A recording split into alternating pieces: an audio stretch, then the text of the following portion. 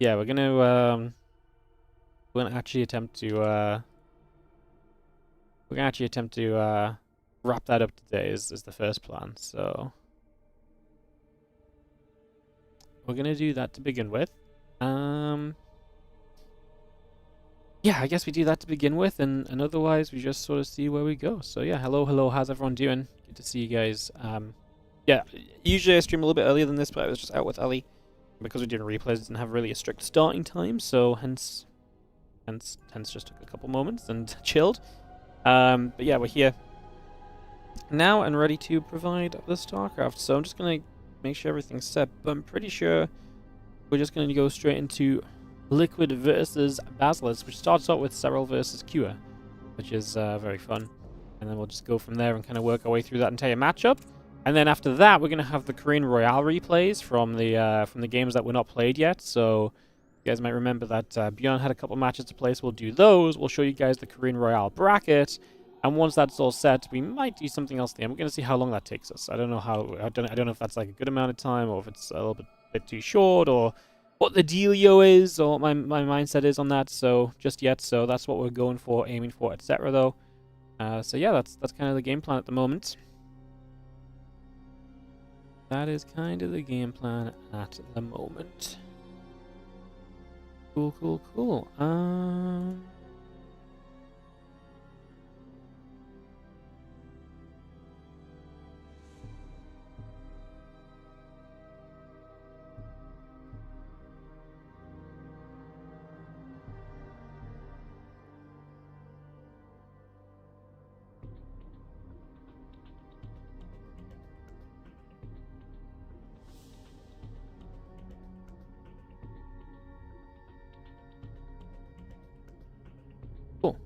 I don't think there's anything else for us to say then. I think we're just ready to start. Fill in the extra time marbles at the end. That will not be happening, unfortunately. Today's no marble day. I got a full weekend. I need to save the voice if we can. We got Korean Royale playoffs tomorrow. Whew.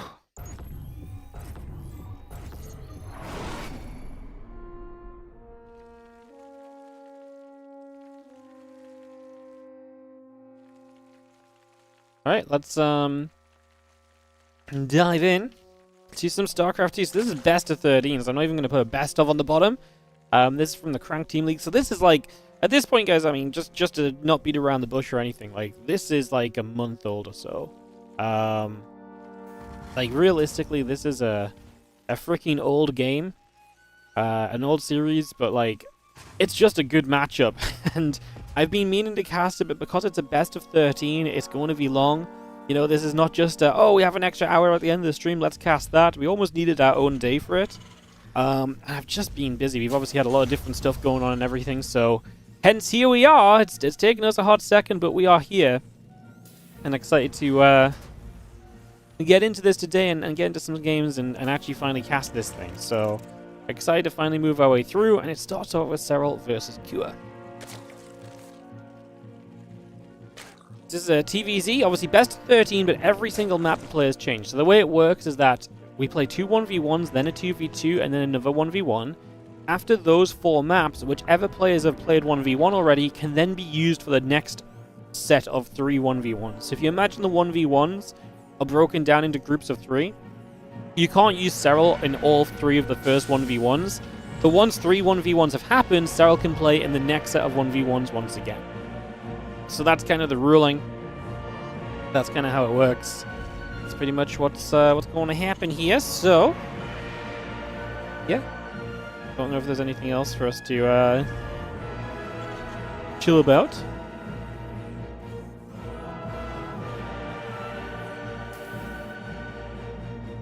As we have ourselves Reaper coming up, Command Center on the way, and SCV in production. And get up and rolling nice and early as we settle into some games here. The Queens and the Lings all coming through. The Command Center coming about. Marine and the SCV on the way over as well. So just bringing that straight on through for the moment. As the SCV will continue to patrol around for just a little bit.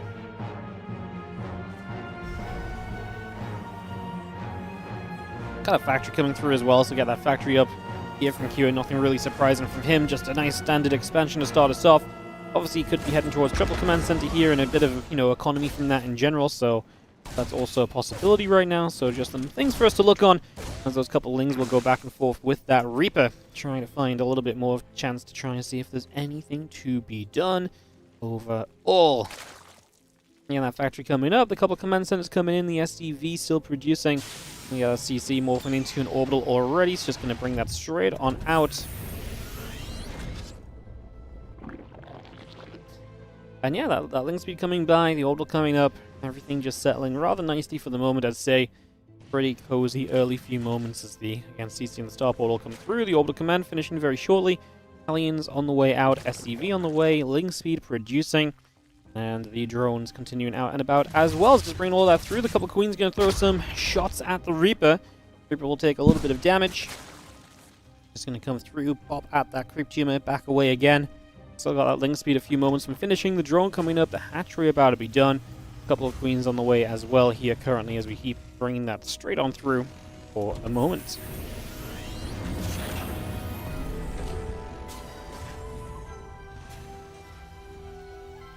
Yeah, Reaper and the Hellions just gathering. The Banshee on the way as well. So it's going to give us an option to maybe get something done there. As we do have the again, a few queens, a few lings, the Overlord and drones all gathering together. We do move out onto the map with the Reaper and the couple of Hellions.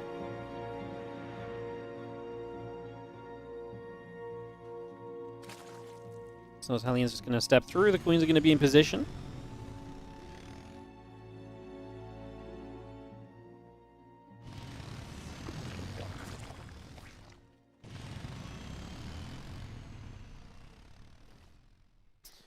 Back around into the center of the map. The road drawn on the way up from Serral. It'll be interesting to see what kind of stuff Serral plays. Again, these games are a few weeks old, guys. I do apologize that this may not be like the fully complete up-to-date meta. But like I say, I still thought these games were cool enough to take some time to cast, you know. So I figured we'd catch up anyways. Just in case, there's probably gonna be moments where I mention this or mention that, but like there may be a weird scenario where it's like, oh, he's doing that. That's not been seen for a while, but it's actually like back, 3-4 weeks ago. That's a long time in the terms of the StarCraft 2 metagame, so... Yeah. It's, just in case I say something you're like, huh? Just explain that is the case. Yeah, these Hellions are set up to come around that left-hand side. Queens are going to be in position. The Hellions get turned around the other direction. It's going to see the couple of engineering bays, the barracks, all coming through. That cloaking still on the way up there, and the couple of spore crawlers coming by as well. It's just bringing a lot of this into play. As the Hellions and the Reaper would like to, again, poke forward once more.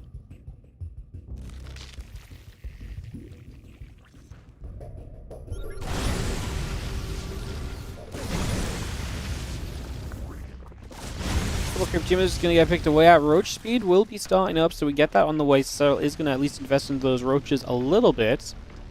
Stimpack on the way through. The 1-1 upgrades kind of about as well. Gonna see the Reaper and Hellions. Just going to go around that right-hand side. 1-1 upgrade, Stimpack coming by. Again, one of the upgrades and the Roach we continue to come about. The Queens are going to get there. Push the Hellions back once more. Push them back the other direction. Just seeing how a Hellion Reaper continue to gather up. A few drones are going down. Out over on this side, the Banshees actually get some shots off already. So 4 workers killed immediately is a pretty effective starting point. A couple more Crypt Tumors here. And yeah, the 1-1 missile upgrades, the road speed all coming through, that Bailey Nest and the Infestation Pit building as well, as the Hellions get around to the top side of the map. Again, Link Queen still gathering up, upgrades all coming by.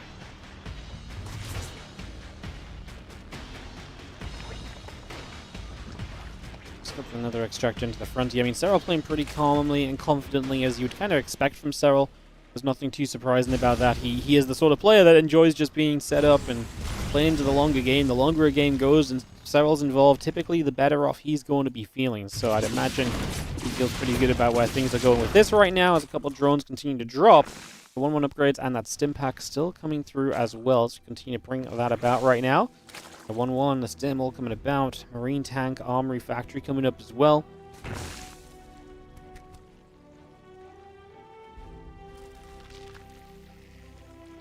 And those couple drones going down, the armory coming through, the factory still building.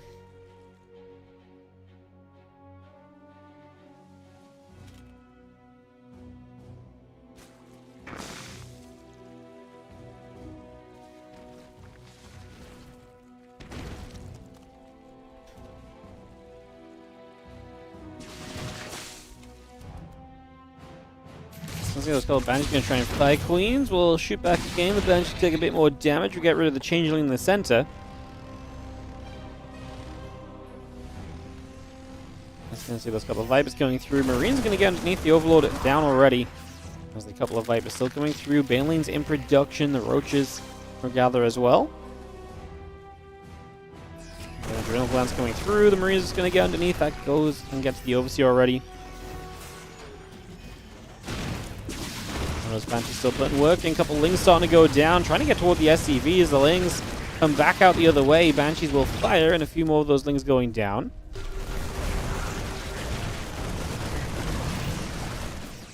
Still pushing through.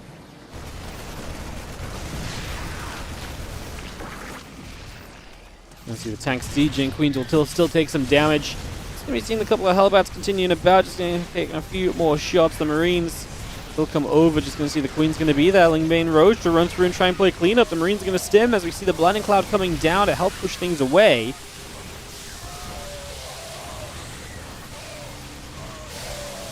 Parasitic Bomb still on that medevac and continue to back away. Marines loading up and getting out of there in the end, escaping for the moment.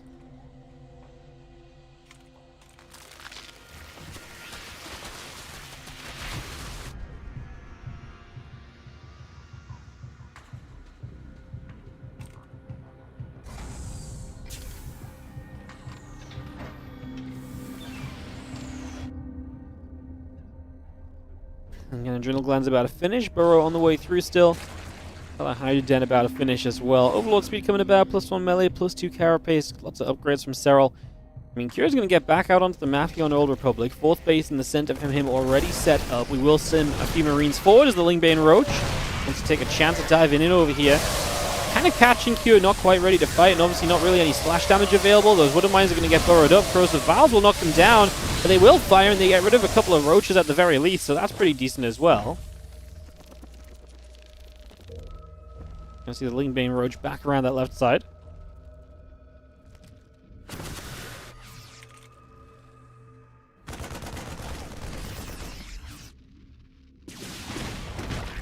Couple of Banshees going to shoot. The couple Lings going back the other way. I'm going to be seeing that +2 melee and the +3 carapace coming out. 3 Engineering Bay upgrades still building. A couple Corrosive Vials and General coming through.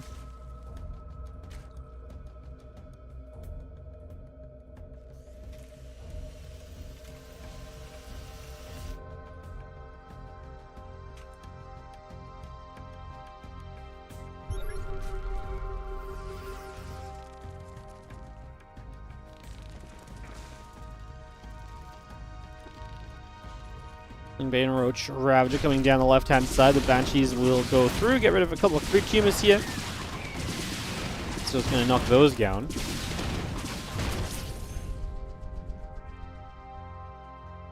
Again, look down coming up. Just going to see the Overseer and the Groove Spines coming on through. A couple of the Banes will start them off. They get ready to go along over that left-hand side there. So just look to settle that into place. You can see a couple of these Banes and Lings connecting on through. Wouldn't mind still playing, getting cleaned up for the moment. So you continue to get that cleaned out right now. Just going to see a couple of Banshees coming about. Bane's getting jumped on. Parasitic Bomb going to clean those Banshees up as well. Just going to finish those off. The Bio have to pull away again as the Lingbane wants to still run through onto this. Parasitic Bomb is good onto those medevacs. Just going to knock those down. The rest of this Roachling Bane force is coming through once again. This Army of Q having to keep on stepping back. A couple Wooden Mines looking to try and get off. Does not quite manage it. The Overseer is just about surviving. I thought the Wooden Mine might have caught one of them. That does not happen in the end as the upgrades continue through across the board still. Nidus Network comes up from Serral. Lurk is on the way as well. He's obviously getting into a pretty dangerous position where he can start to do a lot on the map, and it's going to become more and more difficult for Q to really keep a control and keep a handle on things and really kind of make things like this work out. So yeah, Lings are going to run through. Wooden Mines are going to go in after these Lings. I mean, that was a little sloppy for Serral. Very rare you see him just let every single mine connect on multiple Lings. Felt like he was paying attention to something else in general, but it's so rare that Serral's not paying attention to everything, right? As Overseers again just about living. The medevac's trying to boost away, but they're just going to go down, so they're going to die. Nice Parasitic Bombs. Serral playing cleanup as Kira is establishing base 5. So keeping the economy up, keeping himself in a good enough place. A trade has been good enough so far as well. 2k resource loss difference is a very fair place to be at. As you just see the bio coming through, chasing down that Roach Ravager. A couple more crit tumors. Going to be seeing the Bane still coming through. Wouldn't mind going to try and go off on all of those. The Overseers overhead going to get cleaned up as well. Just going to see those dropping on down. The Vipers peeling away to the sides. It's a nice little push in. There's a right side base. It's genuinely in some trouble. No anti-air to get rid of those Vipers. It's a shame just because it felt like that's something we maybe could have gotten rid of. And now we're not going to have any getaway either with the medevacs going down. So Serral does clean up. He loses some drones. Kira gets a good push on that right side. Overall, I'd say we're probably fairly happy here as both players. Like, Kira was okay with the damage done. Serral's pretty okay with the fact he got to clean it up in the end as well. So, yeah. I think overall everyone's kind of smiling about how things just went there, which is it's always fun when both players come out of a scenario somewhat happy. It doesn't happen all the time, but looking good here.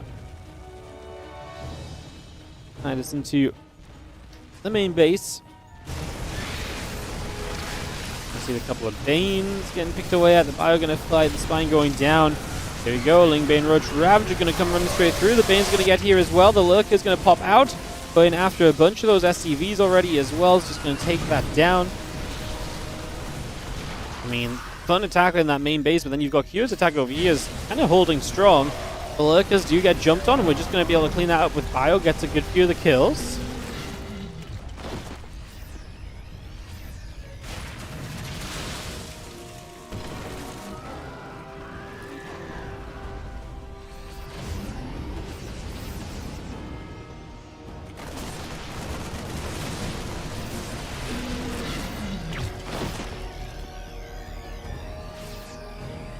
And it's going down. Still got the Lurkers, Hydras, and the Spire still coming up. The +2 missiles are part of that. Liberator Marine Ghost coming through.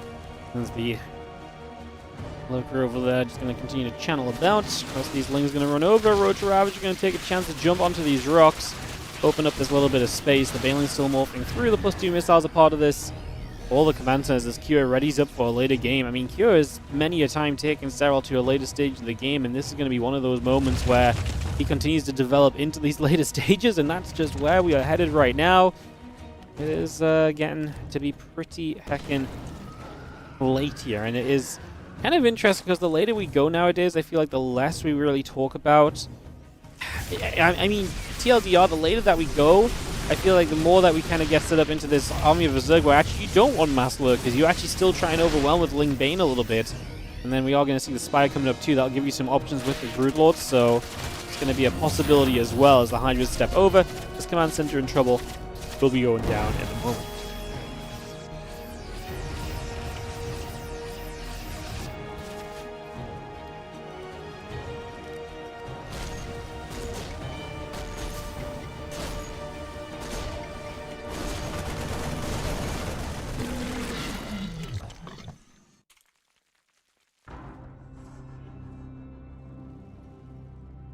Spire still coming through. Ultra Cavern coming about. Neural Parasite coming over. +3 missiles coming through. +1 flyer attack as well.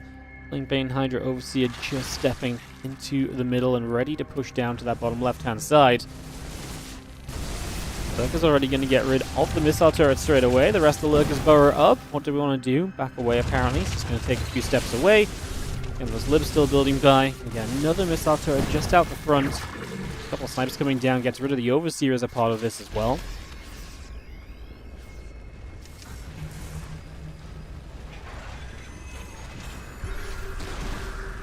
Nice little bang bang. Liberator clearing out a burrowed Ling. Nidus is in that corner. Not sure it's going to do much with the units already nearby. Serral at the same time launches himself in the center. This is where most of the ghosts are. And that base just goes down before the ghosts even get involved. A couple of snipes. Again, just going to be seeing the Infesta Ling continue to come about. Libs coming through. Marine Marauder Ghost still building. And having our Lurkers. Just going to go and jump on towards the command center. Just going to push that through. Again, the Marine Marauder Medevac continue to come about. The Ghost still coming over. The missile turret still building. Chitinous Plane will be finished fairly soon. +3 missiles coming over, +1 flyer attack, fire carapace.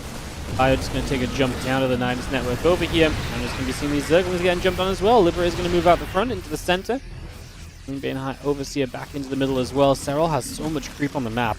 And he has so many bases at this point too. It feels like there's almost too many targets for Kyo to kind of look at. Like, where do you even focus right now? What do you put your attention to when it comes to trying to figure out where you want to be and what you want to jump on?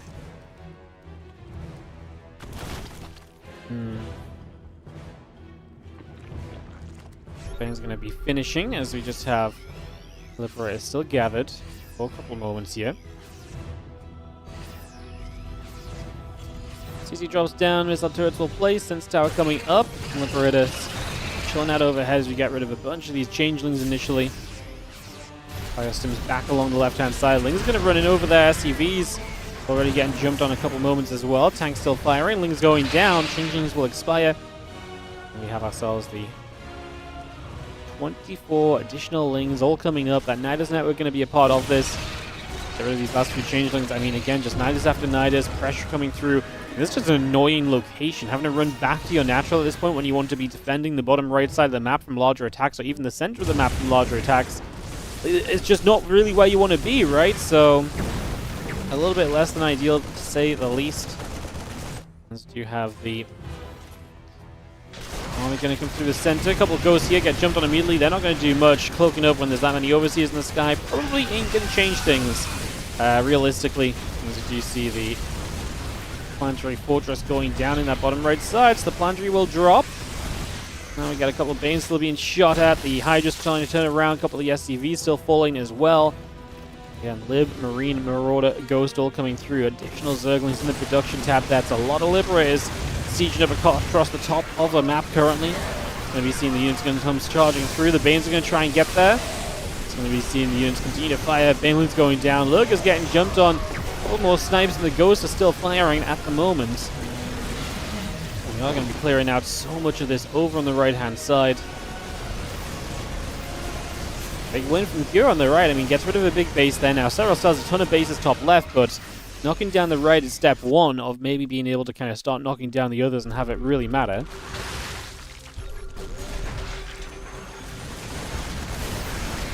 Bane Hydra going to run through. Overseers overhead. The Ghost going to spread out. We see the Liberators sieging up.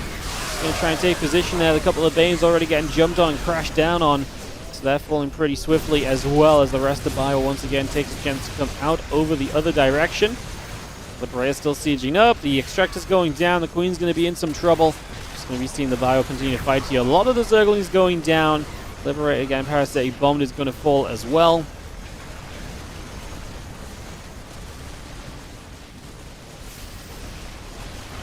And this network still taking a few more shots. We've got the Ultras coming up behind this. Bailing Nest will go down as well, though. So, I mean, Hero's getting rid of some very, very serious tech here. Like, he's putting Serral into a tough position. There's the Corruptors to get rid of the Liberators. They're going to be necessary. The pre-split from Hero is very good, but then the Ultras show up, and they are going to have a great time against most of this. Those units in the main base just die. Hero losing so many Ghosts. And just the last few moments of this really kind of went a little bit south for Kyo. He's going to try and snipe down some of these Ultras here, and he will get most of them. To be fair, he's actually doing very well. The snipes are really delivering. The snipes have been great, and these Ghosts are still alive. I really thought he was losing absolutely everything. That said, his supply is terrible, and Serral is just rebuilding, and that's going to be the big difference in this game, is that Serral still has the money necessary to remax, and remax he has done so. It's a 12k resource loss difference in favor of Kyo. It's just Serral has mined that much throughout the game. Kyo's down to 40 SCVs. I think it's fair to say this one is on the verge of being done. This is new patch, yes guys. This is played on the new patch. New patch is like 2 months old now. Yeah, don't worry. This is, I know this is an old series, but it's not so old that it's not not a new patch. We do just have the couple of Ghosts gathering up together. Then the Corruptors and the Lings gathering. SCVs trying to rebuild. Kyo trying to reestablish economy, but he actually played a great game. He just didn't have enough mining in comparison to what Serral had. He was maybe just a bit too slow. A little bit too much time where Serral just has the map and is mining from everywhere, and Kyo just isn't able to quite, manage to contest with that consistently, unfortunately. Is going to be what kind of costs you a little bit toward the end of it all. I'm going to see those Liberators powering away. Ultra's taking some shots. Decent damage being done. Let's just have the Ultra continuing through. A few more SCVs going down. 15 workers killed. I mean, Kira's dead. Like I say, he just never had the money to rebuild into this army, which is such a shame because every other part of this was actually very well done for Kira. He played a good game just without enough money at the end to really keep it going.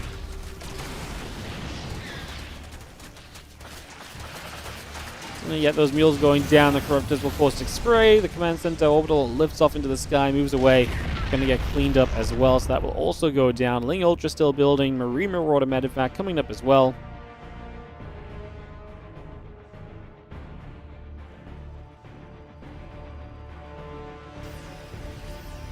I mean, this really is the verge of, I think the verge of it all being coming to a close, to be honest. Not much else to say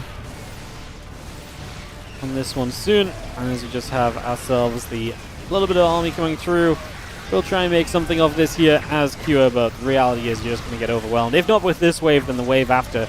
Serral doesn't have a massive bank anymore, but he still has some money on the go. It's going to be good enough for the moment at least. GG's gets called, and Serral will take the first game here for Basilisk in a 24-minute game. Pretty good showing to start us off. There's a pretty good showing to continue with as well. First of all, booyah for all on the 34-month resub. I keep asking my sub to go to Toys Valley, but I never see her with one. I'm starting to think both she and I are getting scammed. Mate, if you saw how many toys were on the floor in our house, you would understand Elliot has all the toys possible. I promise you. You're not being scammed when it comes to Ellie and her toys. That is the absolute last thing that's happening.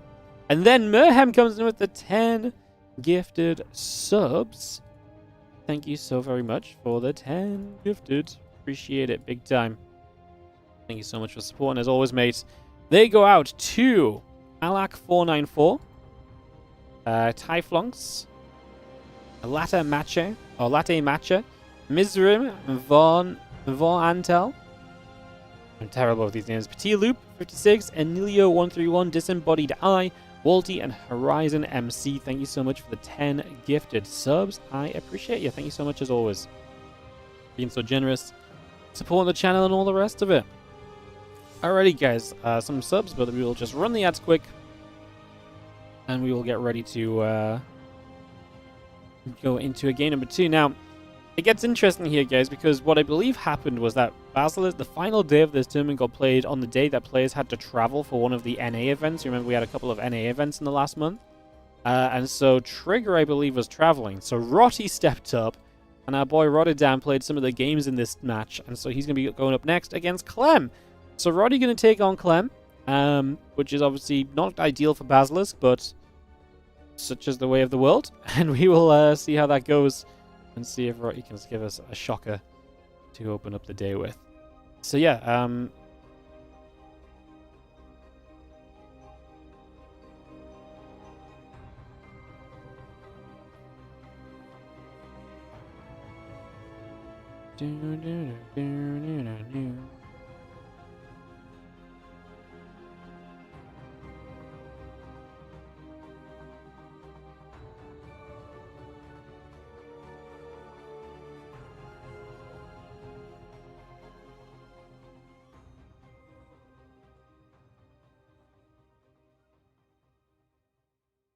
alright guys, just giving it a moment or two. Obviously, let some ads roll out. We'll jump into Rotty versus Clem.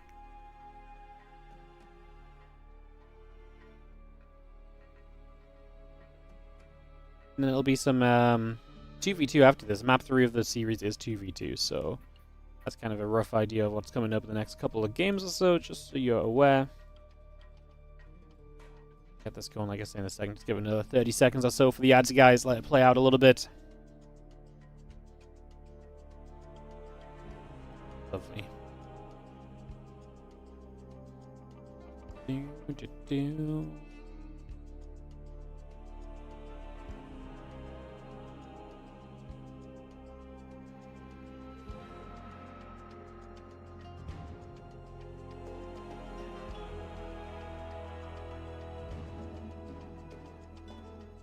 Basilisk in danger.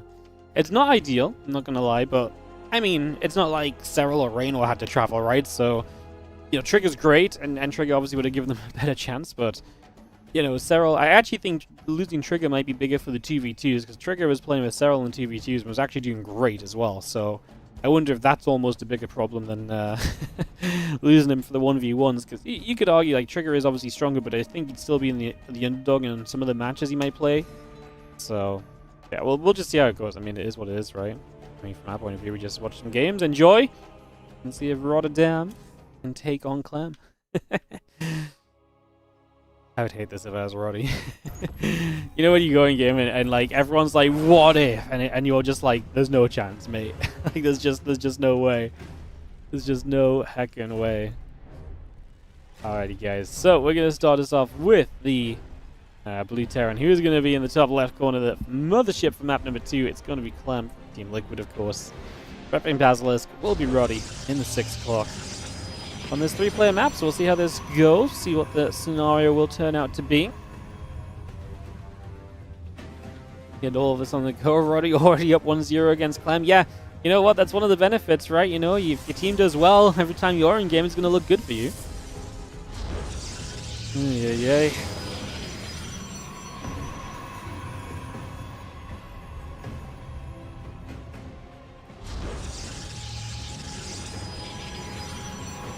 Max Gas and Gate Gas are both coming up. SCV and the Probe coming through initially as we just get that underway.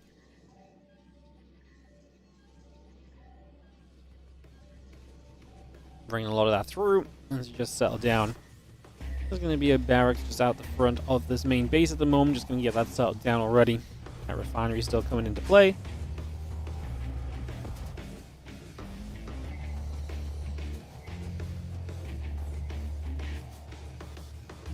Gonna get this barracks finishing. Just gonna be seeing again the gateway finishing through in a couple of moments. SCV building by. Everything just coming along for a couple of moments.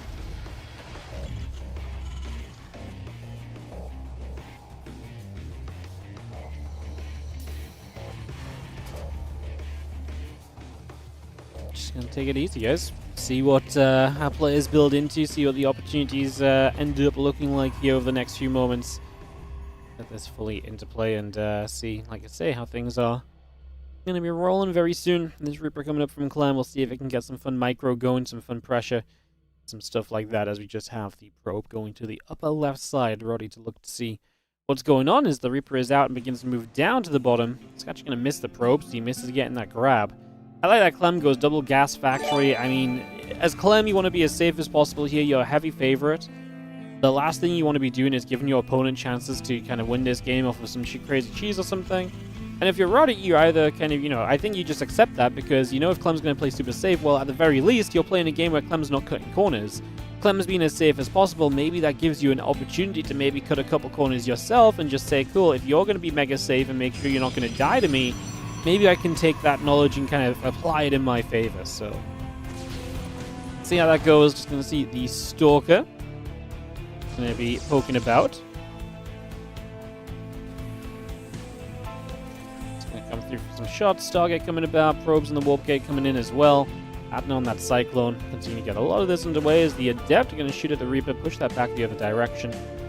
Just for the moment. Stargate probes and the batteries all coming through. Just going to see the Marines and the Cyclone building up as well. Command Center still building into play just for the moment.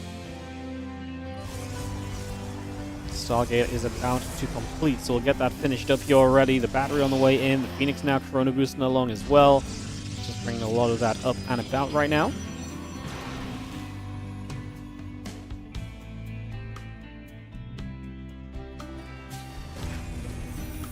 So look at that Phoenix coming on by. It's no surprise. Roddy building Phoenix. Well, it's definitely not a dream. Yep. Alright, so Phoenix on the way. Clem going to build Marine Tank Viking. I wonder if he just goes for one big shove and believes in his ability to kind of create a lot of pressure in this early game and just kind of go from there. I feel like that would be a pretty plausible kind of approach to this, especially against Phoenix, which are more susceptible to some of the early game attacks and so on also. Definitely a couple things to think on in that regard as the Phoenix will step around. The Marines and the Cyclone going to be right there. The Medevac there as well. So again, we poke about, looking for a little bit more damage wherever we can get it from. Is now to try and get out toward the front. So still seeing again just a little bit of what else is happening here. In the end, we don't do much with this first medevac, but it doesn't have to come down to this first medevac anyway, right? Like, it's a good starting point, but it's not the end of the world. You just see the Phoenix, the Marines, and the Cyclones still gathering about a little. Viking tank Marines building through. The charges on the way. And a couple probes and gateways still building as the Cyclone will be there. The Phoenix get turned around the other direction for the moment. Now you've got a tank sieging up as well. This becomes a more serious threat here for Roddy to deal with. He's got double battery on the low ground. Are they both powered by that same pylon? Feels like they might be. And the battery healing the pylon takes away a lot of battery energy. It actually is kind of expensive to do that, so it's not quite ideal. We lose that pylon now. The batteries are depowered.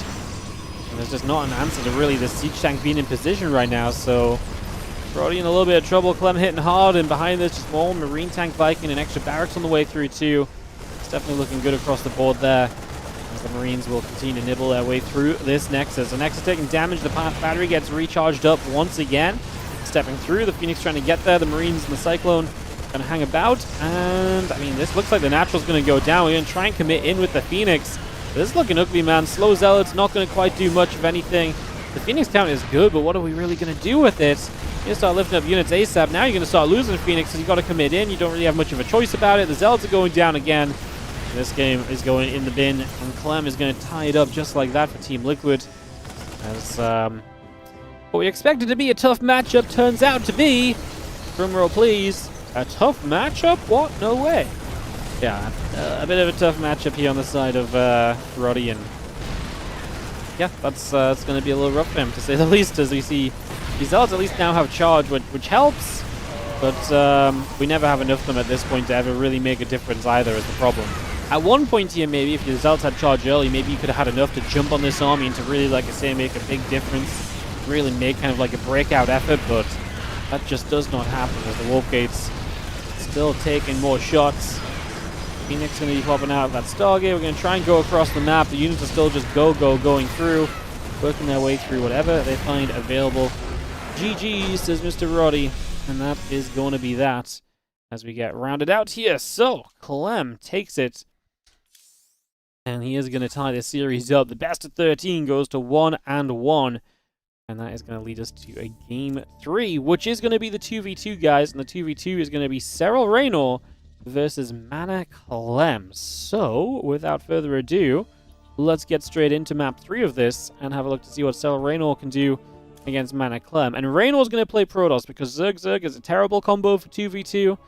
So Raynor's going to choose the Protoss, and by choosing to play the Protoss, he'll probably give his team a bit of a better shot in this matchup. So, best of 13, map number 3. In the top right, playing the Blues for Liquid is going to be Mana and Clem.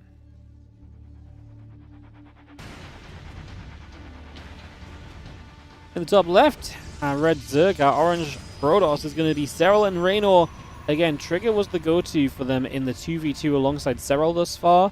So it's going to be interesting to see how Serral and Raynor team up to play 2v2 over the course of this best of 13. Because there's 2v2 every third map. So map 3, map 6, map 9, map 12. These are all 2v2 games. And so Serral Raynor are likely going to be the team for that 2v2 as the day goes on. Obviously, Raynor's Protoss is pretty good. I'm not surprised to see him choosing to play the Protoss here, because like I say, Zerg is a terrible 2v2 combination. So yeah, that's definitely a factor. Where's Trigger? When this was played, it was this specific day was played like the day before. It was either the day before the Philadelphia LAN or the day before Stellarfest. I think it was before the Philadelphia LAN. So basically, this was like one day before, and Trigger was traveling, so he couldn't play this one. He did play the rest of the tournament, though. Why is Double Z terrible? They don't really have... In 2v2, just certain compositions of units work very well. And Zerg is a really good kind of supportive race, where like you can add some really good support with your spellcasting. You can add some really good support by tanking, run by, and just having a mass of units. But there's not really like a clear second way to go if you have two Zergs. So if you have two Zergs, you're basically doing more of the same rather than giving yourself a more widespread set of options by playing kind of two different compositions, which is what Terran and Protoss do, if you kind of team up a Terran and a Protoss. Or even if you have Terran, quite often you see one guy play Bio, one guy plays Mech, similar idea. If you play Protoss, one guy oftentimes plays Blink, the other guy plays Into the Skies or plays something like usually you mix your composition up to give you as good a spread as possible, and Zerg doesn't really have that because Zerg compositions are pretty limited, and all the Zerg compositions don't really complement each other. Like, if one guy plays Ling Ultra, it's just going to get in the way of the guy who wants to try and run forward with Roach Ravager, and all the units. It's just so difficult to make work. Splash damage is just the answer to everything that Zerg has as well, so then everyone just builds splash against you. Like, Zerg works well with overwhelming, but it's difficult to overwhelm when in a 2v2 in comparison to a 1v1, you know?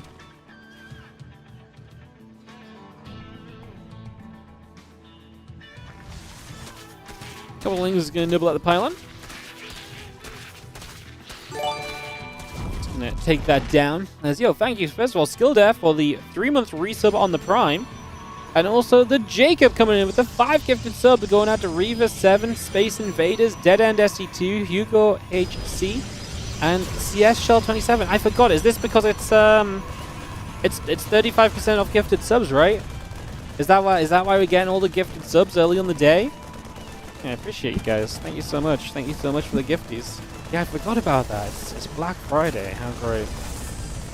I was going to do the Black Friday Cup today, and I was like, you know what? It's actually such a great day to actually just catch up on a bunch of the replays I need to do. Let's do that instead. And hence, here we are. So, yeah. Love that for us as we just see the factory landing down on the reactor. A couple of shots coming through, bit of damage being done. Nothing overly crazy. Twilight Council going to be finished fairly shortly. The Evolution Chamber still about halfway done as well.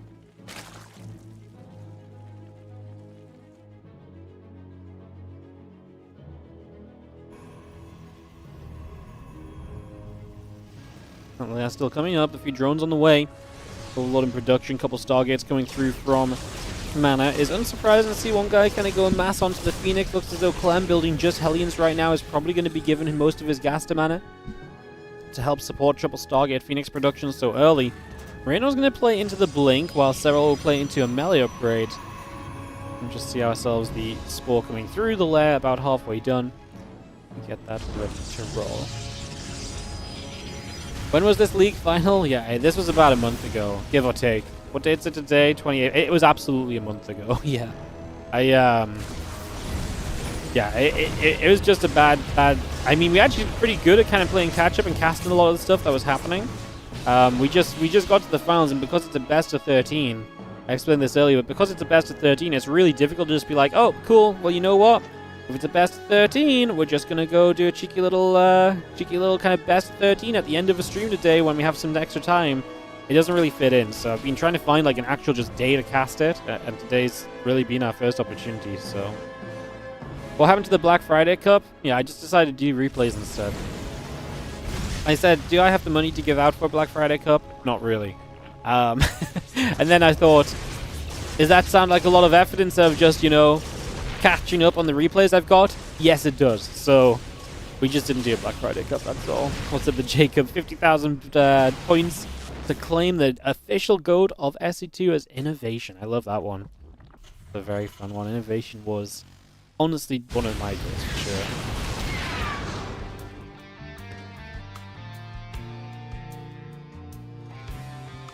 Some of those Phoenix moving about, the melee upgrade, the Spiral coming through, Factory going to land down onto the Tech Lab. Again, the +1 air weapons, the Phoenix still building by. Just having ourselves a few moments against Zelda. I mean, Pylon coming around the back there as well. Get that set up too. And we get all of this on the way for the moment.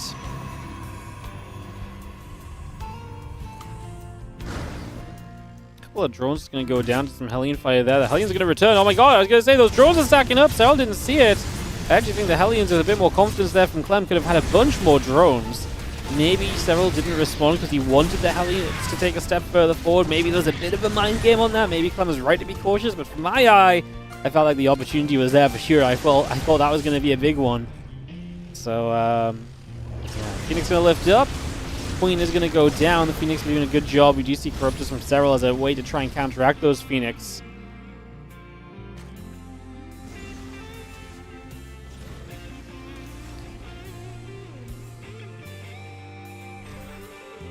Nexus on that bottom left coming up and online then, so Rain will continue to expand through. Both sides, again, kind of 3 bases set up for every player, so that is just on the way up. Obviously, Clem is going to continue into Bio here, so he's not going to play Mech, which is sometimes a possibility. Mech and then your teammate goes Sky Toss is such a good combo. The Mech holds the fort on the ground, and the Sky Toss is just freaking amazing up in the air, so it's always a great little combination. You love these team leagues? Well, good news for you. Come January, the WardiTV Team League will be making a return for Season 10! Yes, oh yes, oh yes. Season 10 of the WardiTV Team League is coming this January, so look forward to that. Yeah, I already got a sponsor for it. We have not done a WardiTV Team League in a long-ass time. We halted it when Chinese Team League, which obviously became World Team League, started up. So yeah, we'll bringing WardiTV Team League back this January. I think we're going to make it run January into February. I think we're going to try and spread it out over 2 months, I think is our process. Which seems fun to me. We'll do like 2 play days a week or something, and it gives us some shuffle room. It's the kind of thing which I think is a little bit better spread out than it is all at once sometimes. So yeah, we'll be doing that January, February. It's one of our tournaments to start off the year. Very exciting, and that will lead into the Winter Championship and more as well. Next year's StarCraft 2 plan's already coming along, guys, fear not. The tournament organizing continues. Believe it or not. Phoenix gonna shoot at those corruptors. Stalker's getting underneath. Phoenix getting chased away. The units from Serral going through the bottom side of the map as the Phoenix is gonna lift off. The Stalker's getting caught there, and the Marine showing up from Clem as well. It's going to turn that into a good fight. Reno lost a lot. The Corruptors are having a bad time trying to fight these Phoenix. They're honestly not having a great time at all. Now Stalkers are fighting Bio again. I can't imagine that's going to end well. And the moment you try and run away, the Phoenix is going to lift you up and chase. Clem maybe could be stimming underneath to actually help out a little extra here. But the reality is the Basilisk combo are going to be in trouble as Clem and Mana are chasing and chasing well at that as well. The Phoenix is doing their job, keeping on after those Corruptors as well, making sure they're putting damage out constantly. I gotta say, I just love what we've been able to achieve here so far. It looks really, really solid up until now. Storm also about halfway done currently. I'm just going to be seeing these Marines underneath though. I mean, I don't think we're ever going to get to the Storm here for Raynor.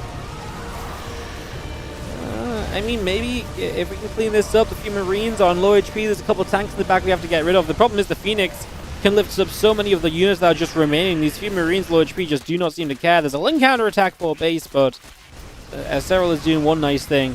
I don't think that's necessarily saving them overall. 180 supply to 235 is not going to be the numbers you want it to be. It's just not going to do what you want it to do, unfortunately, and that is, I think, us getting to a point here where things are pretty much going to be wrapping. We've got the Phoenix still chasing after a few more of those Corruptors. The Bio still getting in underneath.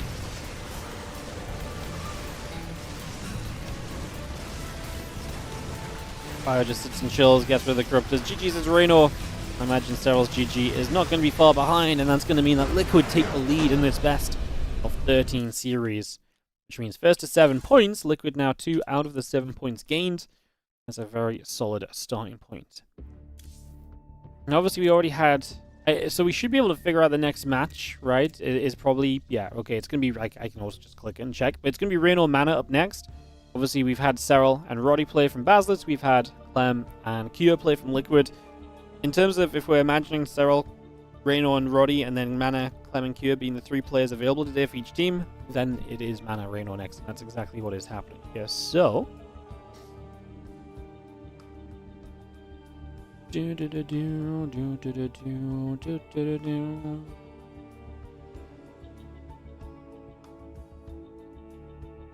yep, best of 13. It's the finals. This was just a one-day. This was the finals were played on 1 day, so they try to make it as long as possible to actually justify it being like a one-day final. It was fun.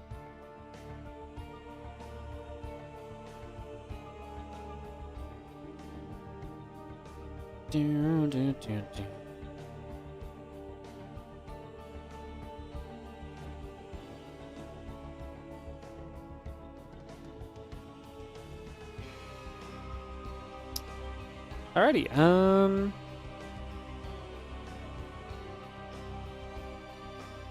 where are we at on the ads? 2 minutes left. We'll give it another 45 seconds or so, and then we'll go.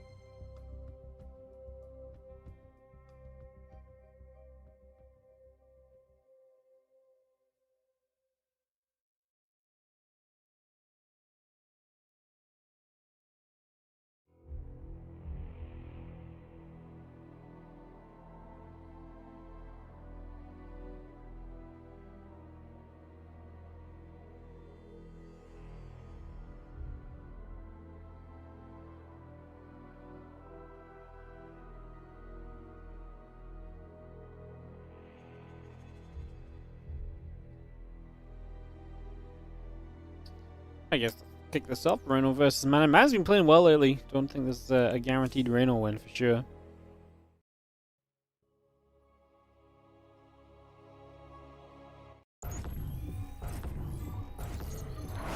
In the bottom left, our blue Protoss is going to be Team Liquid's Mana. He's going to be up 1 in this matchup now. Of course, obviously, with his team doing well and him being a part of that TVT team to take the second map of the day into the lead.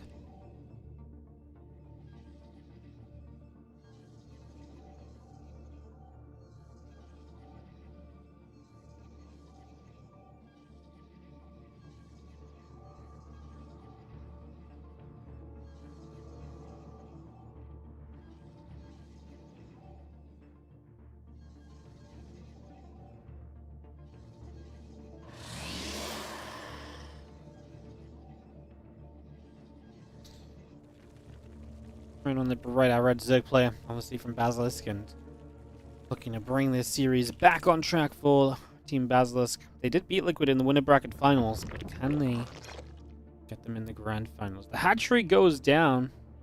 Or are we trying to make a trick happen?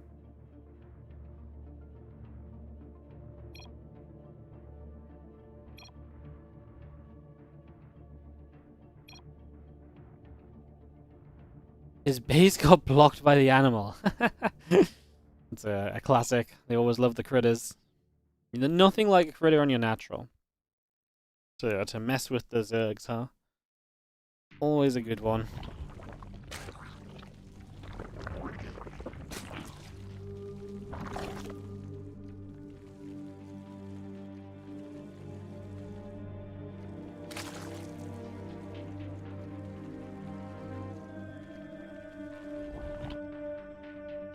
Coming about, gas in the pool coming up. Just gonna have ourselves the Cybercore and the Nexus coming by as well. So we take a couple moments, get all of this settled down. Waiting to see where things get to. And let's just have that droney just coming across over that left side. Obviously start transferring to that base in the front. Here on Dreams and Scars was one of the weird maps that they kind of added just specifically for this tournament. So fun to see that around. Just have our simulator gonna finish up on the main base. Again, Cybercore and the Nexus all coming through. Talon coming down right there as well.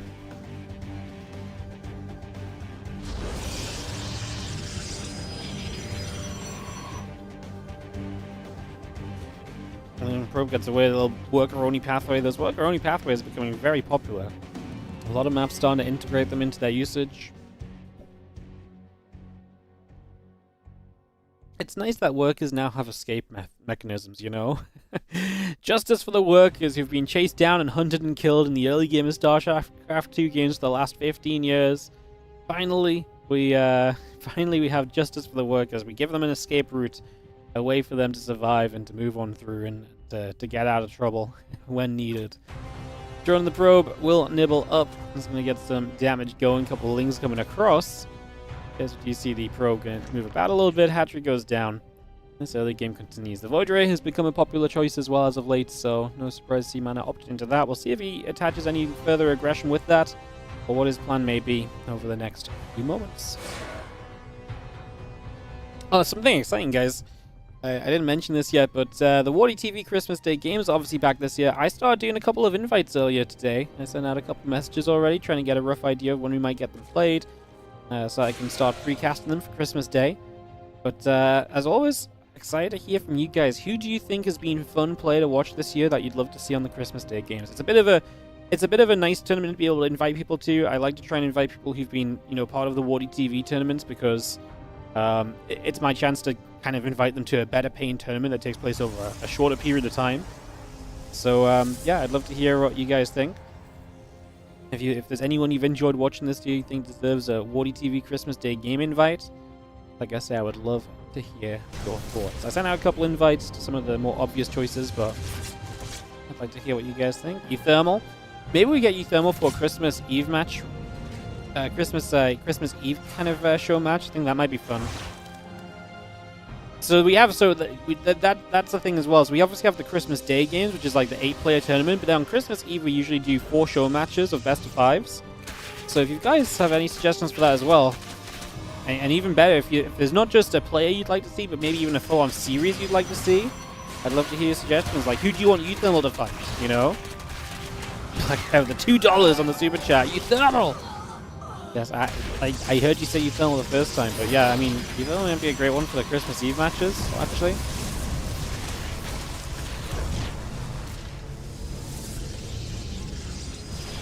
Always find a good hero versus Reno matchup to be good. Chaotic matchup. Well, those are a couple of the guys that are very likely to get their invites anyway, right? Yeah. See if they fancy playing. Definitely the kind of guys I want to invite, though. I mean, we try and create maybe Christmas Day games as high profile as possible, so. We do have +1 and Blink, all coming up. And the Oracle coming by, the few additional gateways coming over. Got those probes on the way out as well, a couple of roaches in production. Percival's looked really good lately. Percival would also be a great invite for the Christmas Eve games, I think. Euthermal versus Hearthstone, but random only. That could also be fun.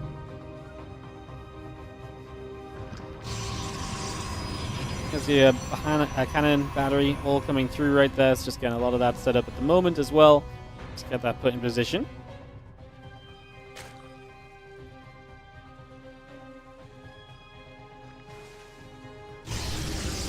Christmas Eve Day is 25th of December. Well, Christmas Eve is the 24th. Christmas Day is the 25th. So usually we do 4 show matches on Christmas Eve. That's our Christmas Eve games. And then the Christmas Day games is like an 8-player invitational. So usually the Christmas Day games that we try to make the best of the best. And then the Christmas Eve games are other players that have been great throughout the year. As a bit of a celebration of them.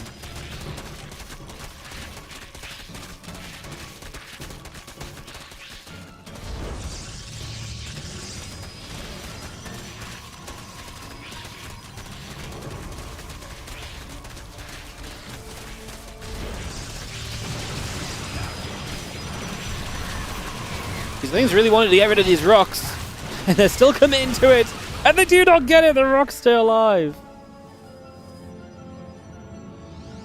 Now that's fun. There's a few Stalkers gathered. Oh, a couple of High Templar going to sit right there as well. Hang out for a couple of moments.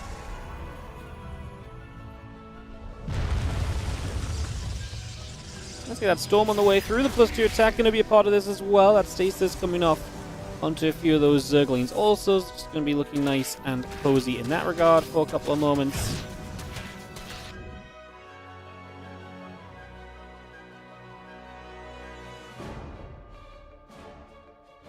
Again, +2 and Storm coming about. The +2 SL's coming about. The Hydra speed. So we are going to see Reno get into a bit more of an aggressive combo right now. Get that ready to go. Just going to be seeing the roaches going through. The Lings are going to run straight on in.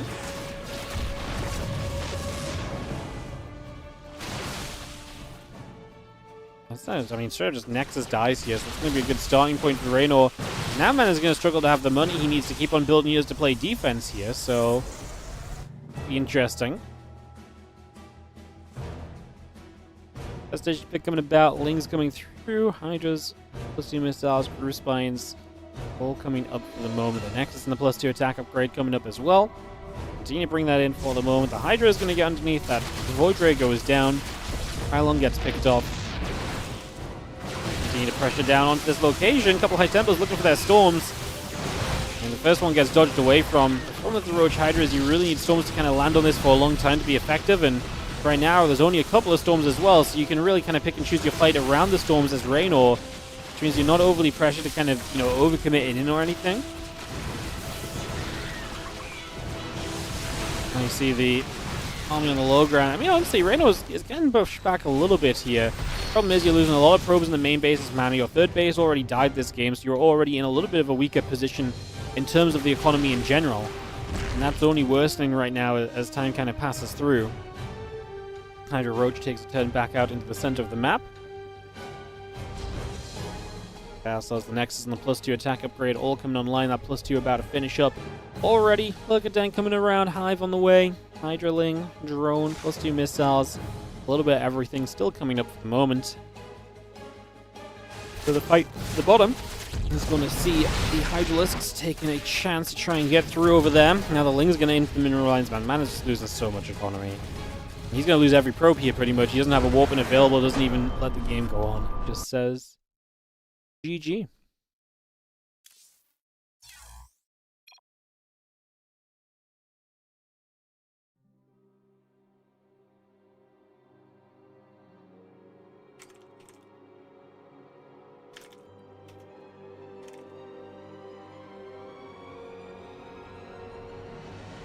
Alrighty, so we're gonna get into the next one, which is gonna be Mana versus Roddy. So that is gonna be us tied up 2-2, and then the players now reset, so you can use all the previous players again in the next matches. So we'll go Mana versus Roddy for some PvP. We'll just dive straight into it and get going on that and see how things turn out. Lovely, lovely, brilliant, perfect, and beautiful. All the words. So we're set to go. In the bottom right-hand side, our blue Protoss is going to be Mana. As again, this is now tied up 2-2 in the overall best of 13. He takes on Rotterdam. And the top left-hand side, we'll see if there's going to be a chance here for an upset, maybe. Hey, PvP may be one of the better chances we have of creating an upset or so.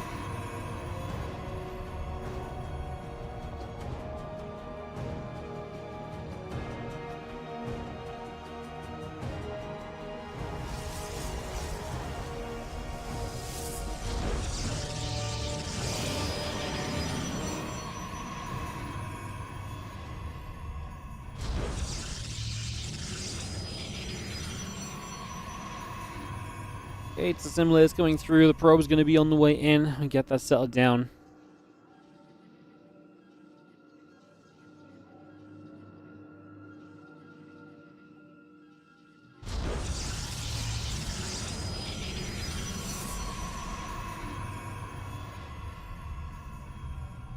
It's going about. The Simulators coming through. Probe's on the way. Continue to get that going for a couple of moments. Just going to have ourselves Ruby Rock establishing here with a couple of gateways each. No one going to try for the faster expand or anything.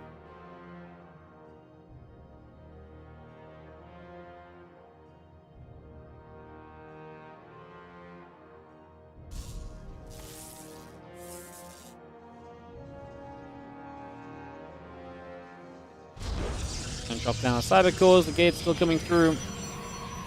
Just going to be seeing those probes coming over. Let's just have ourselves that's coming about. Again, the probe's coming about, cyber core's coming over. Just going to get those finished and we'll start to see what the unit composition will be on either side initially.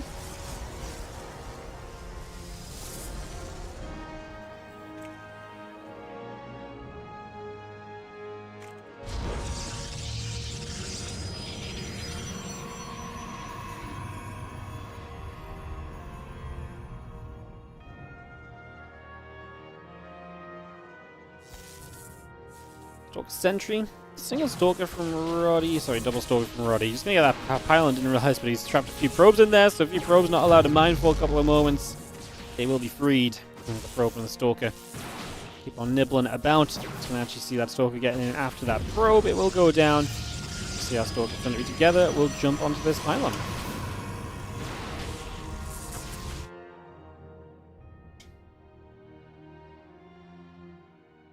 Stalker's coming about. Warp Gate's going through.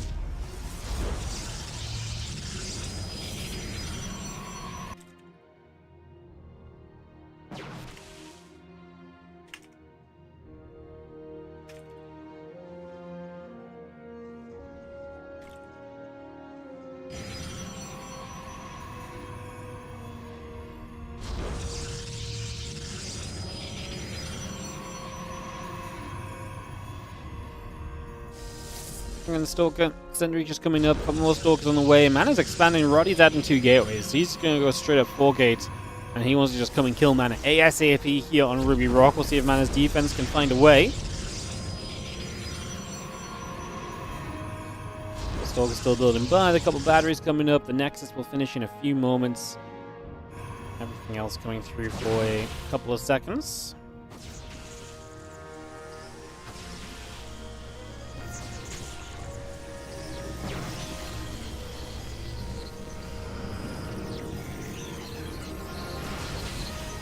Shots coming through. Again, Stalkers and Sentries firing away for the moment.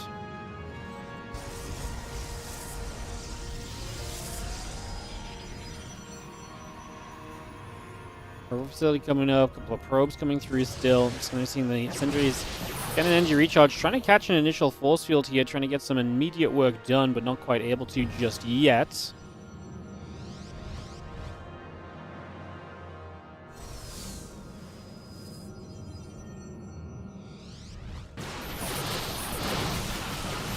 See a couple force fields coming down. The Stalkers get turned around the other direction.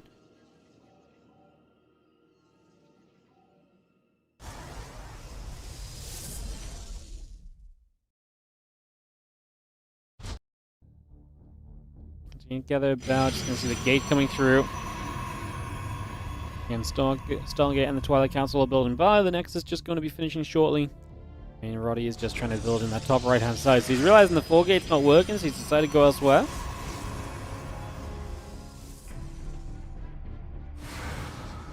Adepts going to run to that upper right side. Stalker's going to chase. The Adepts will get hunted.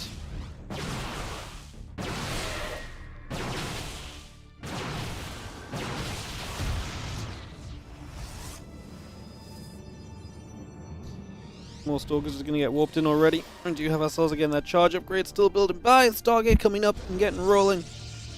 And we just have the probes in production as well. I mean, at this point, Roddy's just chilling out in that top right hand side. You've got Mana who's on his way to Immortals, and so Roddy's at least going to try and get into the charge.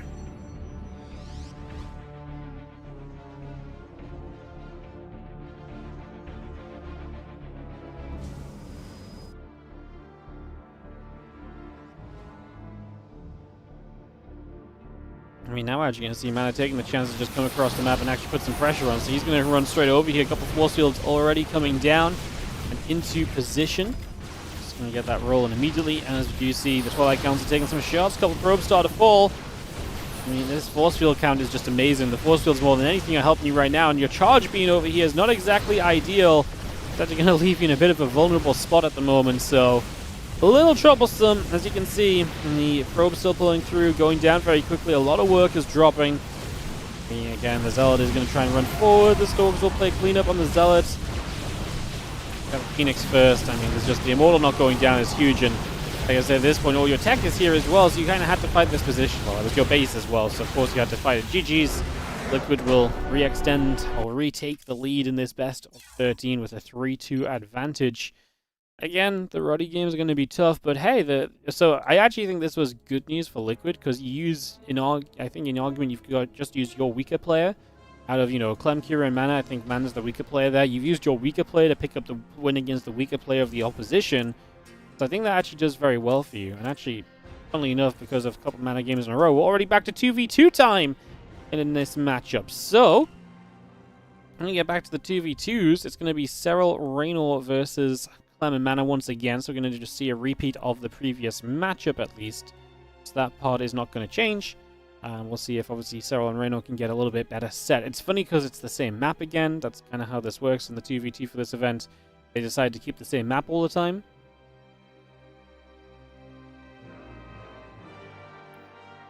Let's click watch and see what's going to happen.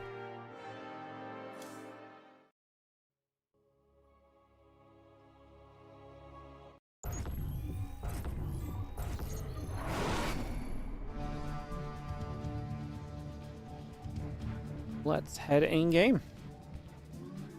In the top left-hand side, we're going to have our Liquid boys. It's going to be Mana and Clem. They lead this 3-2 at the moment.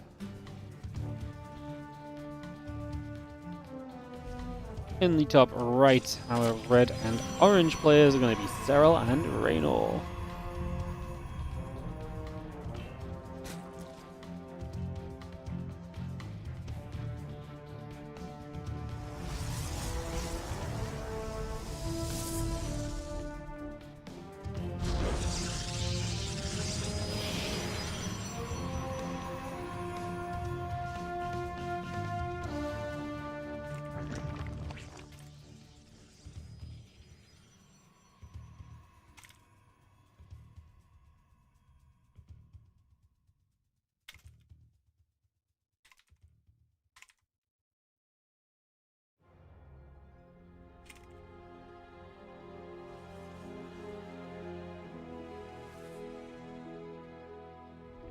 Match coming down. I'm just going to be getting that settled into place here. Take a couple of moments, get that all ready to roll.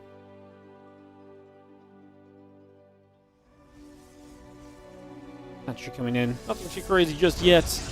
2 barracks from Clem actually maybe does give you a little bit of aggressive setup.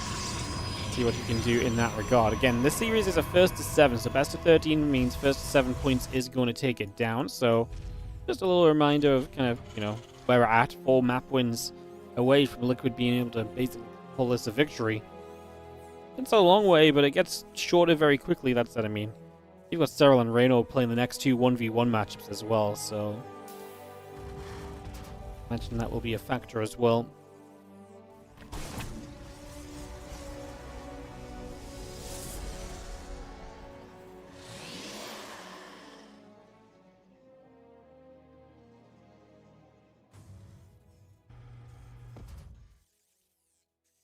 Reaper's on the way. The 2 Adepts from Mana as well, so quite an aggressive start from Clem and Mana, looking to put some pressure on nice and early.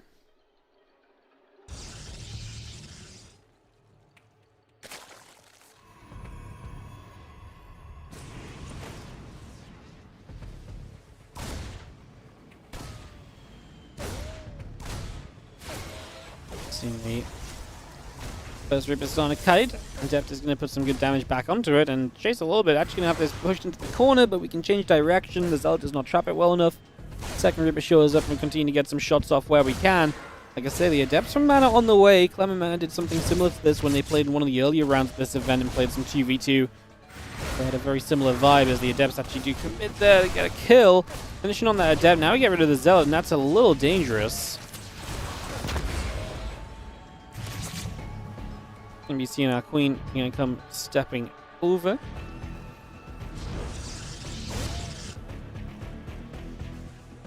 Actually going to settle down. A couple more grenades coming through. Just going to see those Lings and get bopped around once again. Still got that Ling speed coming about as well right there. So just continue to come through with that at the moment.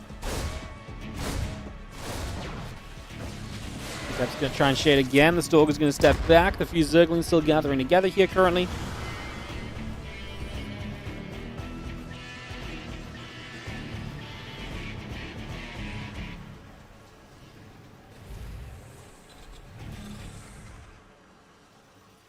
Resonant Glaive's Chrono Boosting on the Twilight Council. We have still got a few Adepts on the move around as well, trying to see where they can get to.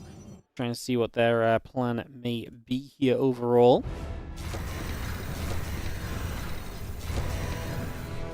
This Ripper's going to move about. The Resonant Glaive still coming about. Stimpack and +1 both on the way up. The Orbital and the Reactors still building.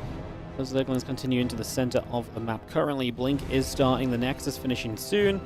Again, the +1 melee upgrade continue to build on by as the Queen and the Hatch and the drones continue up as we speak. So just bringing a lot of that into play already now.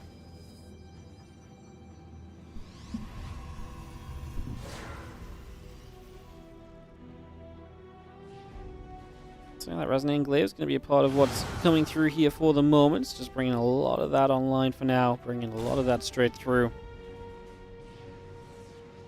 Those Reapers and those Adepts are going to gather up into the center, guys. And we'll again be looking to see what opportunity they might make for themselves in these next couple moments. As you can see, the Marine's going to clean out the Overlord in the skies. Get rid of that. Push that away. Not a bad position either. You see those Adepts going to go shading about. Try and threaten to move on through. Obviously, the threat is good. It keeps a couple units back at certain points of this here.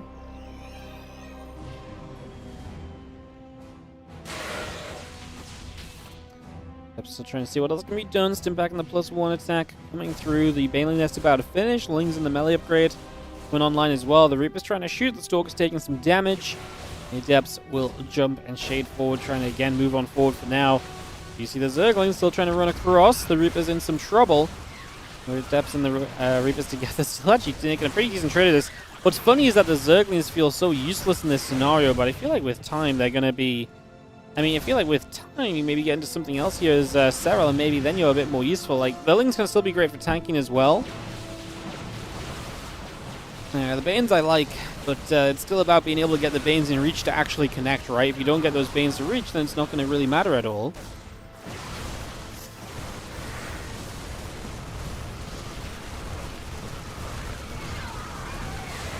And he's standing strong. Good little position there for Clem with the Marines helping out and just continue to push on through this. Base is in trouble. Reynor's supply is down to 40. Serral's at 70. And the Serral-Reynor 2v2 combo is not doing what it needs to. And that's tough because you're already on a bit of a disadvantage today with Roddy playing instead of Trigger. And now if you're not doing well in the 2v2, then every 3 maps you're at risk of just losing a 2v2 game. It's going to really make it difficult. Then you really have no room for mistake when it comes to the 1v1s. And so far, Serral and Reynor have been perfect on the 1v1s. And if they continue to stay perfect, then that's brilliant. They'll win the next 2 maps and we get tied up again, but I'm genuinely afraid that that's just not going to be how this goes, because, it's so tough to keep on consistently winning against Clem and Kua. That's going to be really, really difficult. That said, this was kind of held, but Reynor's supply is miserable. 36, 37 supply, he's in a horrible position. He's obviously in the sort of position you don't recover from easily, so... yeah, his spot is not looking ideal, to say the least. Medivacs just come loading up and boosting through, so Clem even going to look for damage by dropping across the map straight away. So he'll head up around the top side. You see the few Stalkers here poking away at the Nexus already. Now these Lings are going to commit through. The Adepts immediately in a bit of trouble.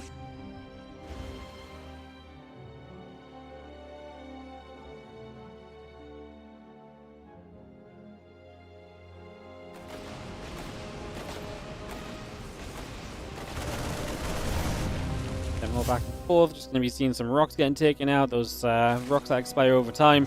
It's being sped up there for the Marines to get through. They get a Queen, they get some Lings. The Stalkers here should provide the defense. We actually do have Lings are going to go and do exactly the same on the other side, make advantage of those rocks disappearing, and boom, they go in. STVs have to pull away. We recall the Adepts into the main, so mana will be a big part of the defense here. At the same time, some Ling Bane running in at the front. Not really ideal though. Felt like a lot of the Banes went off on the Adepts without really doing what they wanted to, without really finding the damage they were probably hoping for in that one. And we'll leave you in a bit of a tough spot for sure, as now the Adepts continue back onto the pylon again.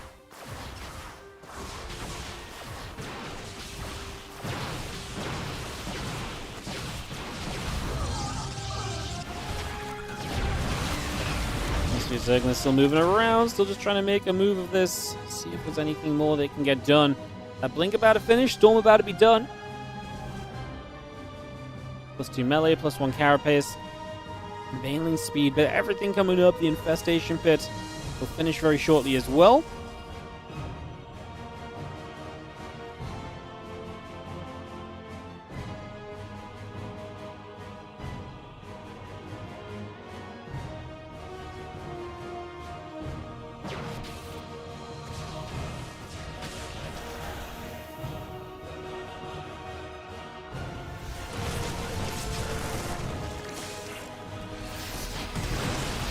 Mine's going to go bang bang. A couple of those Stalkers immediately find themselves in a little bit of trouble, so some damage being done.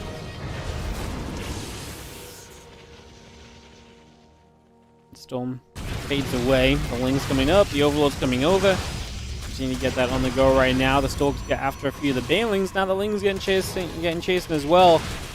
Serral and Reyno's supply, though, it's like 150 between them. Clem alone has the same supply as the two players combined.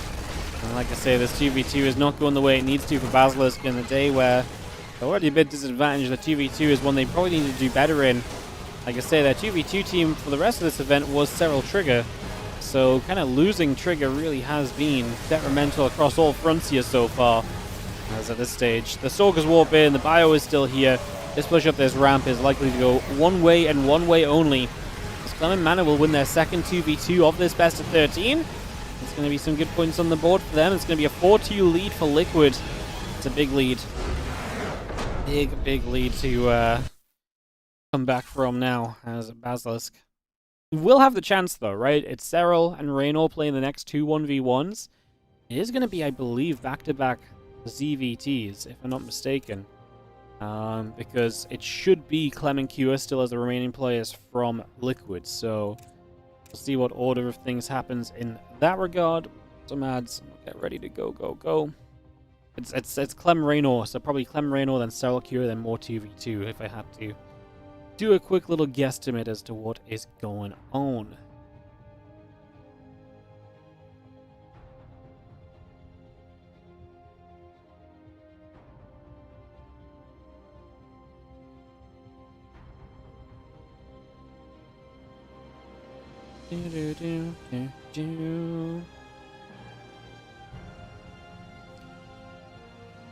Alright guys, couple of moments, we'll get right back on track. Thanks for joining us.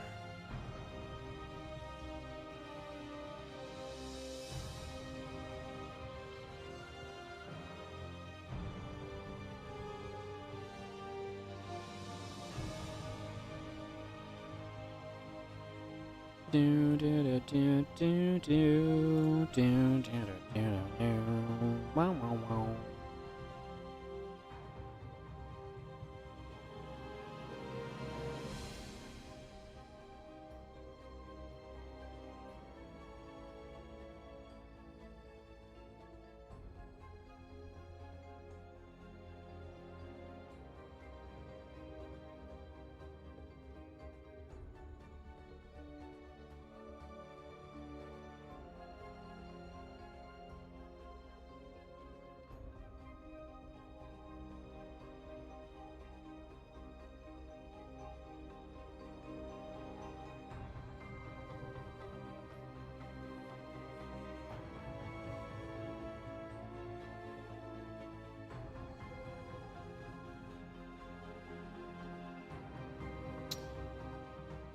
Alright, about 30 seconds, guys. I'll kick this off. Just the ads as usual. Obviously, it supports the stream, so we appreciate you watching them.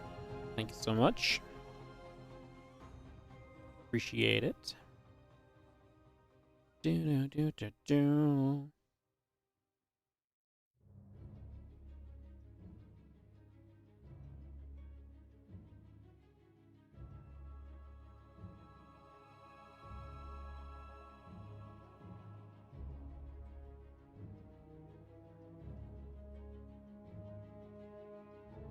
Alright, let's do it. Let's jump in game.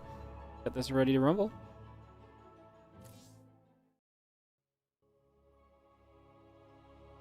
$10,000 feet. It's gonna be our opening game of some Reyno Clem action. And boy, do we need to see a Reyno victory in this one, because down 2 and 4, you lose this, and then Liquid are just 2 maps away from getting it done.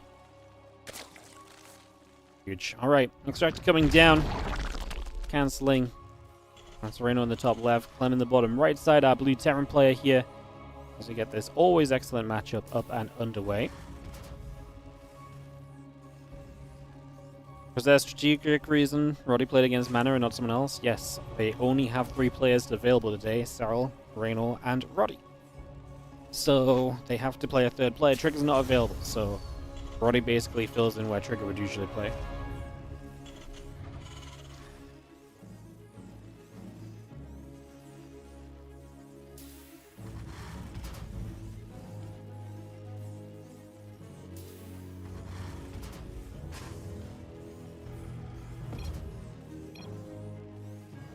Nice. See the beauty of custom replays, guys? We don't have to wait for them to go through this whole figuring out life process.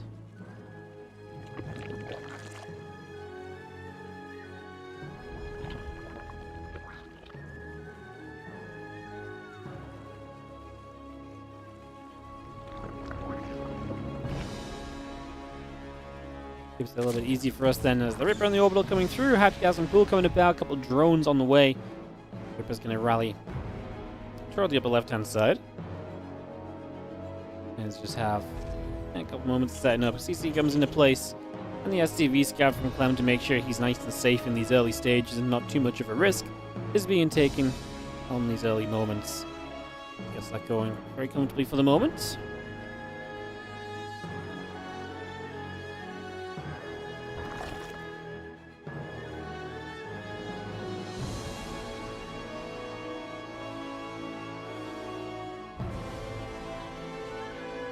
Yeah, Trigger was traveling for, I think it was the SC for All, the Philadelphia event when this tournament happened. So yeah, he was just missing for this entire. It was literally for this finals day. He played in every other match that that happened for the tournament, but yeah, it just wasn't available for the final day, unfortunately.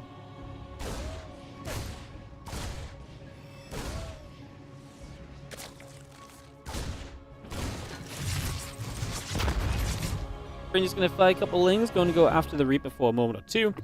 Trying to get some damage done.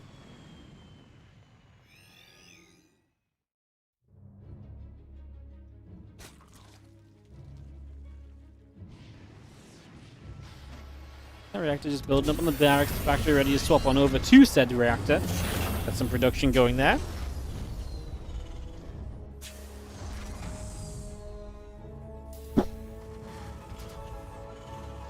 Figuring out how things are going to turn out in the next few moments. So, yeah, so that link speed coming by, the command center, the starport, the orbital all coming through, the couple Hellions coming up.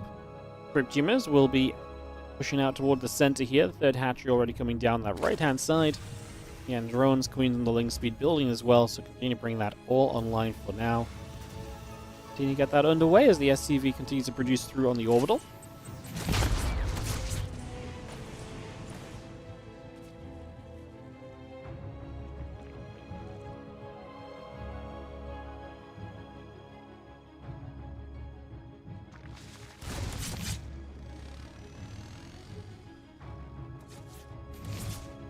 Hellion Banshee, SCVs, all building about, the orbital command coming through. Queen's is going to be right there, pushing the Reaper back a little bit to the center.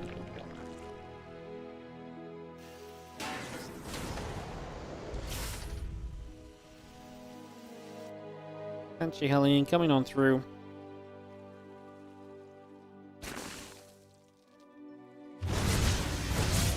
Queen's going to be in position, so the Hellions go around the other way. They get pushed back. The Cloaking's still coming up for that Banshee. Again, the Hellions going to go back around that right side. A few extra drones still coming up as well.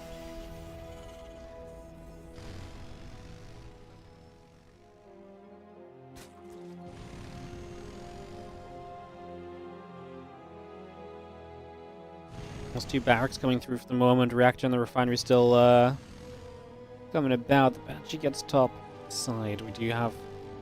Queen's going to step over. Banshee needs to be a little cautious right there. Gets turned away for the moment.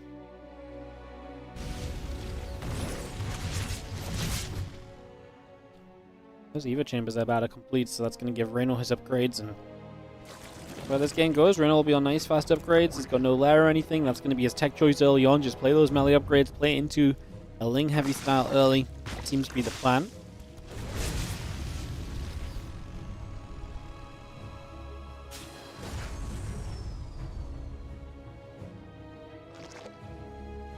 Going to be a hatch in the top right-hand corner. Just going to get that in position. A couple of barracks in the engineering bay coming through. Stimpack Marines all building as well.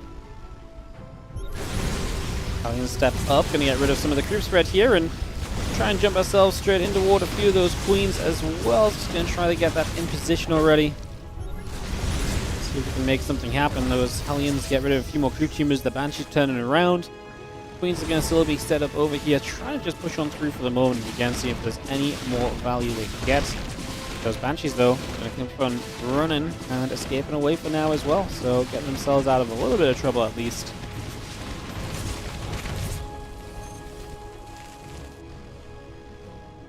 One upgrades coming through. That Stimpbag really is about to finish. The barracks production continues. The Lings want to go in after those Hellions. Lings want to try and grab those Hellions. Hellions taking a lot of damage. And clean those out, and the Lings will get there. Hellion will fall. Ally upgrades still coming through. The Baneling Nest and the hatcheries coming about. The lair is on the way in as well.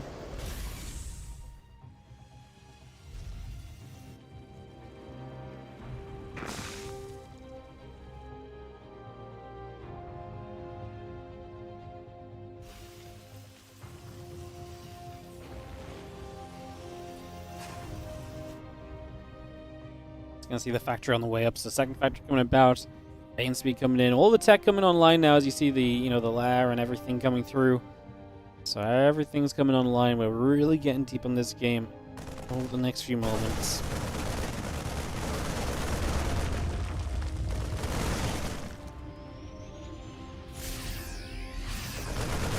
Marine's gonna fake. Queen's just gonna get a bit of a turnaround there. Still got the 2 melee upgrades coming about. The burrow halfway through. The Bane speed halfway through.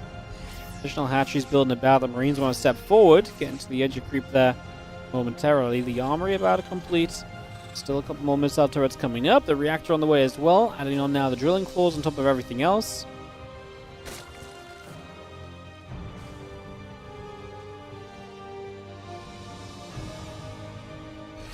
Upgrades coming about. A couple drones go down, but harassment from those Banshees again delivering. But more importantly, these Marines going to run up in this direction. But the Ling Bane is there.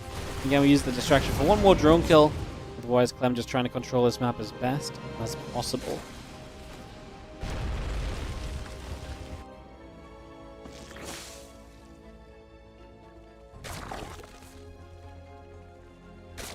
And a few more drones going down. Still got that drilling claws halfway done. The Ling Bane producing through. 2-2 on the melee upgrades as well. Just again, a little bit of this and that all coming by for now. So just keep bringing that through for the moment. A lot of units going to go up that right side. Marine Medevac on the push into that top right-hand corner, so looking to get into position over there. Now, meanwhile, we have some Ling Bane going to move across the map at the same time. So a lot of Ling Bane coming about. 2-2 upgrades still coming through. Add on the Hive Tech to that. The Marines will take a chance to jump onto the upper right base. It keeps on being the target. The Ling's countering. We've got a few Marines behind this wall. We're going to drop some supply depots, which is going to heal up. But it doesn't heal all of them, right? Only the ones you drop onto. So it's still going to be an issue, but Clem's push is still looking strong. Pulling back, letting some of the splash damage do its thing. And a lot of those Banes go down. The Lings have broken through on this side. 6-7 SCVs going down. A couple Widowmine shots aiming in, connecting onto a bunch of those Zerglings. 7 SCVs lost is not that crazy a number. We do get rid of this hatchery in the top right. When you see that many Lings get through, it feels like you're going to lose so many SCVs, right? And we will have to scan to clean those Lings up. This is not completely done yet, but it was a good run by Vereno. It just felt like it had the potential to be like an, oh my god, how do you ever recover from this kind of run by? Obviously, it wasn't quite that in the end. As now the rest of the bio comes up, the Lings will go down. We play clean up in total. 2-2 upgrades and the Medevac on the way through. Still from Clem. SCVs and mines in production also.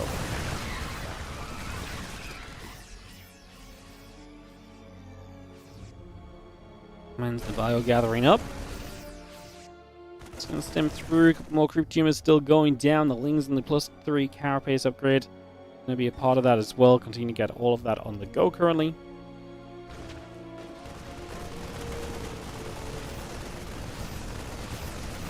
The Marines trying to fight, and the Baneling's just going to get there, cleaning up those Marines nice and quickly. Still got the drones kind of sitting comfortable at 80+.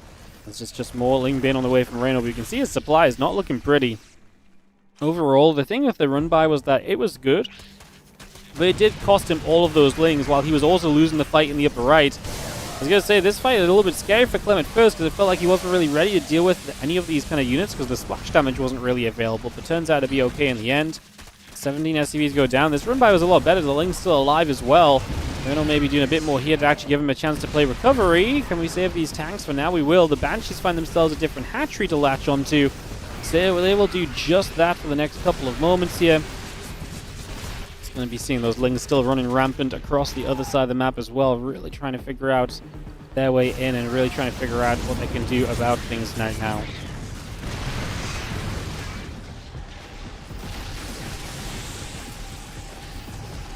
Ling's going to get back over. Wouldn't mind going down. The Ling Bane still gathering. And a lot of that Ling Bane coming up. The Adrenal Glands, the +3 Carapace, all a part of this. Marine, Wouldn't mind. Medevac coming up as our Marines go up the right side. Those few Zerglings still sat chilling.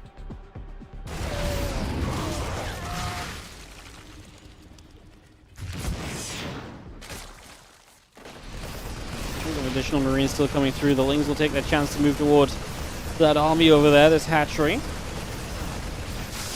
Going to be getting caught on. Medevac's pulled back around the other side. Io just going to get burrowed up. Those Wouldn't mind is going to go in after those drones. They're getting cleaned up as well. Nice pickoffs. Actually getting a good collection of drones. Not sure we needed the mines to kill them per se, but did get them. Wouldn't mind here defensively. Did not actually fire. Died before it could connect. So unfortunately that does not go as well as he wanted it to. Clem is still applying pressure. Obviously still up a little bit of army supply. Man, there was a point where Renault's supply was way worse. That Wouldn't mind is nice. As we're going to see him run in here. But then the Medevac should lift up and get out. We target fire a couple of Banes before we get out of there, which is always a very fun moment. If you're Clem killing Banelings, I feel like they're right next to you, but they're not. It's very nice.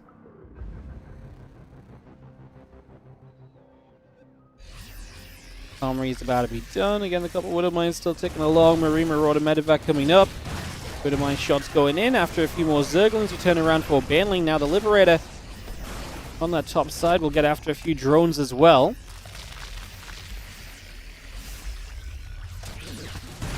More Wouldn't mind shots going about. 23 SCVs going down. Making that 31. What a great Baneling run by. The issue just being is that Reno doesn't have enough to survive what's on the map. Like, yeah, he's decimated Clem's economy down to 40 workers. But it's just not good enough overall. These Marines continue to put the work in. The damage continues to be done. And the Banelings start to play a bit of cleanup, but 27, 30 army supply only for Reno. Clem should just be able to keep on shoving and keep on applying so much pressure in these situations.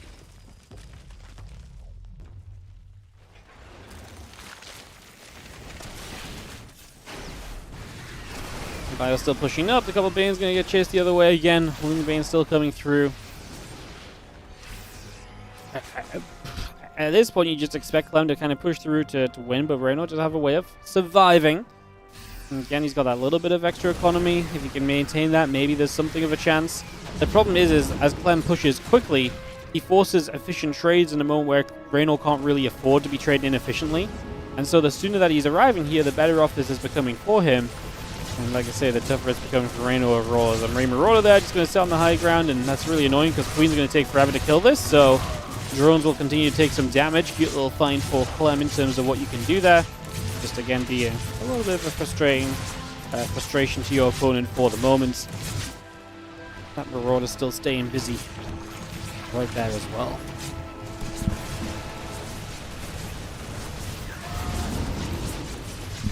Hatchery coming about. Still just settling on through. The Wouldn't mind burrows up. The Marines are still going to come in after that Overlord. Ling's going to run down to that bottom side, and a few of those SCVs begin to go down pretty much immediately. Again, Reno doing his best with those run-bys. He knows he needs more in this game. He knows he needs to get more done. And he's just not being able to find it just yet. As the 33 upgrades continue through, those Marines are still coming up as well.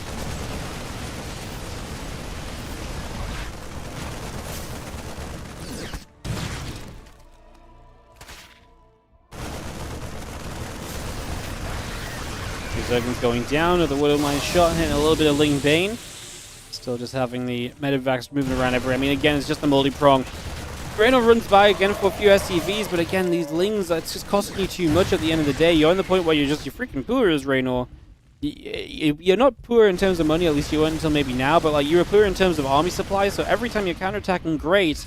But when it costs you army, it just becomes such an issue. Wouldn't minds here as Clem just lifts up unless the Wouldn't minds do a lot of the work. I think Reno's just a step away from being able to be efficient any longer. And Clem will make this a 5-2 scoreline. Liquid absolutely peeling away from Basilisk right now. I mean, it's not over because like up next it's Serral versus Cure. So you get Serral versus Cure. After that, there's a 2v2. The only bad news of that is that Basilisk have not looked good at all in 2v2. Serral Reyno have not been a good 2v2 combo in the slightest, so that part's really not ideal.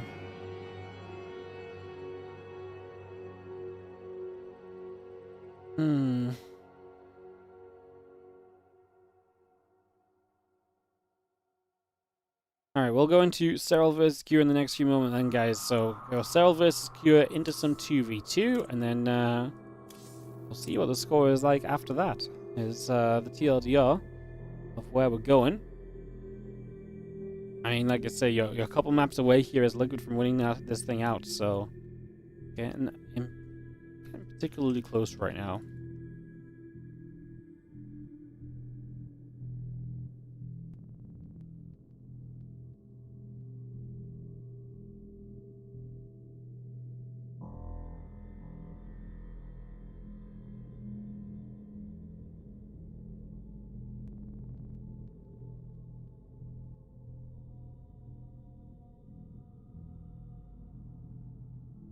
Alright.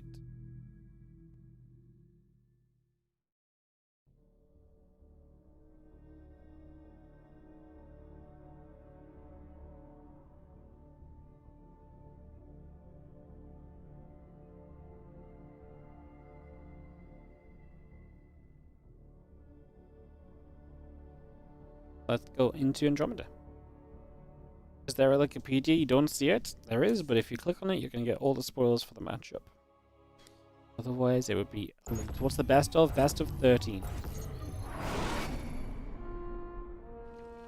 I've lost track of the score as well. It's, 5-2?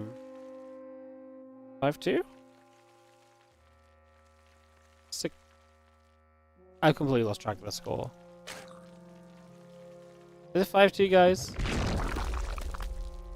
Yes, because they're 2 maps away from winning. This is map 8, and then it would be 2v2 after, which would be map 9. Yes. Correct, I believe. Alright, well, Serral beat Cure earlier. That was a pretty drawn-out game, to be fair. It was a pretty drawn-out scenario in general, so definitely there's a bit of interest as to how this is going to go this time. As Cure says, I'm just going to proxy some barracks. Yeah, it is indeed 5-2, guys. Yes, it's just got myself forgetting a bit.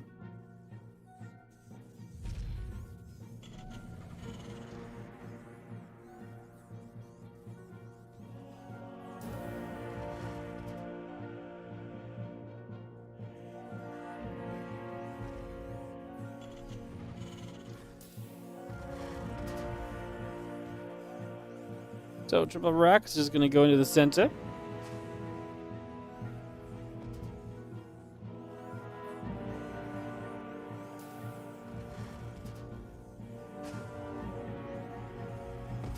Oh, Lord is. He's just about going to see this, so Serral is aware of the proxy, and Kira is going to see that Serral sees.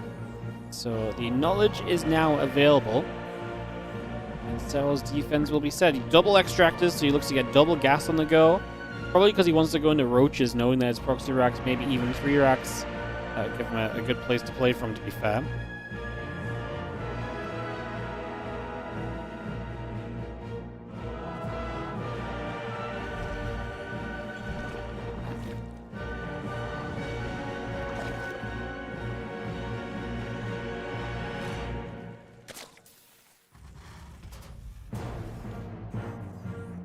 Marines coming up, bunker on the way. There's the roach run from Serral, kind of an expectation at this point, as he's definitely realized what's going on. So going into the roaches to play defense against this.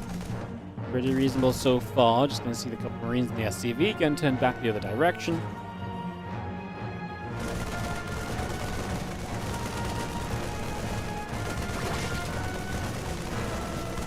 Marines is getting in straight after the hatchery for a moment or two as well. It's just going to get bit of work put in right there, put some damage in.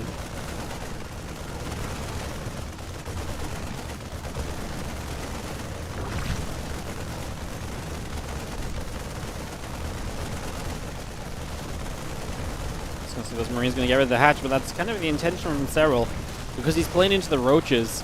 His idea is not to go too quickly into defending the hatchery. Instead, he's going to get the roaches out and use those to chase down the Marine SCV force after play cleanup, and then maybe potentially threaten to go across the map as well. So he doesn't mind losing the natural hatchery, which seems a little bit counterintuitive perhaps, but As you see those drones pulling in, going to get in after the Marines. Roaches will get in after those Marines as well. A couple Lings going to show up. Marines continue to go on down. We just have ourselves more Marine Marauder coming up. So we lose a couple of SCVs. Overall, you see 7 Marines went down. Resources lost will favor Q slightly, and Serral obviously lost the hatchery.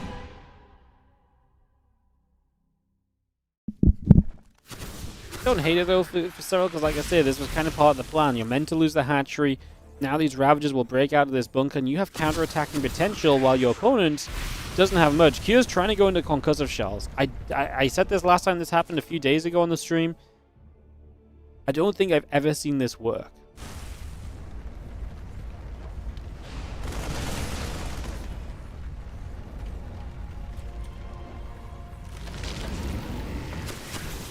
Biles coming down, bunker. He's going to be taking a few more shots. SCV is still repairing up. Ling Ravager, Ling Speed coming through. I mean, like I say, we probably just wait for Ling Speed, and then this is a very solid fight for you.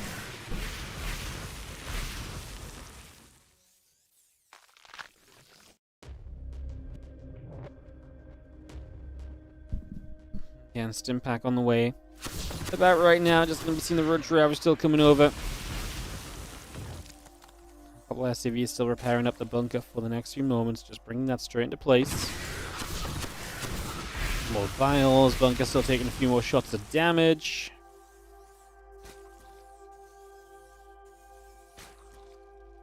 And Marine Marauder continuing on through for a couple more moments there.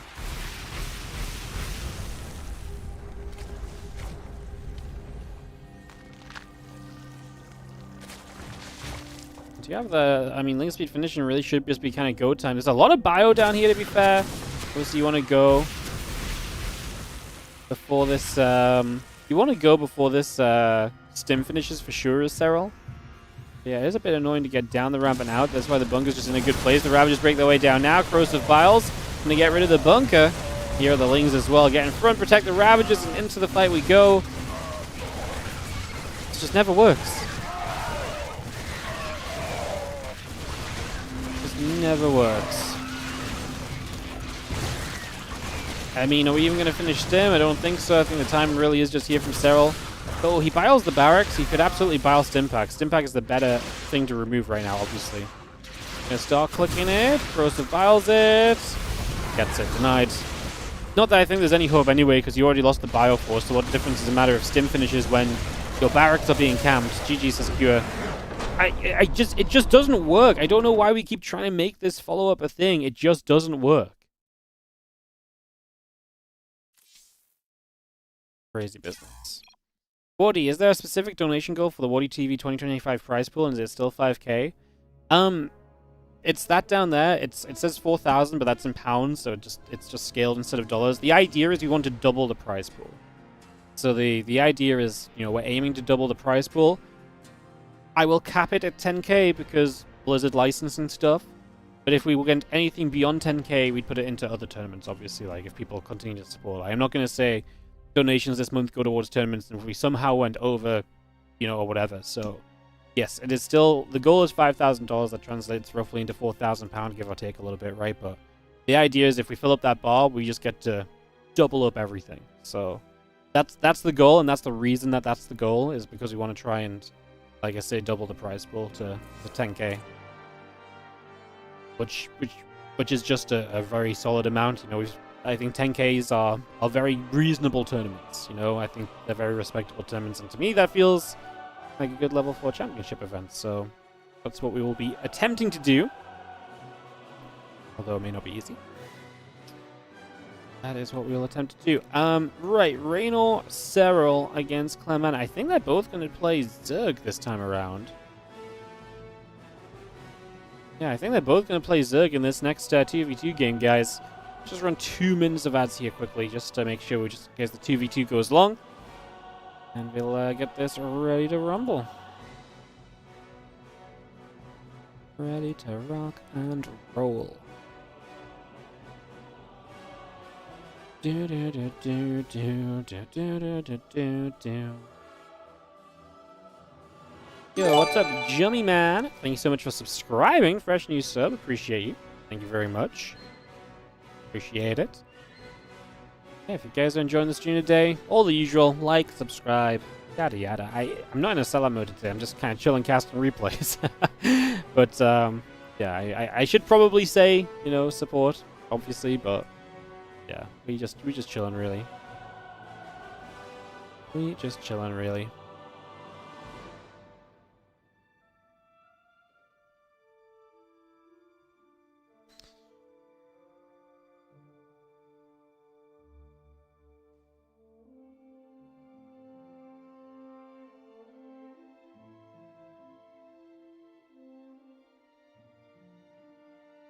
Alrighty, yeah,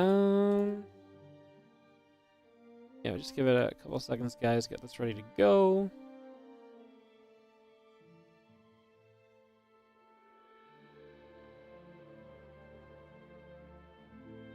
And yeah, it's going to be Reno Serral versus Clem again. Where are we at? 38 seconds. Give it 15 or 20. 15 or 20. So after this as well, guys, we will also have the, we're going to do the WardiTV Korean Royale replays that we've been missing. And then we'll just see where we're going from there in general.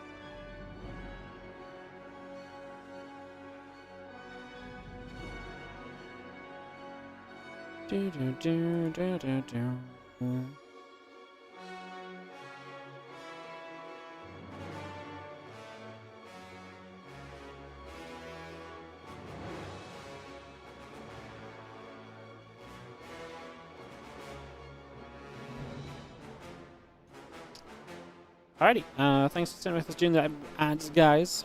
You know what they say, ads mean StarCraft. Well, not quite directly, but like if you cut the middle bits out, that's basically what it means. Ads mean money, and money means StarCraft. Freaking StarCraft players only ever playing for money. When are they going to start playing these tournaments for pride and joy, you know?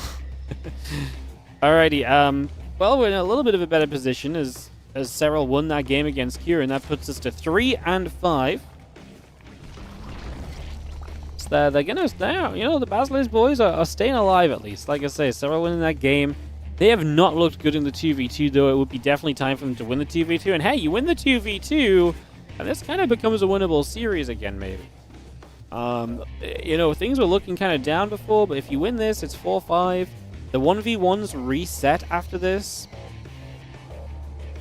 I think it's very possible, because if the 1v1s reset, then it goes to an ace match as well, maybe? You're on the verge of needing to win out. Outside of the Rotty game, probably. I had to make a guess. What's up, Nanny EL? How you doing? Thanks so much. The 17-month resub on the Prime. 17, love SC2. Hell yeah, thank you so much. I appreciate you. Thank you very much indeed. As a couple of barracks continue about, Gateway and the Assimilator continue to come up as well, so just get all of that underway to get things started. Looking to see what we can maybe get ourselves into in the next few moments. Hatch Gas and Pool coming up, a couple of barracks coming over. Yeah, Serral and Reno are playing the double Zerg this time around, so it'll be interesting to see, like, maybe, I mean, I think Zerg is the worst composition, but hey, if they're just more comfortable both playing Zerg, then maybe this could just work still, right? Like, just because something's a worse composition doesn't mean that players the level of Serral and Reno can't make it happen.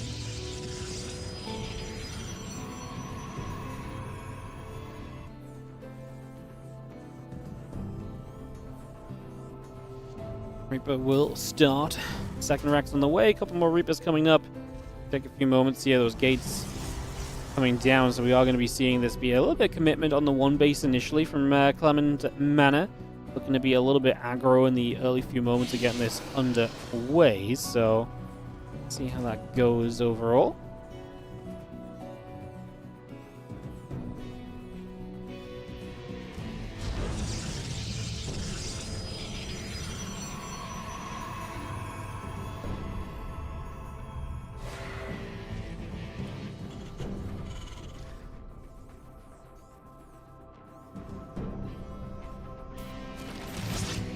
Going to see the Reaper need to take a couple of shots of damage. Lings and Queen's going to gather up. And you have those Reapers and the Adepts continue to come about. So 3 Reapers at a time.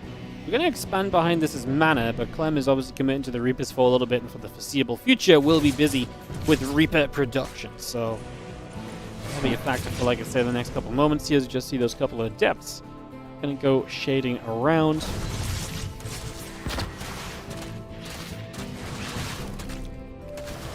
Feeling is still trying to come across and put a bit more work in already. We've seen the Queens can actually take some shots as well. The Lings can go back and forth with said Reapers there.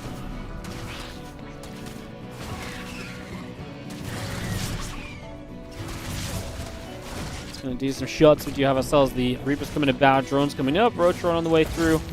Just going to see the Reapers continue to come over to that right-hand side. Just going to get a couple of Adepts coming by. The Warp Gate coming into production. Going to finish shortly. Reno and Serral, they're on the way to Lairs, and I feel like they've survived through this first initial bit of pressure, and I mean, that's always a good first step, right? Surviving the first bit of pressure sets you up well to surviving future pressure, so you'd imagine this is looking like a fairly positive experience for them both thus far. And that Resonant Glaives continue to come about.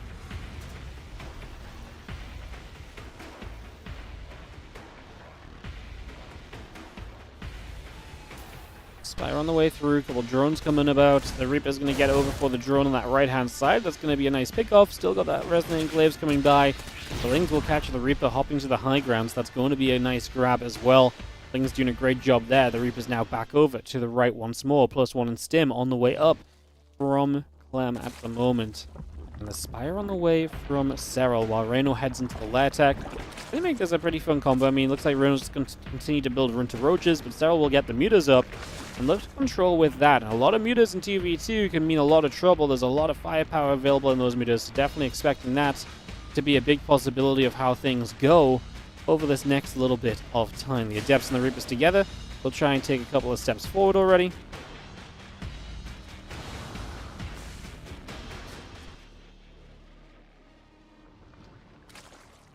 And Glaives just finished up for mana, so we'll see if you can find any value with that Glaives now finished. Obviously, typically does, create some good trades for you across the board. Again, the +1 and the stim pack still building through. The additional Marines are coming up. Factory is about to finish. The refinery on the way over. Stargates will complete very shortly here from mana, so it's going to be triple Stargate all at once. So what, he's going to hard switch into Phoenix? Interesting. I mean, we are up against the Spire and the Mutas, so switching into Phoenix is going to help you in that regard. We'll see if that's going to be a worthwhile investment in the end. I mean, you would think so, but it depends how many Mutas get built. There could be an overcommitment. Usually, Phoenix can't be overcommitted to in 2v2 because they're just so freaking good. And you can kind of always get away with just building more. So, I think this is fine. It'll be interesting to see what Serral does when he sees the Phoenix response, whether he tries to double down on Mutalisks, so if he maybe just starts to adding Corruptors to zone. That's why they started to get into trouble in that earlier game the first time they played around as well. So I imagine that's a factor too to be thinking on a little bit. Roaches get in. Adept taking some damage. The Reaper's getting caught going the rear direction. Roaches get a few of those. The grenade helped to buy a little bit of an escape opportunity. But yeah, that was a bit more disastrous than we probably wanted it to be. The Mutalisks will continue in after the SCVs. Now the Phoenix is going to be in some trouble as well. See the Mutas actually continuing by. The Phoenix absolutely taking some shots and ending up in a little bit of a rough position so far. And those Phoenix just getting their way into that corner, still trying to escape away currently. We lose 6 Mutas for only the 1 Phoenix, so yeah, we get rid of the Mutas. Serral behind this is droning. He still has 6 Mutas on the map. What else is he going to build here? Is he going to switch it up completely, or what is our plan?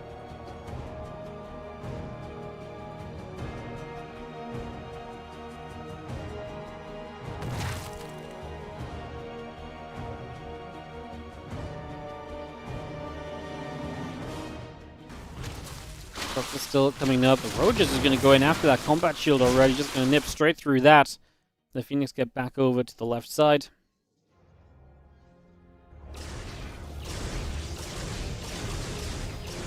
Seeing the Phoenix there, going to get some more pressure made, a bit more applied already. So again, just a little bit more being done for the moment. We'll do what we can here. Now we're going to see a little bit of a pushback As those mutas come around the other way.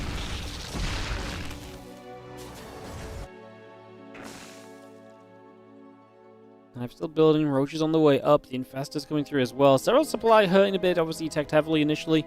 Now building into the Corruptors. It'll be interesting to see how the final army comp looks like from what Serral is playing versus what Reno ends up with as well.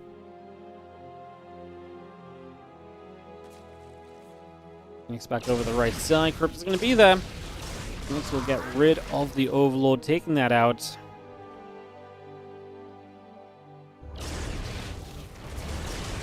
Those Phoenix still gathering about, just going to again, after a couple more units, Corruptors take some damage. The Marines onto the bottom side of the map will keep pushing over. A couple of those Lings getting lifted, being cleaned up as well. The Corruptor's still there. Phoenix getting pushed away one more time.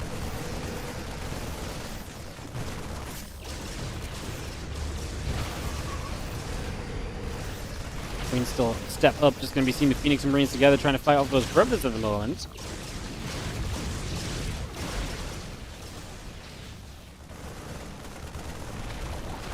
And Faster looking for a Fungal, gets a big Fungal on the Marines. Second Fungal follows up. But Ravager, Hydra doing the work on the ground. The Phoenix will try and lift a few Roaches up, but they're not having a good time against those Corruptors. They're getting turned around as well. And right now, the chase away, Reno and Serral pushing back Mana and Clem. Reno's supply especially is great. Yes, it's a bit Roach heavy, so that's a factor. But we do continue through. Nothing's still around at the bottom side. Running away for the moment. As again, the Lurker Den coming up, Hydras and drones continuing through as well.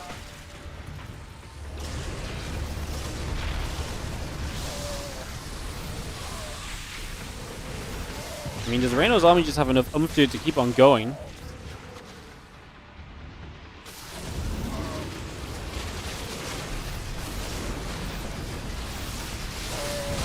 Cryptos will go. Phoenix take damage. Roach Ravager still trying to fight Marines. In some trouble now. Lings into the mineral lines as well, so SCVs are going to begin going down on top of everything else. This base is falling. Now Reno and Serral switching to double Zerg actually going to start making the difference. Actually kind of feels like it, right? We switched to double Zergans as Zerg Protoss and they win a 2v2. I love it. That's why you shouldn't believe the composition conspiracy. Just play your main race.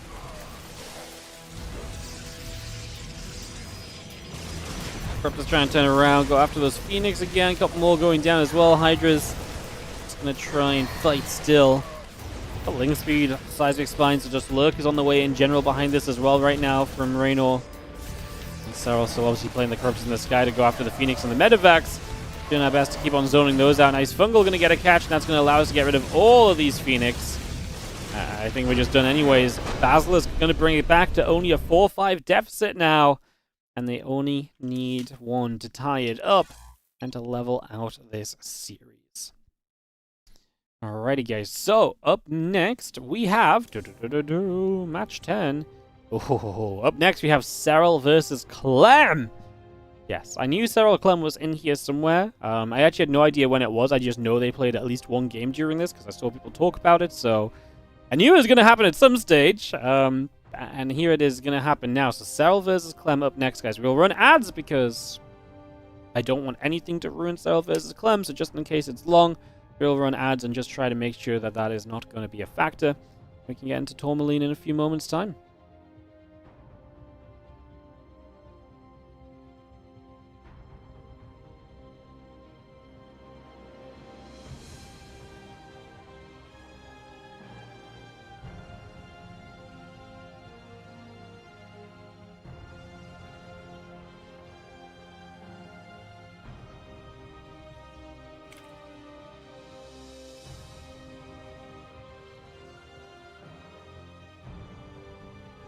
Goat party. Goat party. This one ought to be good. You would think so, wouldn't you? You would think so. Alright, guys, take a moment or two to run the ads, like I say, and just make sure we're as clear as possible from anything that could get in our way of Serral Clem, because we kind of just want to go with no issues into that. So we'll do that, and we'll continue on through. Beautiful stuff.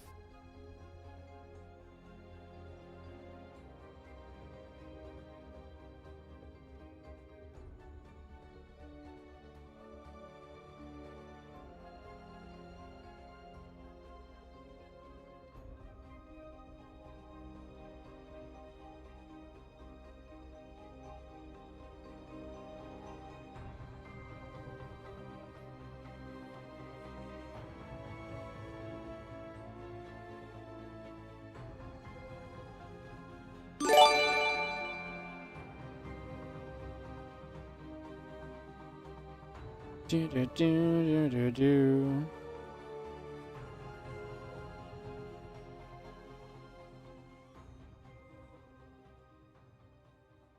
Hey, thank you so much, Pasico. How you doing? 15-month resub on the Prime. Appreciate you. Thank you so much. Where are we at? Minute 30. We'll give it 30 seconds, guys, to kick this off, get this one going. And continue through some games with Serral versus Clem. Big game, because you win this. I think the problem is if you win this as Liquid, you pretty much have to win a game with Roddy as Basilisk. I'm pretty sure. Pretty sure that's the case. I actually think from here we don't actually have any more 2v2 as well, so I'm pretty sure it's just 3 more 1v1s. And so I'm pretty sure you would have to win one game with Roddy. But if you win, basically if the Roddy game's a loss, but you win the other 2, you get an ace match. And that is quite clearly the road to victory for Basilisk. So it's 100% plausible that this could take place.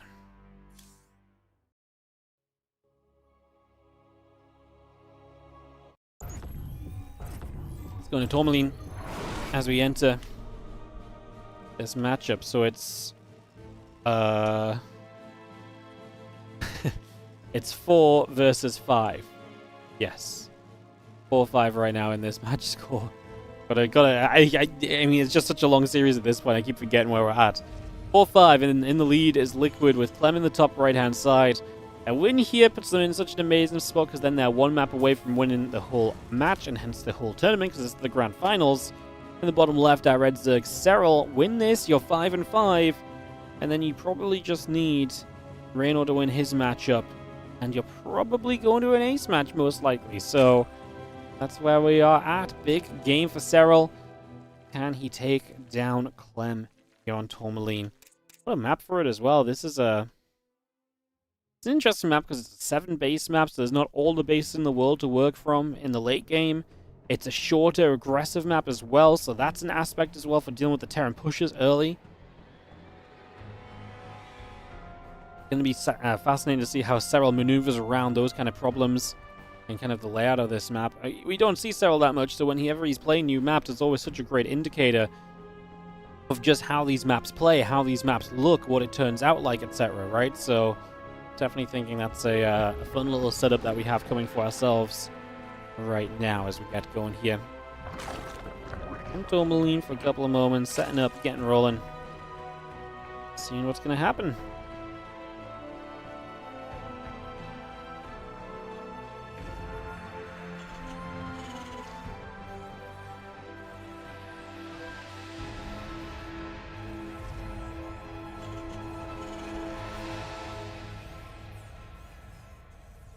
Only coming down, the orbital about to finish. The Reaper is very much so on its way out. We have an SCV coming across the map to do some scouting. Clem just wants to make sure that Serral's not up to anything too cheeky. One of the best parts of Serral's game is that he is not afraid to play things a bit aggressively if he feels the need to. So he's just going to be able to, Clem's just making sure nothing's kind of away from the ordinary right now. Making sure he's feeling pretty comfortable about things. Currently, as the Reaper hops down to the bottom left, and away we go. Up and down, moving along. The grenade gonna go down, blasting a few Lings in the drone about as well. So you're gonna see the Lings taking a bit more damage. The Reaper will take a few more shots as well. We go back and forth, but obviously most importantly, this Reaper just wants to keep on being as annoying as possible.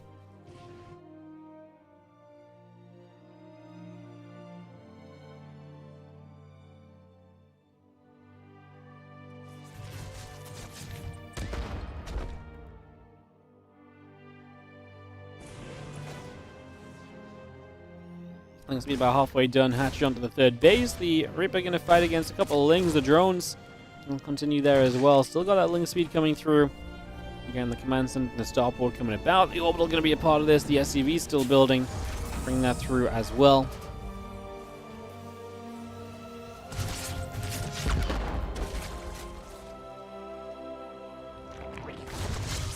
Next that Reaper still fighting. Just going to be having ourselves the Queens taking some damage too.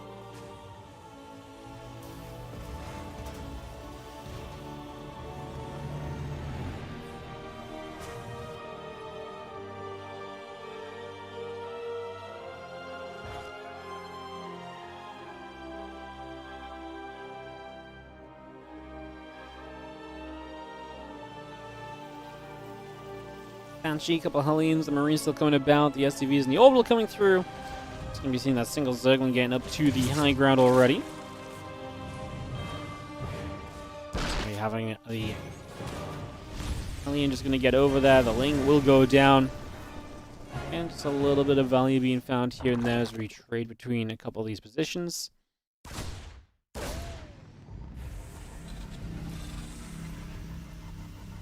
Again, Banshee Hellions, the Cloaking coming up, a couple of Queens and the drones all coming through.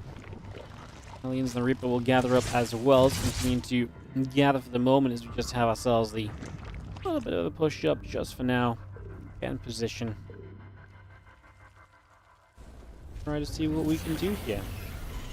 There's going to be a couple of barracks coming up as well, so bringing those straight about, the lair on the way. Queens will just push over and again chase a few of those Hellions back into the center of the map currently.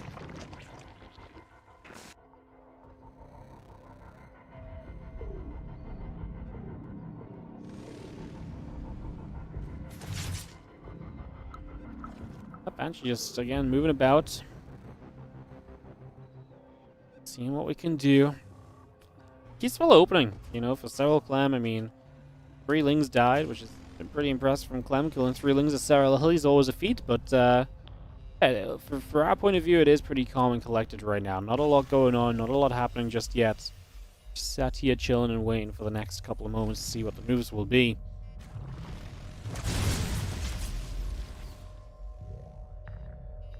I see the Queen's going to be there. Hellions and the Reaper will set up. Another little grenade going down. Going to be having the 1-1 upgrade still coming about. The stim pack coming through. All those additional drones coming up with the extractors on the way. The Overseer's building. Queen still building into place. The Banshee's going to fire and the Queens will already take some damage. Hellions and the Reaper back around at the left-hand side. The Queens will join up. The hatchery will be placed. Queen going down immediately as our drones are about to be done. Lings and the Overlord building up. The Hydra Den is going to start. So seeing Serral just kind of playing the Ling Hydra. Going to skip the Banelings. Ling Hydra especially is interesting. I mean, we've seen some Ling Infesta stuff, but Ling Hydra? That I'm not as familiar with. So maybe just rush toward Lurkers here. Maybe we got a Baneling Nest a bit later down the line still. Yeah, lots of commitment right now. We come through in these initial stages and we move up and see where we go. These Hellions are going to try and get a few Lings, and they get a few, and then they lose a couple of Hellions, so they decide to just back off overall, deciding to turn around and go elsewhere.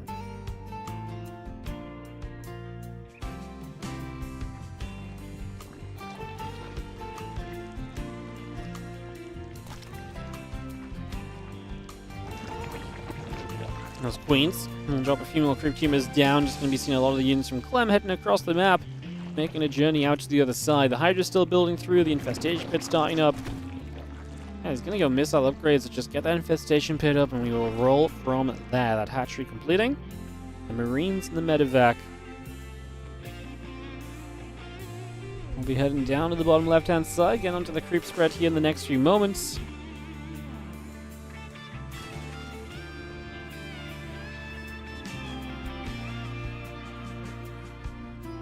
Again, 1-1 upgrade still coming about in the missile and the carapace. The muscular augments coming up as well.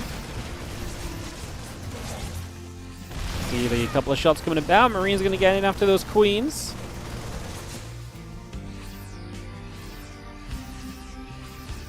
Again, Hive building up. Ling Hydra Infested coming over. All of those upgrades coming through as well. Serral splitting up to the top side, looking for a potential wraparound in toward the middle as well. A couple of Banshees will get there. Push those Lings back the other direction.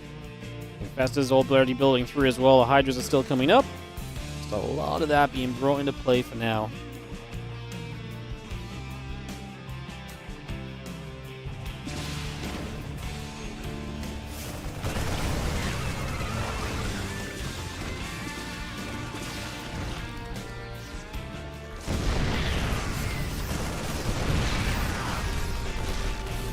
We've seen those Hydras taking a couple shots of damage. Marine still stepping through. Tank is still very much so in position as well.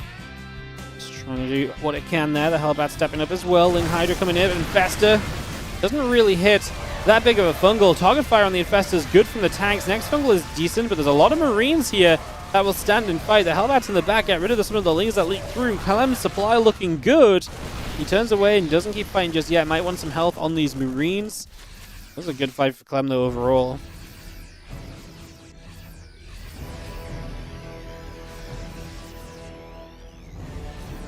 Again, Marine Halberds still gathering together. Just seen the Lurk Den about to finish up. Hydras and the Infestor coming up as well. Have ourselves the army just still pressing through, Clem. 20 army supply ahead at the moment. A few drones down. Yeah, that Banshee on the top side. Serral trying to just be an annoyance right here. Lurkers are on the way, and Lurkers will buy you some time here as Serral to reset and resecure this position. My concern right now is like the lack of splash damage just means these Marines are going to be an issue, and if the Lurkers don't get out, that's going to be a problem too. We did cancel the 2 Lurkers on the bottom side there already, so that's a great start. Queen's still taking some shots, tanks firing up nicely, Hydra's taking even more damage currently. Hydras keep on going down, Queen's taking even more damage, the Marines will stim through, looking to get after those Queens, looking to get after those Hydras.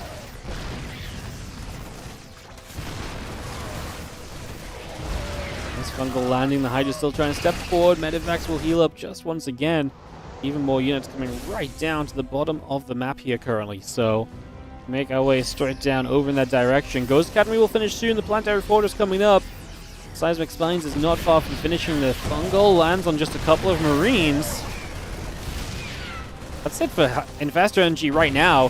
Serral needs to be careful about what he's pushing into here. He needs to get rid of tanks if he attacks in. He needs to remove some of this constant splash damage. And to be fair, the Hydras are not dying quickly enough, so Serral is going to find a defense. He is going to find a hold. He will not let Clem overwhelm him right now. That is going to be the defense he kind of needed all the way throughout this. Finally pushing Clem away, getting rid of some of the tanks as well. Stops the kind of solidity of just sitting there and letting this continue. So that's a big deal as well. That is a major factor. A lot of that bio now still gathering up together. The medevac coming over as well. You can see the bio pulling back the other side. A few Marines going to stim back over there also.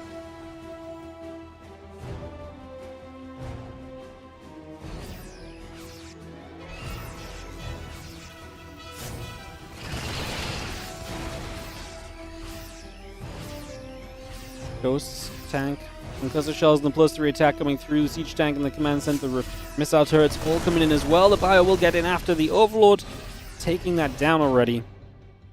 And Circling goes running out over to that right-hand side. Clem does not win the game on that push in the end. I mean, he puts himself in what I feel like is a good position because, hey, his supply feels great after all of that. We'll see where we're going to go. Because, yeah, this game does not come to a close, and Serral survives. Now has Lurkers. I mean, Serral's army comp's going to be better than it has been, because he's actually going to get to the splash units he's looking for. I imagine these Lurkers are on hold position and looking for a big catch if Clem walks over this area.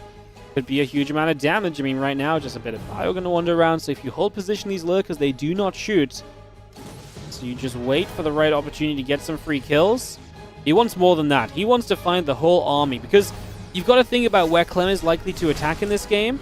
Clem is very likely to attack over in this direction. This is the more exposed base, rather than attacking in down over here. That's, you know, or here at least as well. Like, this pathway is absolutely one that Clem is expecting to be put to use, is the TLDR of this right now. So that is what we're kind of looking at maybe happening in these next few moments. Missile turret will set up.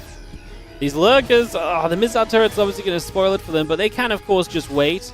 And then just shoot once the missile turret's coming up, perhaps to reveal themselves. We're going to try and fight back. Maybe the Ling Hydra tries to play cleanup here as well. And actually, we get rid of the missile turret for the moment. Down does Clem actually bring the rest of this army forward. Stepping through, the Beholden Lurkers are waiting, but Clem will turn around because he is a Nidus to the right side. It's not in his bases. He is so close to stepping into this trap. It's... oh my god, it's so close to happening. The best part from this as well is Serral is just sat here like he sees this army right there at the moment.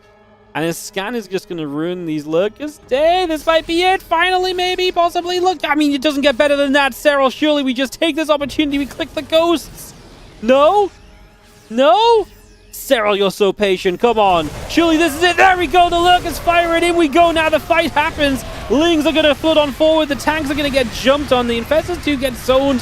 Serral is going to get pushed away as the Lurkers do get cleaned up in the end. It was not a bad fight, but honestly, I thought it might go a little bit better Fun opportunity from Serral. Now Clem is going to be way more aware of lurkers hidden around the map. His scans are going to be much more consistent, and I can't imagine we're going to find much of an opportunity like that anytime in the near future, if I had to make a guess.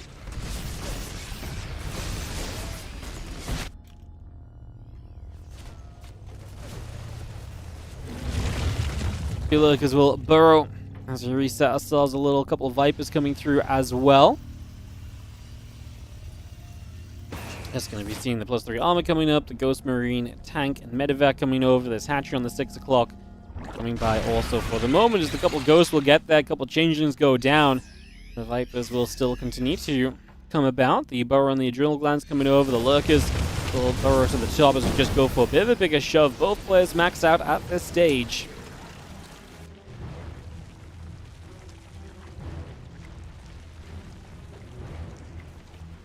Another Nidus to the top side obviously puts us in a good position to keep on harassing, keep on punishing. If the opponent gets a little bit too frisky, it means we have a way to kind of keep him back at home. I gotta say, I feel like Clem's not been across the map too much, and yet, I mean, at least super recently, and I feel like the creep spread is kind of halted. Weird to see Serral not kind of pushing a bit more creep out, especially in the bottom right side of the map, where I feel like he really isn't close to being kind of attacked. I can understand in the center, maybe some creep being pushed back a little bit, but in the upper right, and not being, or in the bottom right, and not being pushed forward is a little crazy. There is a tank here that's enriched those lurkers, and a couple of those lurkers go down. Serral moves into position, but unfortunately gets smashed back very quickly. The bio trying to step forward there. The lurkers will get turned away.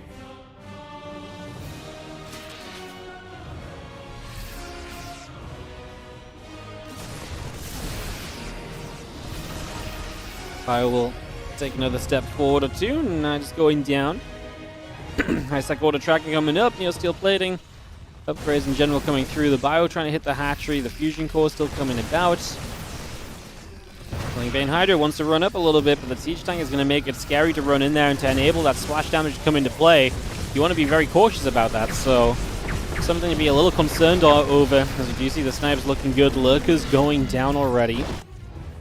The rest of this bio still gathering up. There's that one infester just lurking off over to the side.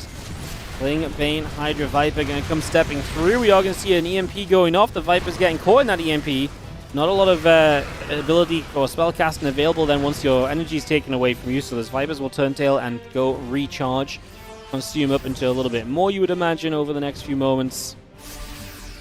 I'm just pushing straight back forward, looking to get in toward this hatchery at the front. Going to be taking this down. Hatchery falls. Hydra Bane stepping through. The Lings are running forward as well. The bio will clean up and will chase this down.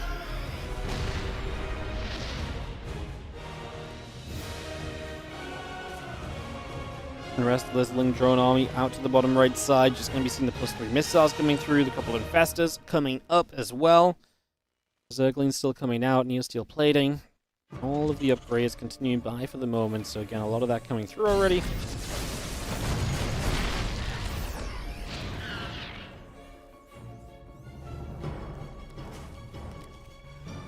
There's a lot of Lingbane lurkers set on that right side.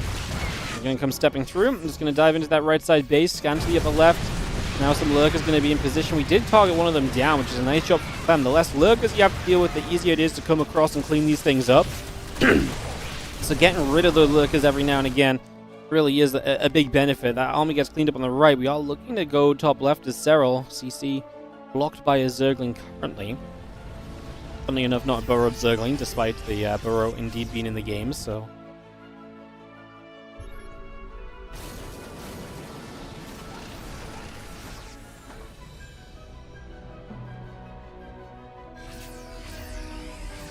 Couple everywhere still producing through. Tanks and Marines join up. The Ghosts will be there as well. 14 additional Banelings producing. The Zerglings still on the way, plus 3 melee coming about. The nuke on the way from Clem as well. Just going to get that building in the main base. It gets that nuke started to begin with. Armory continues through. The Viking, the +1 vehicle plating coming up as we speak.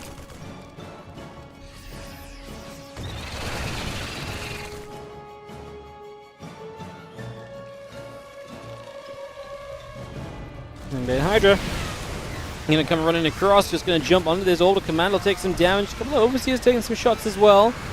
I mean, just eating some of the missile turret damage, which does not bring really else for them to shoot at anyway. And Serral commits into that. I don't know if I love it. Serral at this stage just trying to bust through and take some trades and kind of keep Clem's money low, which he is doing, but then he's obviously going to be trading very inefficiently. Already 9,000 resources lost difference, and he's going to be working through his bank quickly. You've got to be so careful on this map. I mentioned it earlier, this is a 7 versus 7 base map. It's not easy to steal a base on a 7 versus 7 base map, because it's usually the 8th base is not usually that exposed. And because of that situation, this is, like I say, a little bit of a scary scenario here, I feel like, at the moment for Serral, because if this was like a much larger map, he would get a lot more bases a lot more comfortably. Instead, he's going to have to really fight for his bases and really try and work toward it. And I think that is definitely going to present a challenge here more than anything else. As missile turrets get in after the Overseers. Banelings crash in for 17 SCVs. That's a much nicer fight from Serral. The lack of success on the right side is made up for by the absolute success of a base denial over here. And SCVs too, taking away the economy, which Clem is hoping to keep going because he is basically building with what he mines. As Clem pushes here, if he lost this army right now, rebuilding is going to be super tough because he doesn't have money banked, and that could be game losing, but he also has 140 army supply. It's tough to lose the fight, and he knows it, hence why he's over here fighting the way that he is. And Serral ends up being pushed away, having to pull out from that left-hand side and reposition a little bit. The Zerglings will come back through. The command center will resettle. And let's just have ourselves a couple libs set up. The Lings are going to jump onto the siege tanks as well. Plenty of libs coming through right now. Orbital commands coming up as well. So just Clem really settling into the late game. As Serral, my concern for him is, again, where do we really go with this late game? Couple Vipers, couple Infestors, and it's just Lingbane Hydra. Otherwise, you're going to go back to 9 more Lurkers.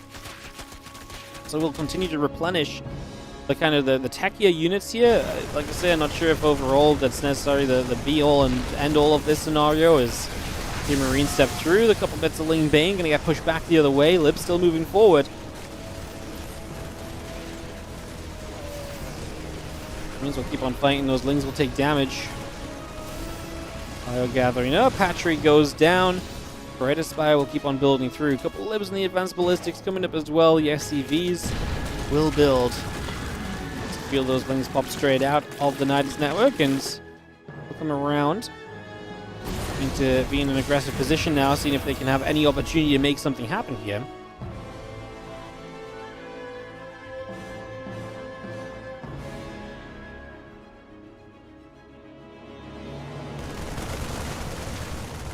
More Lings will fall. Great Spider is still building. These Lurkers get busy. It's a lot of SCVs going down. Nice jump onto the top left base. Will not kill the base and the ghost show up, so we're going to have to start running already. So we lose SCVs in the top left. We lose a base bottom right. Clem is not replenishing too many SCVs. He's still on a big army, 150 army supply, but Serral 2 is on a big army at this point. Still has 3k, 1.5k banked up, so still has a good mineral gas count to be working with. More Liberators will siege over that right side. The rest of the Lingbane Hydra. Viper comes back to the bottom. Tanks and the Liberators all continuing through. Hydra Bane will produce. The Zerglings on the way. Hatcheries and the Nidus coming online as well. A couple Ghosts will just snipe straight about and really continue to try and play those Lurkers out. Just going to jump back into the Nidus network. And the additional siege tanks coming through. The Liberator coming about. Sense Tower on the way.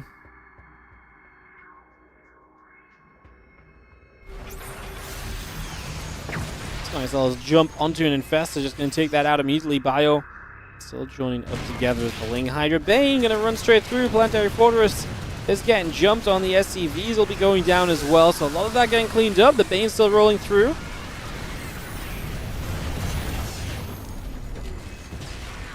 Lings want to get across, jump onto the siege tank here. That's going to be a nice kill before we just get out of there. So again, Serral getting rid of SCVs. Clem is working with such little economy. The absolute belief from him that he can just win a fight convincingly and that he doesn't need a ton of resources to rebuild with is incredible. Nice goes down. A few more drones dropping. This hatchery will be in trouble in the end as the couple of Infestors still coming up. The Vipers are still building.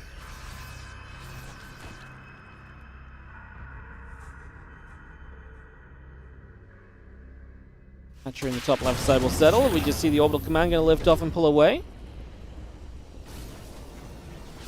We have ourselves the Infestors in production, so again, back to producing those. We're actually getting a nice Abduct off. Get rid of some Liberators, some more efficiency here from Serral. Efficiency would be great at flying because this is now we're trying to go 8 bases. Like, we're taking that top left base. 14k resource loss difference.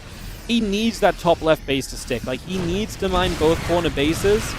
I just truly think mining both corner bases is going to be genuinely a request that we're going to really struggle to match.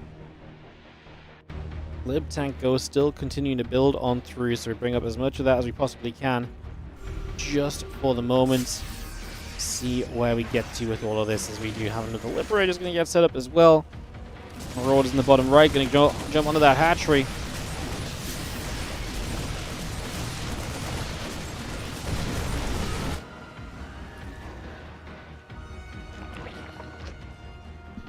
+2 vehicle plane coming about, +1 ship weapons coming through. The +1 flyer attack upgrade is also in production right now as the Banes will settle. Serral looks for another attack to the top side here. His bank is running dry, and especially when Clem's bank is becoming larger, that's the issue, is that Serral now is trading inefficiently and Clem has the bank to replenish.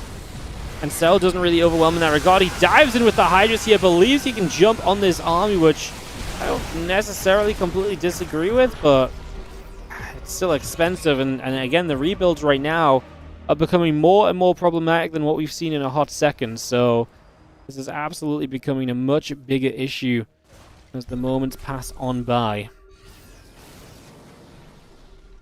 Chillings move aside, Ghost is going to step up.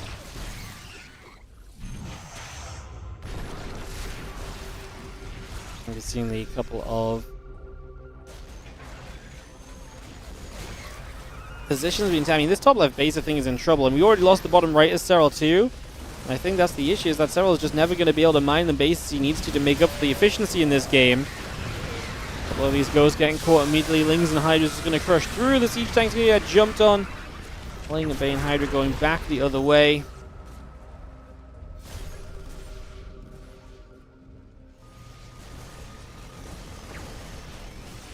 I'm trying to think of what I could believe in for Serral right now. Like, is there anything here where I'm like, yes, that seems reasonable? I honestly do not really think there is. I really genuinely think the man is in some deep trouble right now in this game 10 of this series. It would be a liquid match point scenario if Clem was to win this game, remember.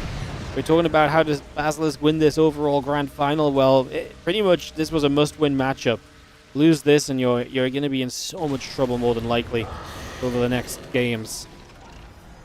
But mostly because you have to play Roddy, and again, don't want to hate on Roddy, but the reality is he's an underdog in every match he plays in this. So the fact that now you have to get Roddy to win a game,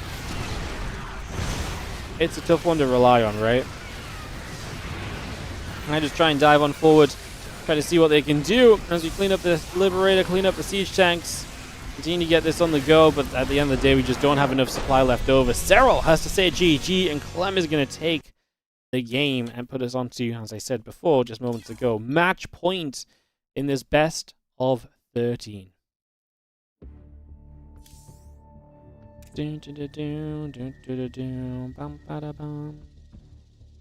All right, it's gonna be Roddy up next as well, playing Cure. So straight up Cure to win the tournament here.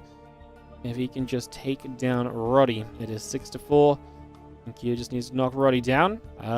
Let's run a round of ads and we'll go into it, guys, and see if we can maybe recover as Basilisk. But I mean, backs up against the wall basically is what it comes down to right now, and it's not going to be simple, to say the least. So definitely a bit of a tough scenario. Best of 13, guys. So first to 7. One more map win for Liquid wins it.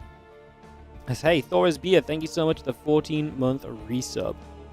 Appreciate the resub. Roddy either had to play this match or the next match because, again, they don't have trigger during this finals, and the rules are you have to, every set of 3 best of 1s has to be different players, so they have to play Roddy. So, yeah. It's tough, but that is the way it went. Unfortunate day for the final to be on. That trigger was just not available by, like, a single day when he played in all the other days. It's, like I said, definitely unlucky. Definitely a little unlucky.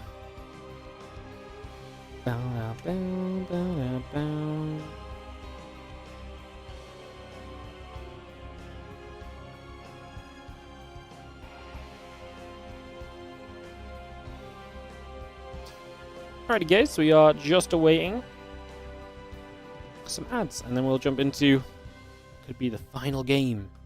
We shall see how it goes. See what happens. Ready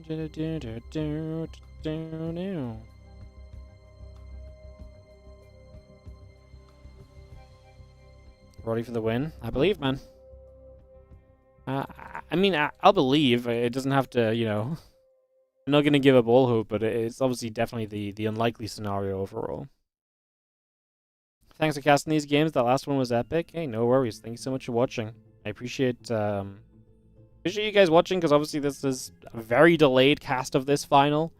So I appreciate you guys dropping by and watching some games with us anyway, because yeah, this is way later than I wanted it to be. Just has been a busy month, and it's hard to find 3 hours to just cast a best of 13, you know. So yeah. We got Kung Fu replays to do as well, a little bit as well, so it's definitely a thing. Fun. Is Jonathan as common as Jonathan in the UK? No, my name spelling is very uncommon. It's like, it's not heard of. And no one ever spells my name correctly. Even when I do like, even when I email someone and my name is literally in the email, like I sign my name is in my email account, you know, it's Jonathan at whatever. Like, even then, it's always misspelled, because no one ever expects to be spelled with O-N at the end.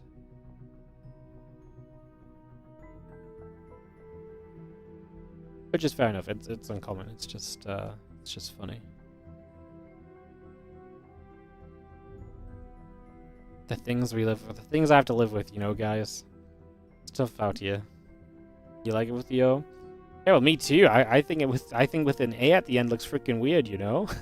I think it looks ridiculous, so... to me, the O looks way better, but, you know, I'm kind of a little bit biased on that opinion, so... It doesn't quite count as much, I guess. Alright, let's jump into Roddy versus Kira and see what Roddy can do. Let's jump in. Jonathan is hard to spell. I've never seen it spelled like that. Yeah, that's an impressive one. The Welsh spelling? I have no idea what it is, mate. I'm not Welsh, so... I think it was just like... I think... What I understand... In the OG days, this was just how people spelled it a bit more, and then it became very uncommon around the time my parents used it. And so I've always grown up with people being like, why do you type your name wrong? And I'm like, I didn't. Like,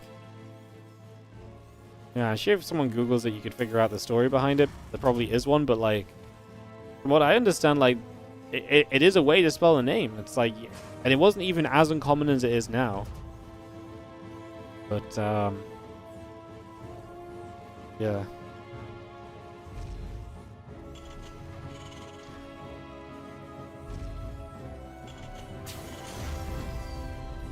I'm gonna Google that.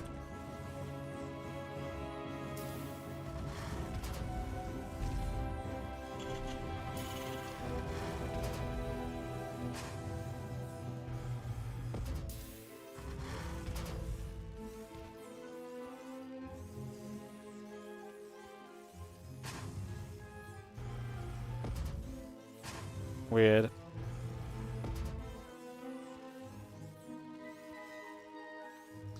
Jonathan's such a weird name, no? You don't think? Like, when you just stop and look at it for a second, like, I just looked at it and I was like, wait, is that my name? When I just typed it out, I'm like, God, that looks so weird. I don't use Jonathan for anything. I'm Wardy. For all intents and purposes, so... I literally just typed in, like, Jonathan versus Jonathan. I was like, that looks really weird. I'm like, am I remembering my name correctly? Is that the ID I used for something? I'm like, no, that is my name. I just had a moment where I was like, I literally thought I forgot what my name was.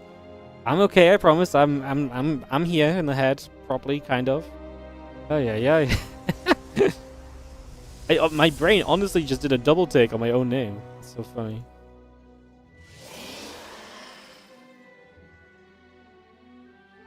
You have a friend who has the same name as me, and he goes by JW, his initials. Yeah, I mean, it's not that I hate my name. I got called Wardy in high school, or not even high school, in like primary school, and everyone called me Wardy, right? And it just really stuck. So I'm Wardy to everybody, like,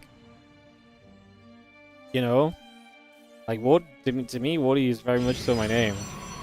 So, yeah. It's funny though because I used to spell Wardy with a Y. Like Wardy with an I was specifically my gamer tag, right? So, for example, so all my friends I have from outside of gaming would call me Wardy, and if they write it down, they would write it with a Y. So then, you know, and for example, Helen has only ever known me through StarCraft originally, right? So she always wrote Wardy with an I. And it's so funny because when she saw people like call me Wardy and they wrote it with a Y, and she's like, "Why are they spelling your name wrong?" And I was like, "Oh no, that's how you spell it." And she was like, "No, it's not." And I'm like, "Yeah, it is." So yeah, but yeah, for me, Wardy with the I was like the gamer tag version, because I always thought it'd be really cool. I remember when I was in high school, I was like, "What if I get people to write Wardy with an I?" And someone told me it doesn't work because it wouldn't be Wardy, it would be Ward-I. And I was like, but I could just say it's Wardy, you know? And they were like, no, it doesn't work like that. It's stupid. So I was really moody about it. And then one day on WoW, I just changed my name to Wardy with an I, but with like a little accent after. I was like, it looks cool with the accent, right? So that became my gamer tag. I mean, it's kind of like a multi-purpose one, just with the letter difference. Favorite Hellion gets 10 probes. I'm not really casting the game, which I should apologize for, because that was pretty serious damage, but that might just summarize the game in general. Q gets in, 10 probes dead, and Roddy is going to be in a world of trouble from here, especially playing Phoenix. Playing Phoenix off of damage like this is going to be tough, because now you're playing with units that are meant to be defensive and help you stop from taking damage early. You're not going to have a lot of oomph in your army if Q hits you with a timing in the next 3 or 4 minutes, you know?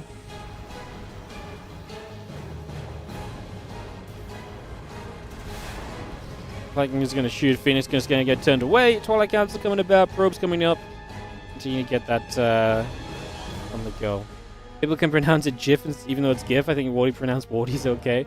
I mean, at the end of the day, because it's a game attack, people just kind of...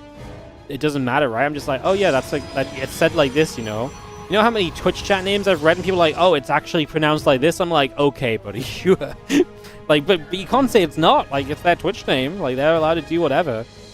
As soon as you make it a game attack or whatever, or gamer name, whatever you want to call it, like, it doesn't have to abide by the rules of everything else in the real world, you know? It's much more difficult in the real world to be like, actually, it's like this, when they're just like, no, that's not how you pronounce that. In the world of gaming, you can do what you want a bit more, you know? You're all about Woody casting his name. I don't know. It's a fun story. We tell it like every, maybe twice a year or something, I guess. Marine, Cyclone, Viking gathering up. Hellion's going to be right there as well as we gather on together. It's going to be seeing the charge on the way through. The couple gates in production. Depot going to go down at the front as well.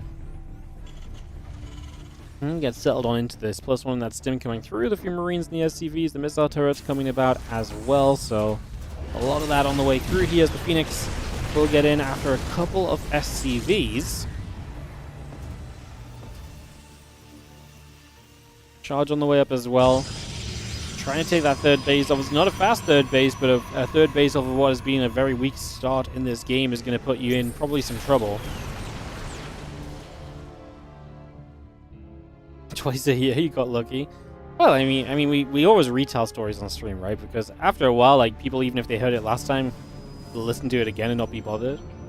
Yeah, I mean, this is not the first time I've talked about the Wardy versus Wardy thing. But it's not like we talk about it every day either, right? So, yeah, I guess you are lucky. And next week's 1 year only story is gonna be even better. So you better be there for it, you know.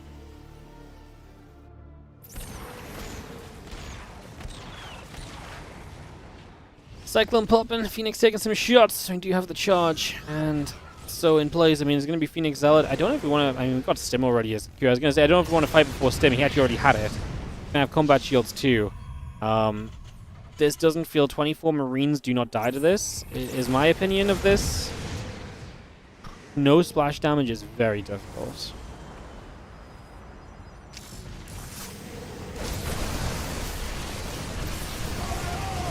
can see the Phoenix. Don't even get close to setting the mines off in a kind of a nasty way onto the Marines or anything. That may have been the one hope to, like, Phoenix drag the mines onto the bio. And Cure is going to win this competition, win the Team League. The Team Liquid 7-4 over Basilisk. I really wonder what this would have looked like if Trigger was here. Because I think Trigger, even if Trigger only wins one game, then it's going to go to potentially an ace match, right? And I wonder if, I do think Trigger Serral might have won 2 out of 3 2v2s instead of 1 out of 3. Maybe. It's not a guarantee, but it would have been interesting to see Basilisk get their full strength for this. That was a rough final game on top of what was a pretty awesome kind of best of 13 final match overall, though. Oh, I'm so glad we finally casted this, guys. I've been waiting to cast this for so long. I've been looking for the right day to cast it on and figuring it out. This was played October 31st. So this was played like literally just about a month ago, played on Halloween. And I've just been so busy because we've obviously just had the Korean Royale going on, and like every day has just been like a very decent stream anyway. And by the time like, do we have 3 hours to cast this thing?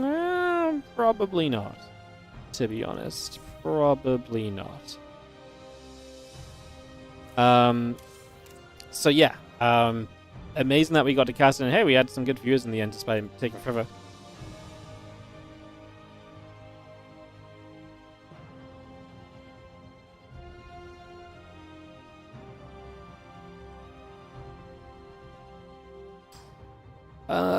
Cool, so that's going to be that, guys. We are going to swap on over to some WardiTV Korean Royale action.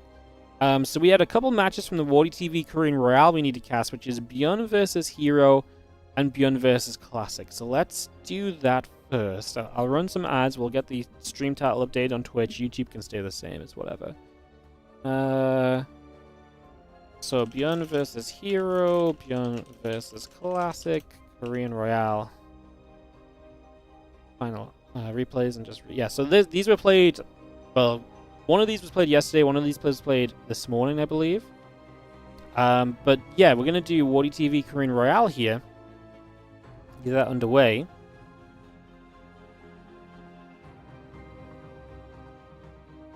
Let me just show you guys where we're at. So this is going to dictate basically what the rest of this tournament looks like as the TLDR. So let's have a quick peek at this, guys.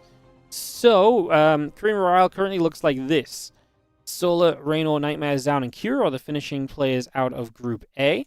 And then in Group B, you have Hero and Classic up at the top. They are going to play Beyond. So their result versus Beyond matters for first and second place in this group. And then Beyond is 2-2. Rogue needs Beyond to lose both of his matches to have a chance to advance. Shin is guaranteed through, Create is guaranteed through, but exactly what position they advance in is going to change things a little bit as well. So that's where things will go and how things will settle. So what we're going to do, I think we're going to do Beyond Hero first. Because if Classic 2-0 is Beyond, he will always be first. Whereas his Hero gets the 2-0 over Beyond, it's still kind of exciting in that regard, right? Because if Classic gets the 2-0, then we know he's first, and then Hero Beyond is less important. It'd be more important for Beyond, who's still looking to advance, I guess. So it probably doesn't matter, but if we do Beyond Hero first, then Classic still has the chance to go top, even if Hero 2-0s, as well as it mattering for Beyond as well. So I think we'll do it in that order, Beyond Hero, then Beyond Classic. That was also the order they ended up being played in, so we'll also just do it in that regard as well. Is that the order they're in on here? It is perfect. Alright, in that case, that's all the reasons we need to do that. So we're going to go Beyond Hero for the first match of some Korean Royale. So we'll do these 2 best of 3s from the Korean Royale, and then we'll see what we do from there. I'm kind of... we have got maybe the not World Team League, the Kung Fu Cup replays to go through. We're not going to go through all of them, but we could maybe do a couple as a possibility. So maybe that's something we could possibly look at as well. Just pick and choose some matches from the Kung Fu Cup and just cast some of those. I want to cast for another couple of hours, more or less, so... yeah, another couple of hours maybe, so... yeah. Alright. What happens if the Italian wins the Korean Royale? That's absolutely fine, because he's in Korea. The whole point of the Korean Royale is it's played on the Korean server, so if you can win on the Korean server, you can win the Korean Royale. We don't region lock anything anymore. It's very rare we region lock anything nowadays. It doesn't... Region locking stuff... In this day and age of StarCraft 2, when you region lock something, you really limit the amount of players that can play. And while I like the idea of doing like a European and a Korean-focused event, if someone wants to play in either of those and they can play on the server, fine. Like, it's already kind of... It is already specialized by making it server only. We don't need to fully region lock it, you know? So, I think it's a pretty fair way to do it anyway. Alright, are we good? Well, even on TL now. Perfect, beautiful. And no one else streaming StarCraft today? What's up with the StarCraft category, guys? Like, everyone's just streaming, like, other stuff lately.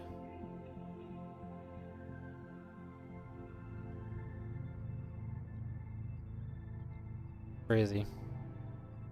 Crazy. Alright, should we cast some games? Should we cast some Beyond vs. Hero? You guys are going to get Wardy observance, so I apologize in advance when I upset many people with my quality of observing, so just get that one out there already. Let's jump into Beyond vs. Hero. So super important games. Beyond must win at least one match to advance over Rogue. If Beyond loses both, he will not get through this group. Hero and Classic are fighting over first and second place in the group, which is the difference of semifinals and round of 6 starting position in the playoff bracket. That's a big deal as well. So, with all of that said, in the top left corner of the map, we're going to kick things off on Ruby Rock, map number 1 of this WardiTV Korean Royale matchup. It is going to be our blue Protoss player, Hero. In the bottom right, our red Terran is going to be Beyond from the Shopify Rebellion. There is an early probe across the map from Hero. Let's keep an eye on this and see what that wants to get up to in the next few moments. Can't really blame them, people move on. Well, I'm here casting StarCraft. Yeah. You guys are here watching StarCraft. You don't have to move on. StarCraft's still fun. Had some great players lately as well. Those Monday Cups have been absolutely stacked. It's been awesome to watch. A couple of SCVs will pull through, chase after that probe, push that out down to the natural. Let's see a couple of refineries coming up, the barracks on the way, gateway and assimilator continuing through as well. A couple of gases continue by, the SCV and the probe will build. That probe of Hero goes across into the main base as the SCV will continue to hunt for the next few moments. Refinery coming up, again that natural gas on the way as well. A couple of SCVs will pull through, one SCV already taking some damage. The gateway, the barracks, all coming up over the next few moments right about now. Alright, this probe didn't do much then, just getting there and basically making sure there's no proxy, trying to be annoying, nibbling at these SCVs. I really need a different word than nibbling, but I really do feel like workers just nibble, no? Especially probes, drones. Ooh, that SCV will nearly got the probe kill. So many units really do just nibble to me in this game, though. Like, I really do use this as a descriptor a lot, but I really do feel like it's just accurate. Like, what else is this probe? I guess tasing? Exploring that? I mean, it's just a cute little, like, I feel like it does a good job of explaining what's happening, which is that it's doing damage in a very minor way. To me, that's a good definition of the nibble, you know? Anyway, real talk, Reaper coming across the map. The probe went up top, so it's not going to get caught by the Reaper. And we'll see if it comes back around or does anything in particular. It might just be trying to make sure it gets home. Zapping, shocking. This doesn't sound as good, you know? Probe sat here shocking the SCV. The Zerg nibbles, zaps, and Terran punches. I do say the SCV drills his way through stuff, actually. That's one. Oh, he does catch the probe, so nice placement on the Reaper. Probe will indeed end up going down in the end, and Björn will be happy to have caught that. One less probe out on the map suspiciously is always going to be a winning kind of point of view from you, so that is absolutely great to set up for. You love that a little bit. You love to see it. As this Reaper comes around into the natural and is just going to go in after a couple more of those probes for the moment. We're going to get one already. The sentry going to get grenaded, bopped over to the sides a little bit. The Twilight Council will be on the way through from Hero already, so getting that Twilight Council up, no surprises about that. Beyond with the Cyclone will give him a good defensive setup. High ground command center really trying to stay away from any possibility of aggression from the Protoss in the near future. Let's just have that hallucination, obviously giving you a good scout straight through the main, so you see pretty much everything on the way. Could even bring this hallucination back over and see what's built out of this factory. You're probably assuming it's going to be a Cyclone, but hey, why not get full confirmation if it's going to be so easy, because your hallucination's right there, and we do get a bit of final information from the hallucination before it fades. So Hero does get the rescout, confirms, and knows exactly what's going on. So Hero plays with all of the info he possibly could be right now. This command center will go floating down to the natural. Charge building up, couple gateways coming in. Warp gates just finished. Cloaking is going to be on the way through as well, so continue to bring that about at the moment. Again, banishing a couple of Marines coming over. Charge coming up. Stargate in production in the back of the main. Stripper will go back over to that right-hand side as well. Both those gateways will finish. Morph straight into place right there.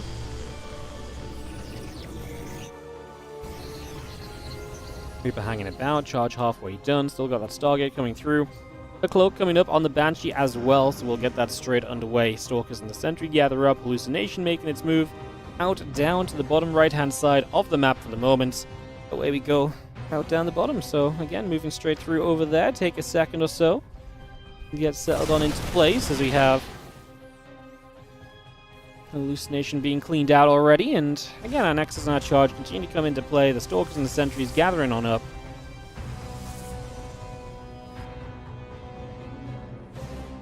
Oracle is going to be building on that Stargate. The Stalker's in position. Reaper popping through. Reaper denied. Pow, pow, pow. Oh, the Stalkers, apparently. That's my new sound effect for the Stalkers. And they get rid of the Reapers, so just getting rid of that. Beyond was starting to move out. Does not go yet, but he's still building Marine Tank Banshee. This suggests you really are committing to a push across this map. So I'd be kind of surprised if he didn't go soon, especially... I mean, maybe at this point he doesn't like it, and then he just sends the Banshees over. I guess we'll see.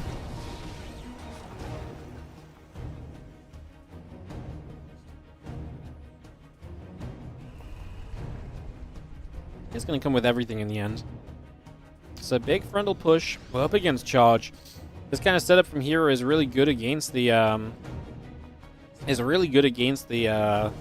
earlier tank pushes. So we'll see if Bjorn can set up well enough to maybe outdo the Charge lots a little bit. It's going to be a little bit tough though.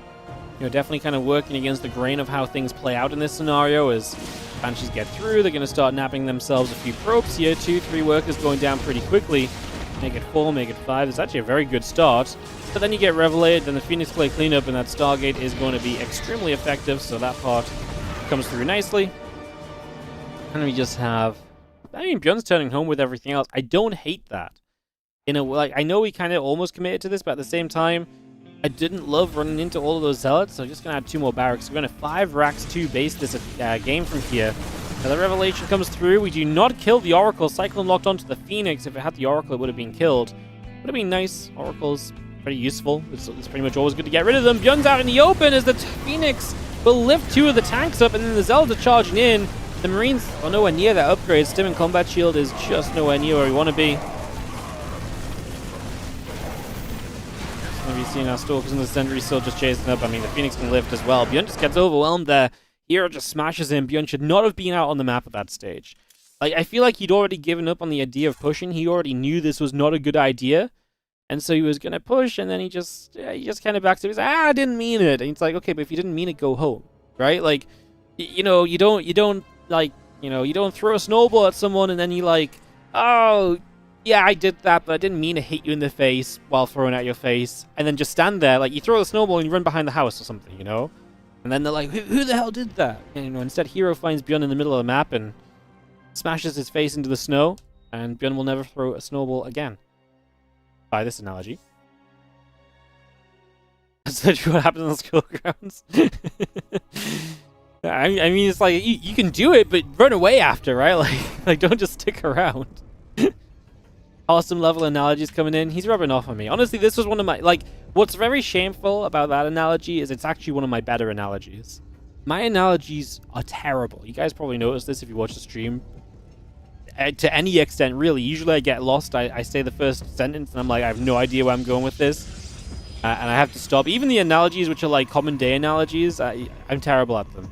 So this was one of my better ones, you know? You know, this was one of my better ones. I'm gonna go out there and claim it. I'm not proud of it, but I'll claim it anyway. This is the kind of point we're at.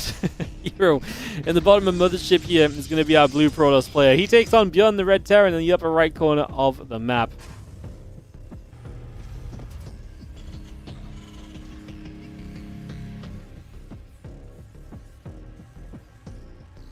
Let's get settled down. I'm just going to be seeing the setup going. As we have our gateway coming through, the assembler coming by, just going to be seeing the pylon setting up. gets settled for at the moment here. As yeah, we just have everything coming on nicely for the moment. Nothing really to chatter about immediately. No proxy, not even an SCV or probe going across the map. Boo. As boring as it gets for the first minute or two. Other ships such a turtle map, the air blockers make harass so much worse than normal. Yeah, I love this map because it actually became, to me, it was almost like an actually kind of cool 3-player map. Like, it didn't have a lot of the issues that the other 3-player maps have. But in order to do so, it's made itself the kind of map I don't like. Which is that this is the sort of game which, when you load into it, this sort of map is more likely to go to 20 minutes than it is to play at 10 minutes, right? And that is good in some ways, but to me, those sort of maps where it's almost more guaranteed to see the macro game are just boring. I've never been a supporter of, like, the Eternal Empires, of the Romanticides, and, you know, these maps which are just like, hey, we're gonna just be big macro maps, and the average game time on this map is, like, 8 minutes longer than the other maps, because... And some maps do that well, because they do it in a way that's actually like, oh, cool, like, you know, it plays out like that. This does it because it's like, there's no way to stop that, you know? So yeah, definitely a little bit of an effect of that. You really like this map? Yeah. I mean, to be fair, this is also just a very opinion thing. Some people will love any map which lets the game go longer as well. And I love the layout of this map. I love the idea of it. I love the design of it. I just don't love what it creates in pro play, I think. The issue is when these kind of maps are super popular as well, and there's like multiple of them in the map pool. I don't know if that's necessarily the case. Like I said, I don't even dislike Mothership. I'm a little wary of it because I wanted to love this map, and I don't love it just because it doesn't quite play the way I like maps to play. You know? I guess that's the thing. It's like, it's not that I don't like it. I just wish it had achieved what it achieved while being a little bit more intriguing in the game, in the mid-game, I suppose.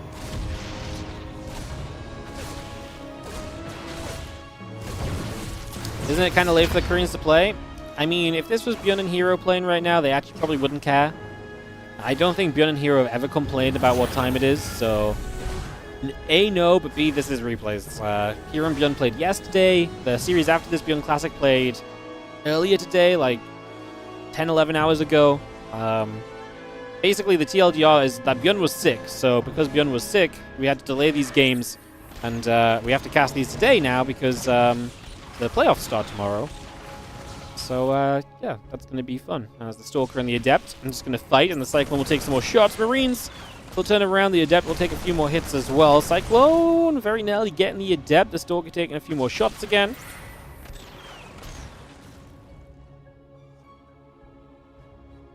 Siege Tank and the Marines still coming by. Just going to get that Dark Shrine building from Hero as well, so bringing himself another kind of tech option up and running. Marine Tank Cyclone still gathering about. Stalker's coming over. He's going to be having the Dark Shrine about to finish up as well. A couple of probes still coming through. The Blink on the way out. And we just have, again, a couple barracks, tank, and the Marines all coming through. Going to be seeing that pylon already taking some damage as well. Putting some work in for the moment. Those DTs are going to finish, and we'll see if Bjorn recognizes that in time to nullify the effectiveness of these Dark Templar. I think he did, as the DTs lead in. I think we're waiting to scan. There we go. I love the scan. Puts it as forward as he can, just to give him the chance of maybe getting this second DT, or give him as much chase potential as possible. I like that a lot. We do keep the pylon alive. The gateway will be coming down there. It's a charge follow-up from Hero, who will, hence with the forward gateway, likely be looking towards some aggression. We recall home a couple of Stalkers. There's the Cyclone poking across the map, and we need the Stalkers here, otherwise maybe it could have been annoying on the mineral line. This DT walks in, forces a second scan. SCV is getting blasted by the Siege Tank friendly fire. We lose 4 workers. I wouldn't be surprised if a couple of those were absolutely due to not the DT hits, but the actual tank shots. As we're going to make another play to maybe try and deny this pylon. There's another couple of DTs running forward. They're going to reveal themselves on the army. No scan. Oh, we had the scan a moment or two late, so we only scanned for 1 in the end, which is kind of what you're looking for as Hero. 1 scan per DT is almost always going to be a good thing for you. That's almost like, you know, almost always just good enough. A couple Stalkers back up the right-hand side. Stim Combatant +1 coming through. The +1 on the charge finishing soon. The Shadow Stride in production. 4 additional gates. A building as well as the Stalker's a hero. Pull out over to the right-hand side.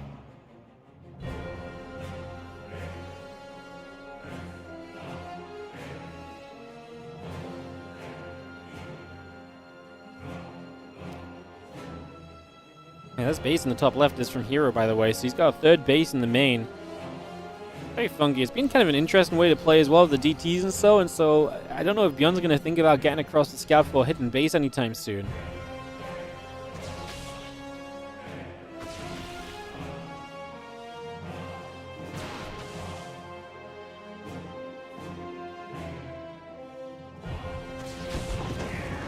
Get the SCV out over on the side. And again, +1, Sentry, the Shadow Stride. Snip everything that's going through. DT's just forcing scans all the time, making Bjorn pay anytime he steps out so far. Is decent.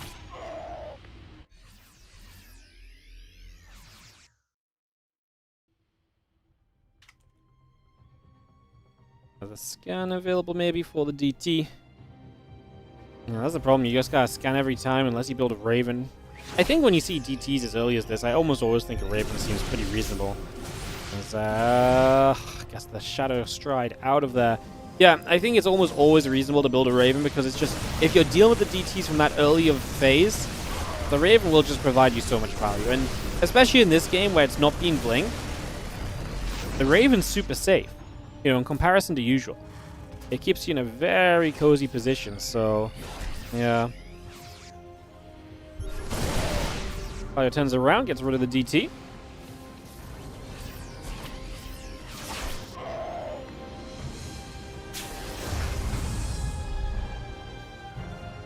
Army gathers up, couple of zealots coming over. Robo facility will drop down onto the natural. Top left-hand side, we just still have that base mine away. There's a zealot and a sentry there, and Bjorn is completely blind to the fact it's there. And that is genuinely going to become an issue over time for him. That really is going to become a problem as Hallucination moves in toward the main.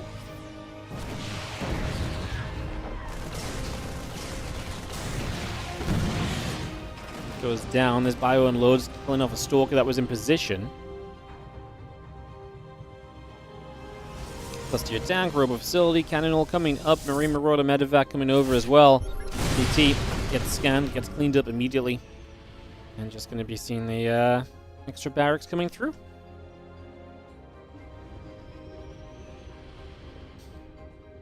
Alrighty. Again, plus doing that blink very much so on the way over for the moment, so bringing a lot of that straight up.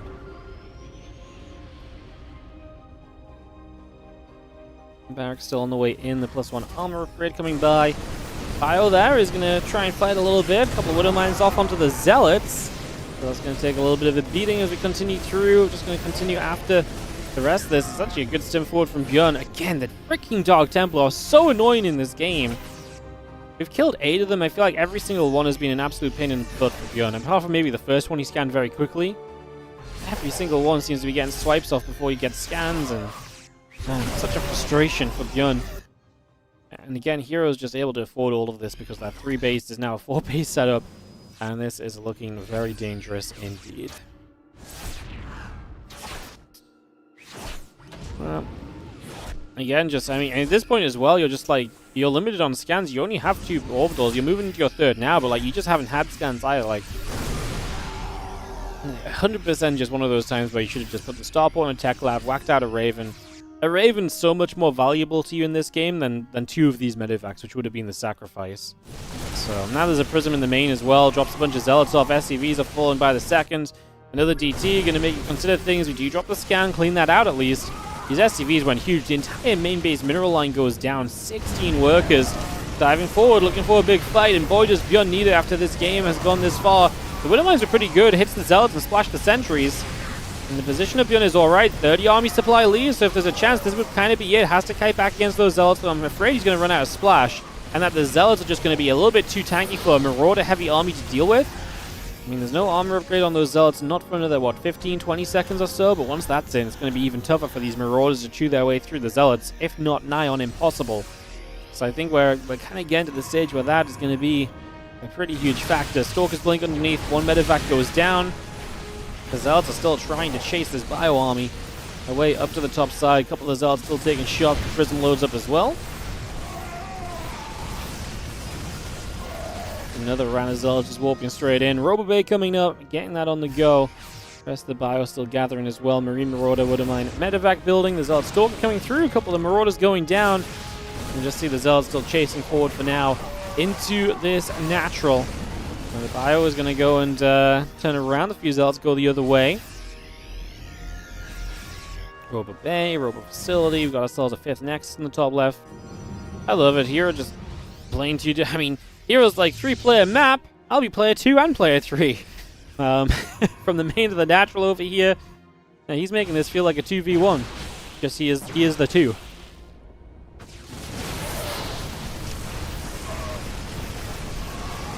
Stalker and Roll going to fight a little bit of bio taking damage. Just going to see the army of Hero retreats a little bit once again. The bio will unload once more. A couple of Ghosts, Marines, and Marauders still coming through.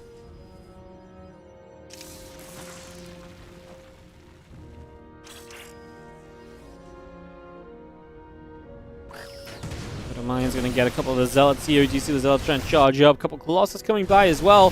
He dives onto this army. Bjorn just doesn't really have what he needs to stay in this because he's been on 2 bases. The main base got ravaged in terms of economy. And then obviously the trades are just not being good enough with Hero sitting on, 4 bases and all the rest. GG.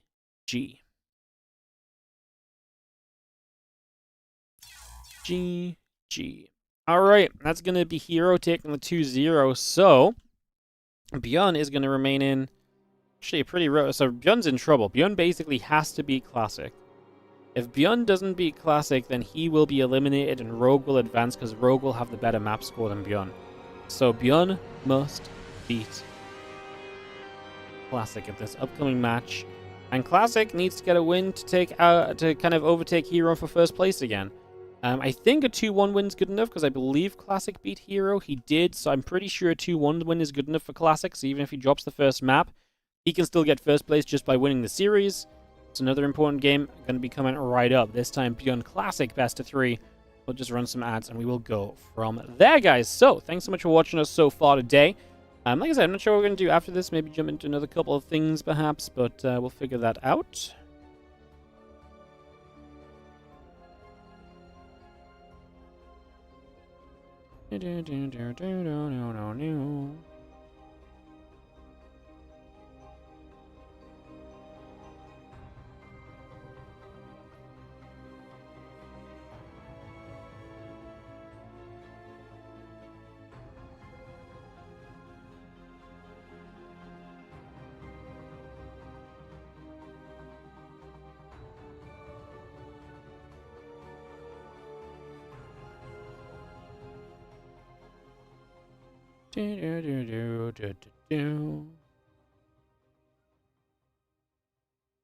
Alright guys, we're just giving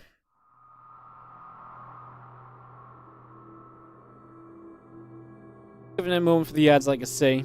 Hope you understand for this next match. Me too, man. Me too. I mean, if he loses, this is going to be really rough for him. I mean, to get eliminated is kind of brutal, actually. A lot of players get knocked out. Bjorn and Hero actually got eliminated last year. Yeah, Bjorn got eliminated last year time in the Korean Royale, missed playoffs.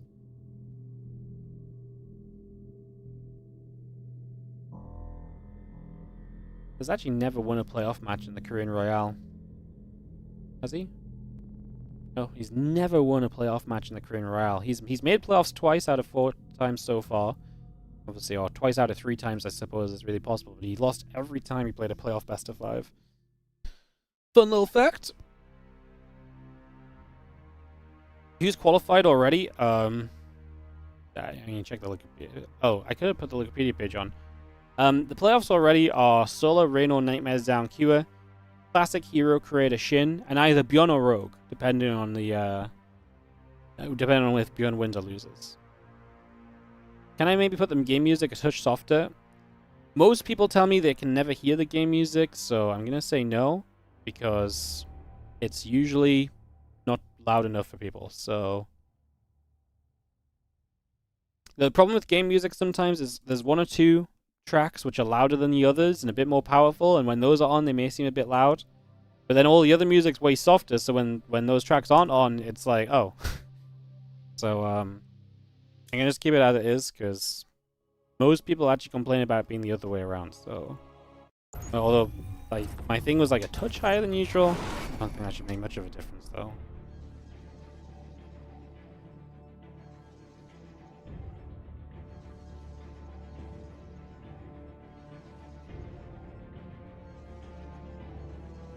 I'm actually not a fan of the game music being super loud either. Like, I like the game music, but like when we have like main tournaments, like to me when I'm listening, like the like when the casters and the game volume are like fighting each other, I hate it. And a lot of the sound engineers love that when we're at the big tournaments. Like, yeah, it's perfect, everything's level. I'm like, but don't you want people to hear the casters more easily? And they're like, no, this is perfect. People hear things at this, and I'm just like, oh, that doesn't do it for me at all. I hate it when they're the same volume.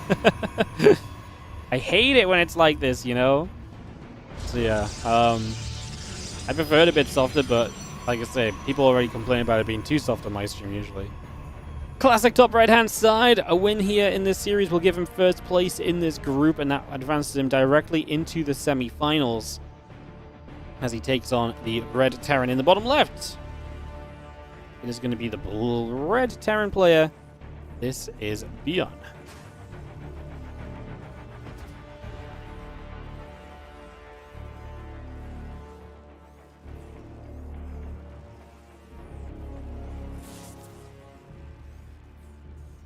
SCV Nibble probe going to get chased around. We'll have the Marine on the way up as well. Orbital command coming through the SCV wants to go in after that probe for a couple of moments.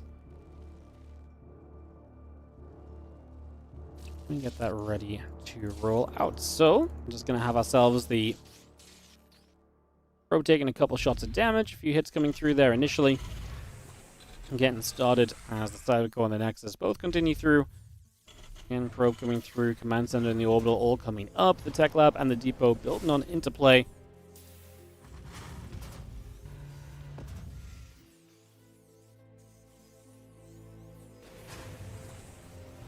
DC will be building. Now the probe heads to that upper right-hand side. Concussive Shells and the Marauder continue to come on through. Yeah, what's up, Marek287? Thank you so much for the 15-month resub on the Prime. Appreciate you. Thank you very much for resubbing. So much for using the Prime on the channel.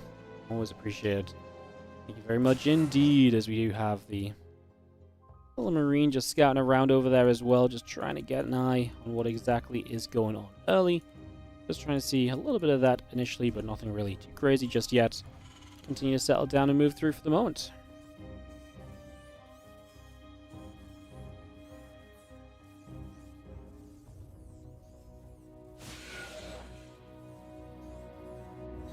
The Marauders going to get in with the Concussive Shell opening. We're going to catch that at depth. Because it's shading, it's going to get through. Save the SCVs and the CC. And it's a long way for the Marauders to run. Are we going to kill this before the shade goes off? Marine damage is big as well. It's going to be good. It wasn't even that close. It was like, I think you maybe had one more shot you would have gotten off anyway with the units, so it's probably going to be fine. It was still kind of close, though. Good attempt from Classic to make it get away from what was obviously a pretty tricksy position, you know, if you're not immediately aware of that. Concussive Shells, you go in, you oftentimes do just lose those units. It's kind of the whole point of the build as the Terran, is that you can catch the first units of your opponent off guard and get some value. Not guaranteed, but there's a very good chance that you find some value in that kind of manner. Do you see the probe pulling across over here? It's going to throw down the pylon on the 12 o'clock. Keep an eye on things as the engineering bay comes through. And the barracks still building. Command center coming online. A lot of these little bits and pieces coming up still for the moment. So bringing a lot of that into play. And the CC going to get the orbital producing through. A couple of Marauders will be coming in right there as well. Sentry still producing. Blink on the way. A couple of Marauders will head down toward the bottom left-hand side.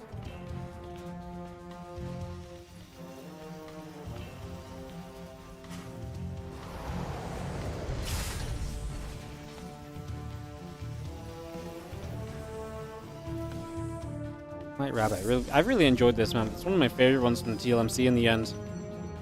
It's been really fun to kind of watch the map layout work and players expand on it and figure it out. I'm very happy it made the ladder in the end. As you see the extra couple of gates coming through. And that third base from Beyond in position then is going to be huge for him, so he's going to have that triple CC on location. And so his economy is going to be booming early on, to say the least. Stalkers go across the map. Again, stim back about a complete combat shield still coming through. Factory is building by as well, so again, getting that up and running over the next couple of moments. Stalkers will take some shots. We have to blink away. Just the bio going to stim. We're going to target fire the low HP Stalker. It's a nice grab. Being able to get a kill on that already is a big win, because usually you're not meant to get a kill in that scenario. So, yeah, happy to be able to take that away, I'd imagine, right from the very get-go. The rest of the bio here going to get another Stalker. Mistakes from Classic. Playing a little sloppy right now. As do have the Immortal and the Stalkers still gathering up.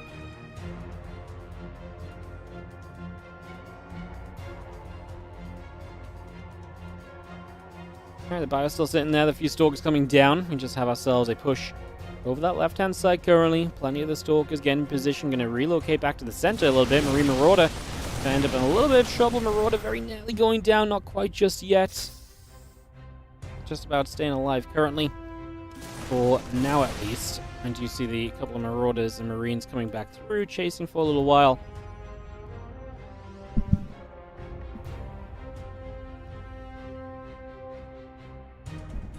That Obs is still on a little bit of the move around at the moment, so again, just cruising for a little bit. Just getting out underneath, going to get rid of the Observer, just going to take that out. Stalkers again jumped on Forge, Robo Bay, the cannon, probes, and the Observer coming up. Plus one attack coming through on the Engineering Bay right there, so just bringing that straight on in. The Stalkers still gathered on through. Again, Robo Bay about to complete, everything else coming about. Continuing to settle things in over these next couple of moments.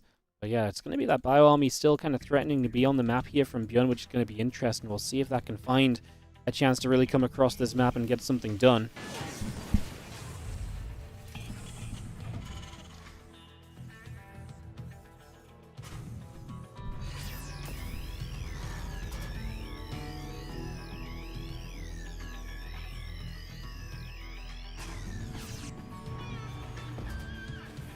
Gather about. It's going to be seen again. The Colossus building thermal lance on the way. At that charge in. Classic trying to get into that Colossus-based game plans and not going to go to the Storm, which has still been pretty popular lately. Go Colossus first and go from there. Stepping over. Couple medevac's coming straight across the other side. So again, getting into position. For that at the moment, let's see if Beyond can make anything happen on a fight. Not super convinced by the chances of it. Army supplies are very similar here. Classic's army has a Colossus, very Zealot heavy as well. It's not super Zealot heavy, I guess, but it's a good mix of Zealots. It's not just like one warp, and you've got a good chunk of Zealots that are going to be very tanky against those Marauders. Colossus should be able to be kept safe. The Immortal as well can hit those Marauders if they try and chase forward. So yeah, I think it's going to be tough to do too much. The positioning may be a larger factor. Now Classic's going to run in, but this is a horrible fight because he's running in from one side, and a lot of those Zealots are running in without their support. A force field that only helps the Terran player because it blocks your own Zealots. And yeah, Classic was a bit out of position, gave up a bunch of Zealots to basically play defense on this base, and Beyond will take that. A bunch of freebies, you're going to take that every day of the week. So Beyond will be happy with how things turned out there. And yeah, I think rightly so. Like I say, it's you've basically found the advantage what you could, which is you could take a position your opponent was not really set up to defend at all. Nicely handled. We do lose one medevac as Classic still tries to challenge and get a little bit more done. And Beyond falls back away here. Fourth base already building, and there's the Storm as the follow-up from Classic. It's just going to go for the Robobay and the Colossus initially, and it is going to be the Storm still brought into play, just focusing on some of the other parts of this to get there in the first place. The Bio, the Medevacs, and the Vikings gather through. On the right-hand side, the few Zealots are going to escape down to the bottom right-hand corner. The Prism is going to load up. A couple of Zealots are going to come about as well. +2 attack, +2 armor. Just coming by. The Bio and the Vikings will go over to the left-hand side too, as we just settle into place.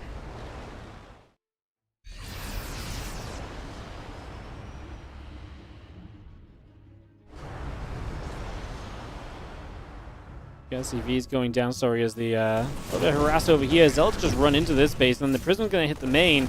Beyond is going to say, well, if you commit this many Zealots across the map, maybe my army has a chance to fight over here. He's going to take position. He's going to get the fourth base, because Classic, again, just refuses to be in position to deal with that. Sitting back defending the third is not going to help him on this fourth at all. Now you'll have to run down and ramp into this. Again, at the same time, the Zealots are doing well across the map.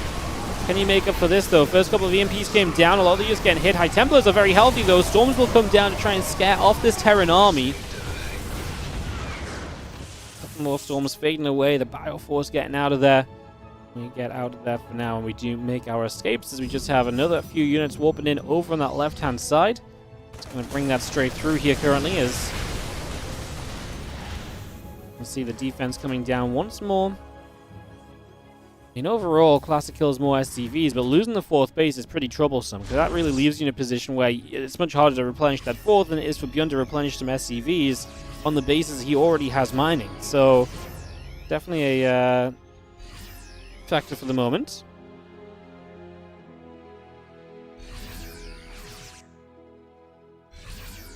Fire back down the bottom, and President moves around. The factory will settle in there. Just going to see the Vikings overhead, and again, fourth base into the center, morph into the Landry Fortress. Just going to go knock down the rocks here. Just try to open up that space behind so units can't stand behind it and shoot without being challenged. It's just going to prioritize that initially. Try and figure out this little bit of a scenario as you see a few units moving about and trying to just see, like I say, where we're going to go in these next moment or two. A little bit of Bio, a little bit of Viking, the Ghosts. Still stepping around right there, so again, just seeing if there's an opportunity for the moment.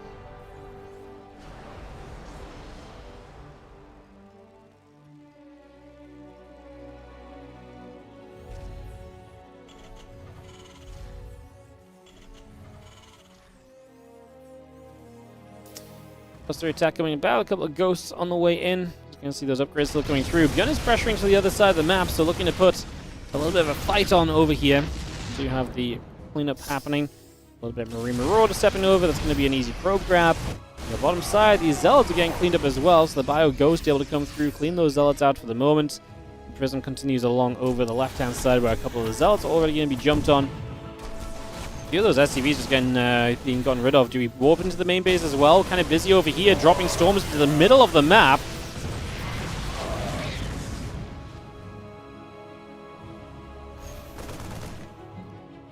Going to push that Prism away and go from there. Wasn't there a time where it was normal for Terran to be ahead on bases versus Protoss? Yes. That was actually how TVP originally was back in the day. Wings of Liberty, Heart of the Swarm. And then it started to shift over to Protoss expanding more quickly, kind of as Legacy of the Void came out. It was the first time that really happened. And when we really saw build orders where Protoss were like super fast 3 bases. But yeah, it was always Terrans expanding faster than the Protoss players. If you weren't ahead in bases at Terran because Terran used to have to out-expand the Protoss, because the Protoss death ball would be very powerful, so you have to have the economy to make up for the bad trades into a very efficient army. So, yeah. But yeah, this was a long time ago. As, yo, those are good EMPs. Most of the High Templar lose their Storms. One Storm comes down, that's the only Storm. Bjorn says, I don't care. If I got rid of the rest of them, I'm going to run through this. He's a little clumped up. Not everything is fighting easily right now. He's going to drop another Stim down. Loses a lot of units and health because of it. Ooh. Couple of Vikings, a Marine Marauder, CCs, 3-3, all still coming up. The army here from Classic moving back around the left-hand side. Just going to get ready for a push down to the bottom. Now the Terran death ball is stronger. Yeah, I guess it kind of is when you get to like properly late game, like Liberator Ghost combos. It's funny. It is wild how the matchup changed there. I mean, Protoss really became a very swarmy race, with like mass gateways of warpins being a very standard thing. Bjorn has to step back. Good push forward from Classic. I mean, trying to keep these High Templars with energy so he can storm, and he might be able to zone Bjorn on that ramp and make a play onto this Planetary Fortress here, get rid of a base, and put Bjorn back down to 4 bases while Classic sits on 5. Another nice storm, going to zone as he needs to. And all those SCVs there go down as well, so Classic is going to win out with a push on the left side. Nicely done, nicely handled. Not panicking, didn't push in to do it too soon. Zealot Stalker just going to push up over there. A couple of Vikings are going to be in position.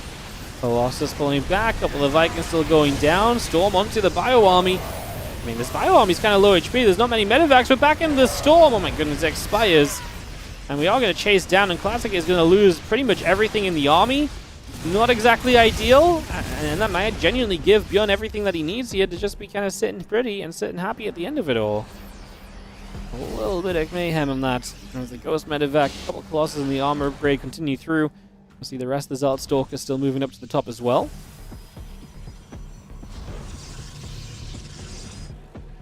Claymore Ghost on the way out. The Medevac still building here. Can take a couple of seconds to resettle ourselves.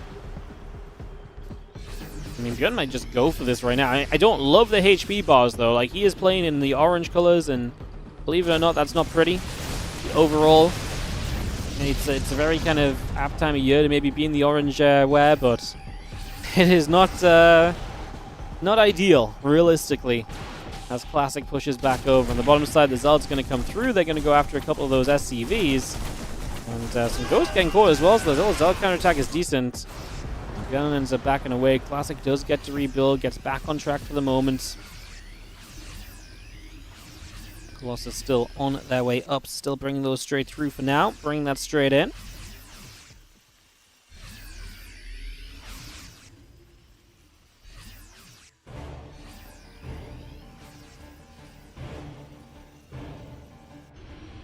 Army still moving about. Again, a few more Ghosts in production currently, getting that all online.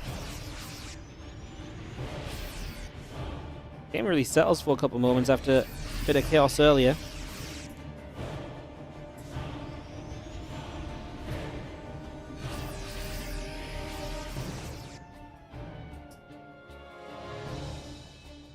More Vikings moving through. Again, Marauder Ghost on the way up as well then. Plus 2 ship weapons in production. Trying to chase down some Zealots on the bottom right. Actually, just misses them. They're going to get that mineral line. He's still nearby. Should be able to deal with it, but it does maybe give Classic a chance to maybe set up through the center. Gun also drops to the top left side. Zealot's still getting kills on Ghost as well, which is neat. They're going to get cleaned up, and then, like I say, on the top, going to have a Pioneer Nexus immediately in some trouble, so we're just going to jump straight through that. That base goes down. A couple of EMPs that hit most of the High Templar. Most of the energy gone, so storms are not a factor for the next few moments. Gun will take the building base in the middle of the map. Get a cancel on that already. We to the top, Stalkers coming through, Medevac's getting knocked down, the rest of this army continues to settle in. Just going to see this bio continue to fall off a cliff as it gets cleaned up. We blink again, Medevac goes down, everything else being cleaned out still. The EMP is coming down, the Vikings firing, the Colossus now in some trouble. We'll continue to play chasing game as we try and run into this as Classic. Bjorn will get rid of most of the tech units, but he loses every single Viking. I mean, this is just chaos all over the map. Still Ghosts coming through, the Vikings in production, Refineries, Marines, and Marauders coming online as well. TC settles.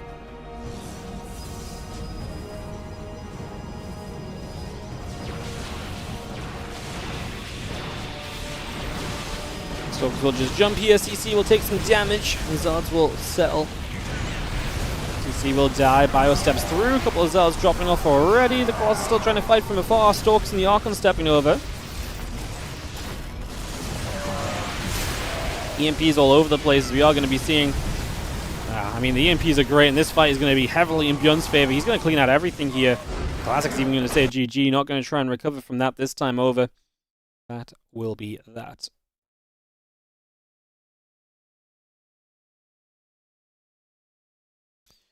Alrighty guys, we are going to take a jump into game 2. Bjorn gets the first map. Remember, map score is not going to matter too much here. If Classic wins the series, Classic is going to be first place, and that's pretty much the most important thing that we can take note of right now. So if Classic wins the series, he will be first place. If Bjorn wins the series, he does not get eliminated. Those are what matter at the moment. So we're going to be heading into this game number 2 in just a second. And get this ready to roll out for some more TVP.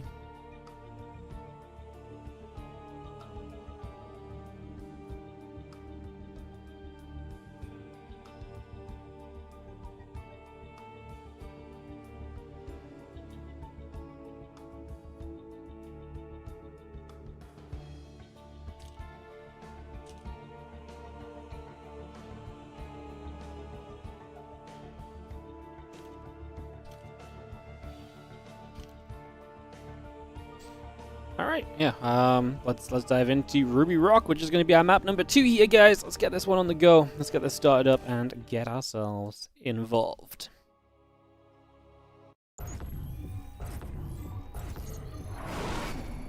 In the bottom right corner, the blue Protoss down a map, looking to bounce back, will be classic.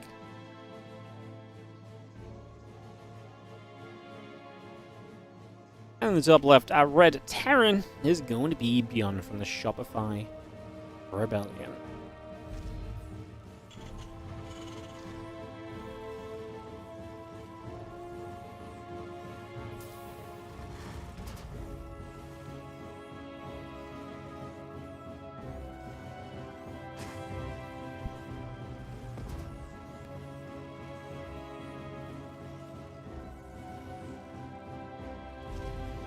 Alright, a couple of SCVs gonna get to business. Gonna be seeing the refinery coming into place.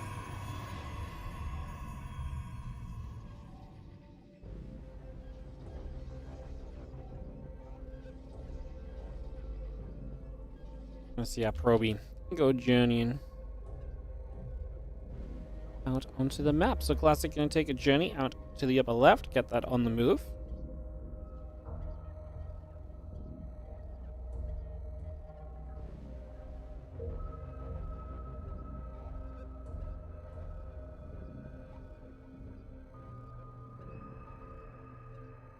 Proby Scout to start us off, as Beyond looks to clarify that he will be in the playoffs this season of the WardiTV Korean Royale.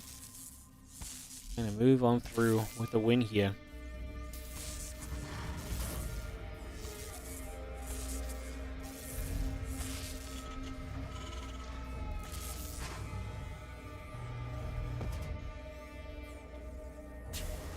Factory on the way up. And Orbital and the depot continuing by. Cybercore Nexus coming through, similar on the way about. Take a moment or so to get everything ready. That factory still building straight on in. Again, Nexus and the assimilator coming up as well.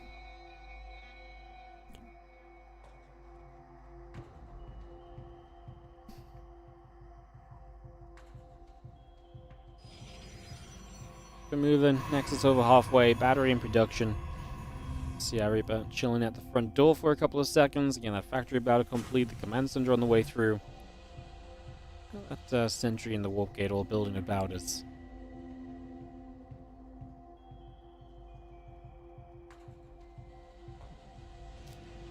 Just so. Probe around the top. Still gonna shoot. Reaper taking some damage.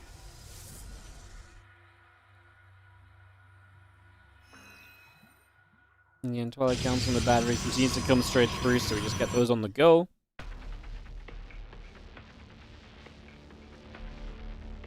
Units gather. And again, the Twilight Council building straight into place.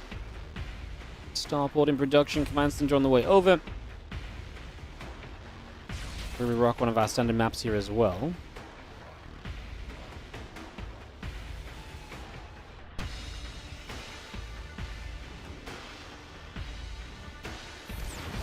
Cyclone is going to hit that hallucination and take it down.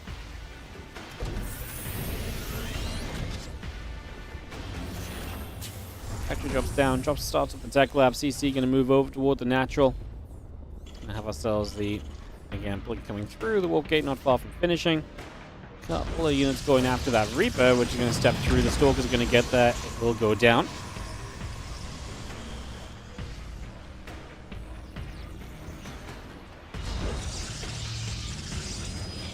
Flight Rotors in production. Again, the Banshee and the Marines coming through. Mightiest Chicken, thank you so much for the 5 gifted subs. Going out to Shogun, Akos1, Deck Repto, Gwil Games, Smiley Point U, and Susan Q. God, that was a set of names to say. I feel like none of them made sense in my head when I was reading them. Thank you so much for the 5 gifted subs. It is, I believe, 35% off gifted subs right now, guys, for the next few days, so make the most of it. Gift them subbies and save StarCraft 2, at least on this channel. There you go. That's the statement. Tank Marine, Banshee coming through, Hyperflight Rotors coming about. We will see the Stalkers just gathering at the front there. Again, the Blink and the Battery and the Prism all coming through. As we continue to get that going.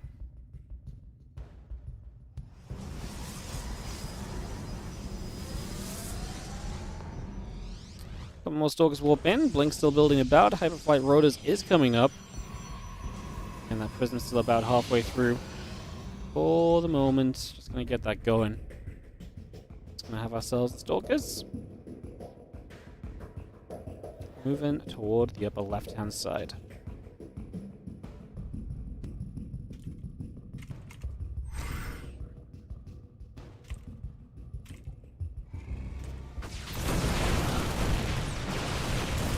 Cyclone goes down. Just going to be seeing the siege tanks getting jumped on. The Marines is going to get picked at. Sentry is going to be Guardian shielding. Is going to actually get a good little cleanup here. The Stalkers jump forward for the tank. We do lose quite a few Stalkers, but there's more coming, so can Classic break through on the front door of Gun here.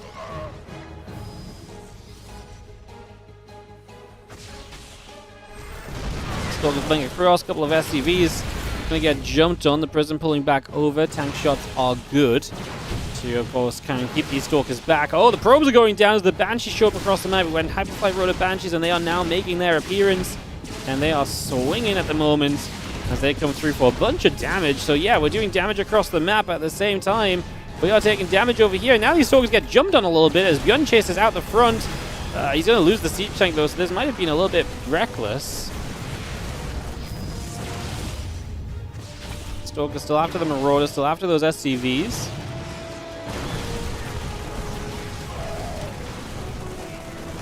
$18 probes, 70 SCVs. I mean, these Banshees are doing work. Blink underneath will get rid of one of those Banshees. Can't save it, and the battery will now save you from one Banshee alone. There's only 3 Stalkers left on the other side of the map from Classic, so the chaos is going to come about. Going to see our Stalkers coming through. A couple of Marines going to chase in after the Stalkers as well. Just going to be seeing the Stalkers coming back over.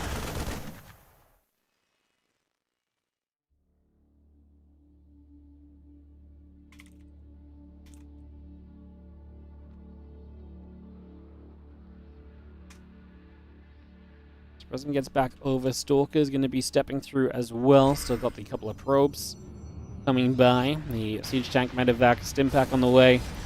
2 Stalkers joining together for the moment. Just getting settled in here. Prism is overhead. Classic is hurting, man. The loss of workers was really costly. It did feel like Bjorn lost a lot, but man, like killing that many workers, severely halting Classic's production. And now we've got Stim on these bio units. Gives you a much better chance to trade here. These Stalkers are pretty committed as well. We're going to stop the Prism and go for the warp. And in the base, the micro's pretty good on the Stalkers, but I just don't know if it's ever going to be good enough, as that's going to be only 5 SCVs killed. Prism doesn't go down. We've prioritized getting those Stalkers. And I think he should have chased after the Prism.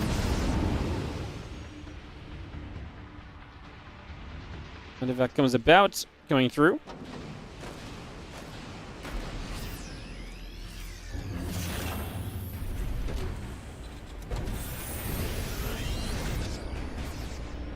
Factory moves towards the reactor. Just going to see the extra Stalkers warping straight in.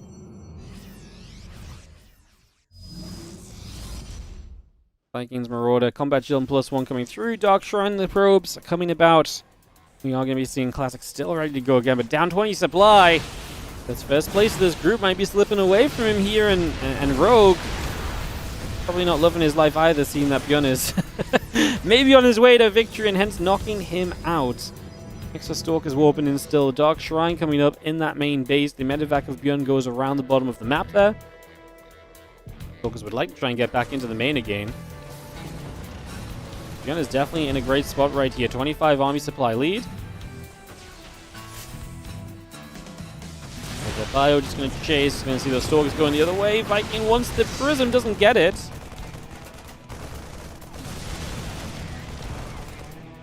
Keeps on chasing. Bio will be there. Just going to go in after those Stalkers. Rest of the Marines coming through. A couple of Stalkers going down. I mean, that's a nice chase, and the fact that we're killing a ton of probes across the map is going to be huge as the Stalker gets in after the medevac again. It's just going to chase that down. Bio is going to trade with those Stalkers again. Still only the 3 tanks there. I mean, Classic is kind of keeping it chaotic enough that maybe this game doesn't end just yet, but it does not feel great. At the end of the day, it's definitely going the wrong direction for him overall.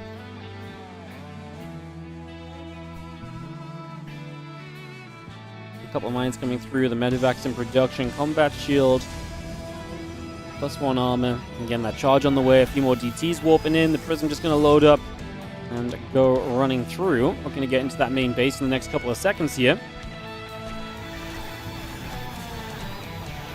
A couple of DTs just unloading. Just going to be seeing them coming straight in. The Widowmines ready to rumble as well. It's just going to get those straight into action. And now a little bit of this bio continues to come through. I mean, getting rid of these DTs, it's going to be huge, man. That Prism surviving on low HP from Milky is just such an annoyance. The fact that it's still around is just frustrating. And you see the Stalker's back around the right side.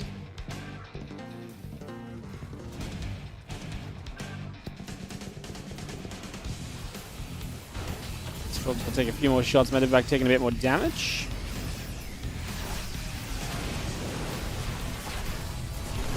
Just gonna scan a couple of DTs. We'll take some shots. Prism moves away.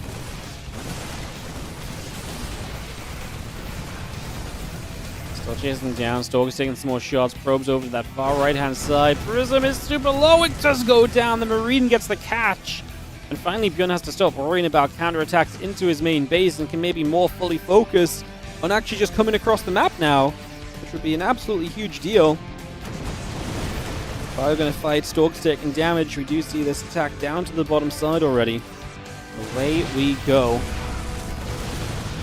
One more Stalker getting picked off. The other couple Stalkers getting jumped on.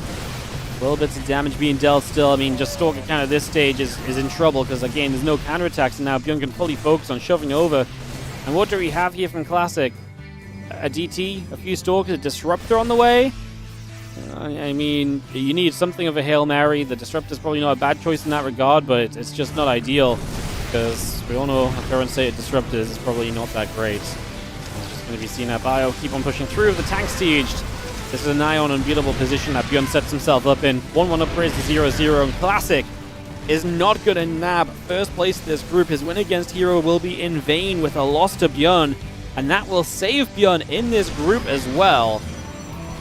10 workers going down. Bio still fighting. Bjorn is going to take game number 2 of this best of 3, and he will advance into the playoffs, eliminating Rogue from the Korean Royale Season 4. GG's. Alright, there you go, guys. Bjorn is going to make it through. I'm going to bring up the Wikipedia page for this in a couple of seconds and just wait for it to get updated. And then we'll have a peek at it. What's up, Corn76? Thank you so much for the 26-month resub. Appreciate you. Thank you so very much. Thank you, thank you, thank you. Yeah, I'm going to take a couple look at things.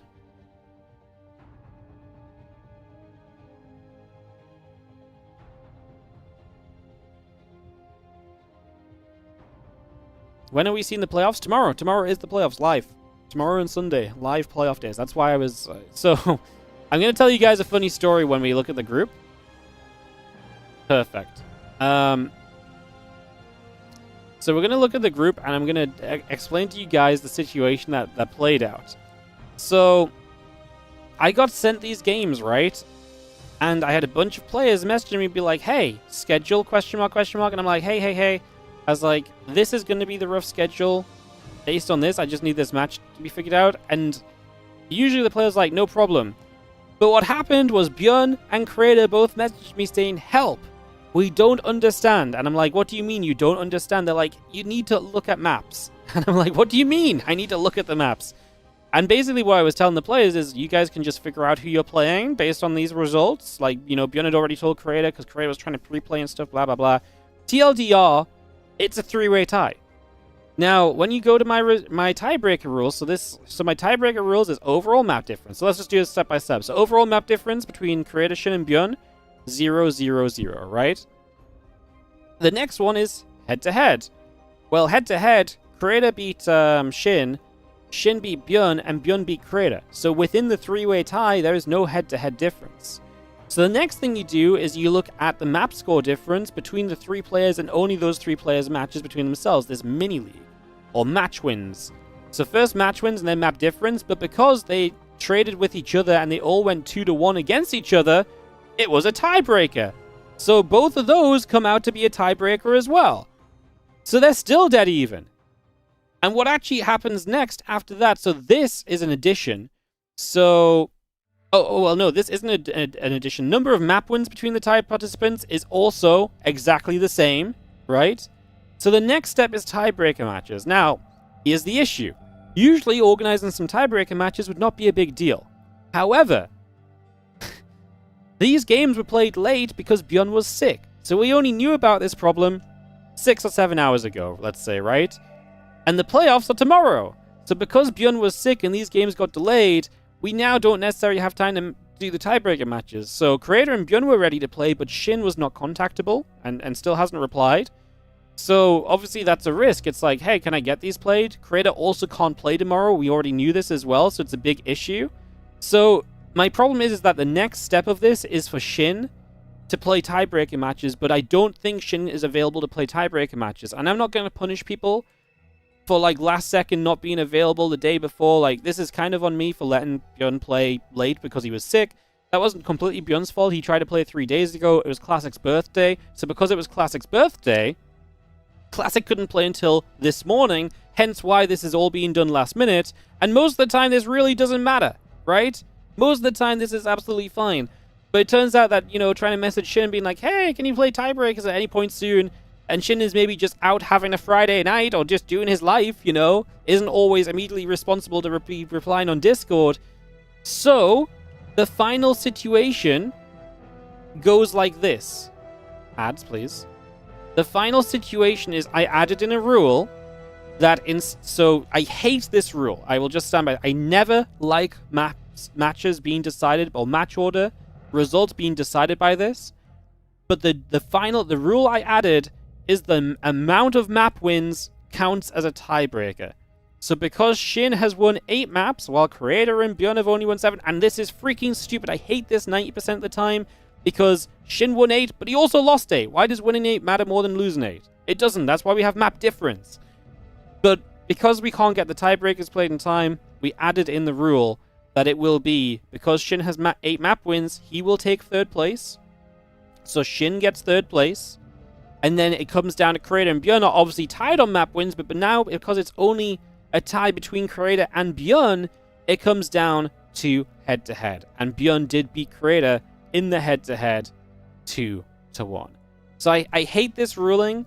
I would have rather than played tiebreakers than this, because I really think the amount of maps won is silly, but it solved the issue. The players were fine with it. I mean, Shin's fine with it because it means he finishes 3rd, and Creator and Björn were fine with it as well. They finish 4th and 5th. But like I say, I don't like it. I much rather that not be the case. But it was just unavoidable.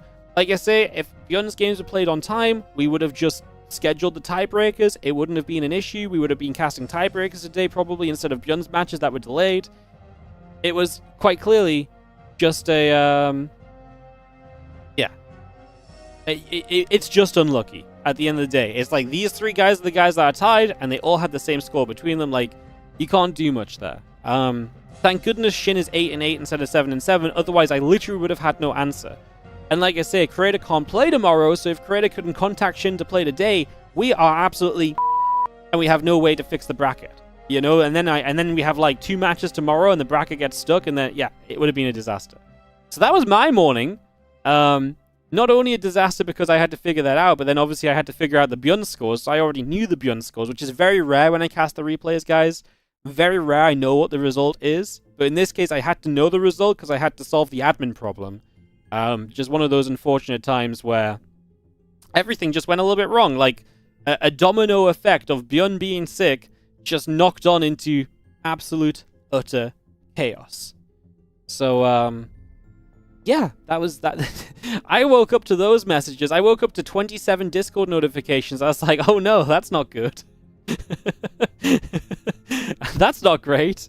So yeah, that was a thing. So, like I say, that does mean we can place the bracket out. It's not on just yet. Let me try and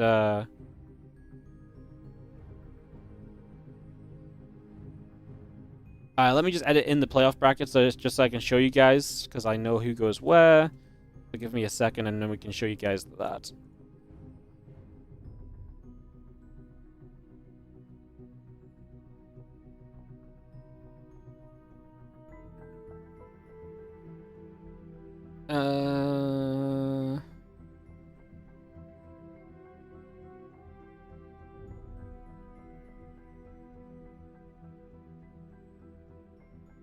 Don't mind me, I'm just doing the things.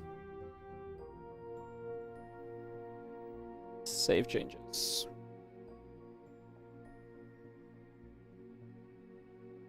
Hopefully that shows up, and I can show you guys what the playoff bracket looks like.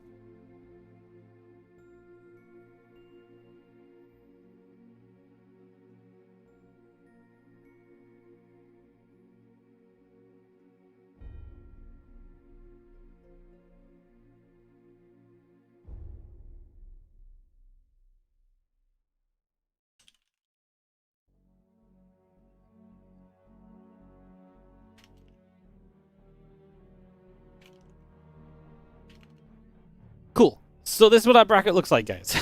It's updated. Alright, so this is what the bracket looks like in the Korean Royale.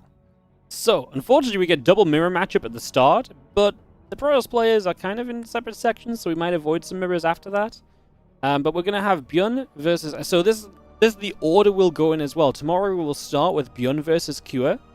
And after Byun versus Kua, we will go directly into the winner versus Nightmare, the winner versus Classic, the winner versus Solar, and then we will cast Zaun Creator from replays because Creator cannot play tomorrow, but I want to do 5 matches tomorrow and the 4 matches on Sunday. And the Grand Finals is best of 7, everything else is best of 5. So tomorrow we're going to do Byun Creator into winner versus Nightmare, winner versus Classic, winner versus Solar, into Zaun Creator, and then on Sunday we'll start with Zaun or Creator versus Shin, versus Raynor, versus Hero, Grand Finals. I wanted to split it up so we did like 1, 2, 3, 4, 5. Instead of like doing most of a day into the Grand Final, because, you know, if Shin starts here and he ends up in the Grand Final, that's tiring. It just didn't work because Creator can't play tomorrow. And actually, like, so there's some other scheduling things. Because of that, it just didn't really...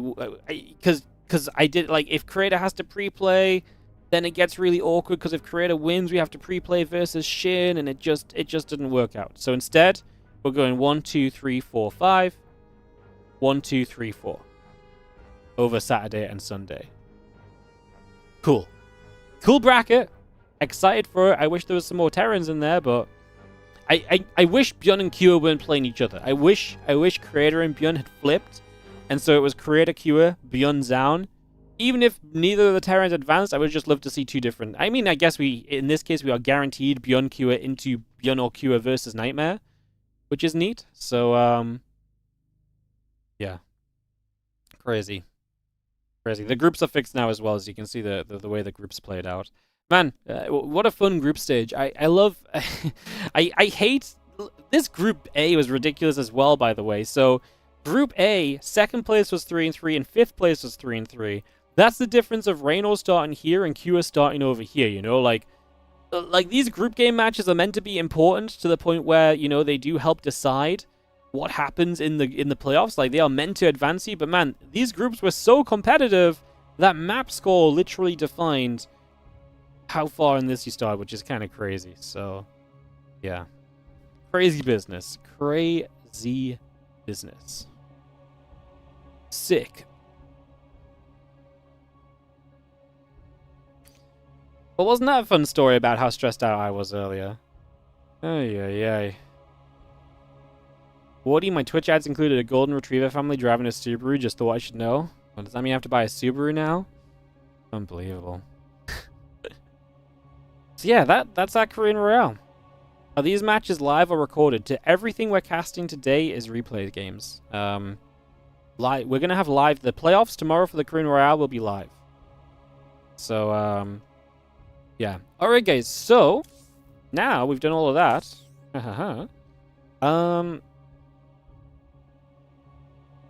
Do we want to do... I kind of want to do like another series or so-ish. I'm wondering if we can do maybe a... something from the Kung Fu Cup. I need to just move these replays around, but I'm not done streaming yet, basically. I want to do like another hour or so still. It's replay day, and if we're already doing replays, then I'm very happy to just keep on doing replays. You know, we're already doing it, so why not just go and do more, is my thought process. So I have the Kung Fu Cup monthly replays. This was also from a little bit ago, but they're also games I wanted to cover, just we were busy on the days, so we couldn't cover them. So I think this is going to be my dive into for extra content stuff in the near future. Oh my god, it's in horrible order. Okay, hang on, let me figure this out.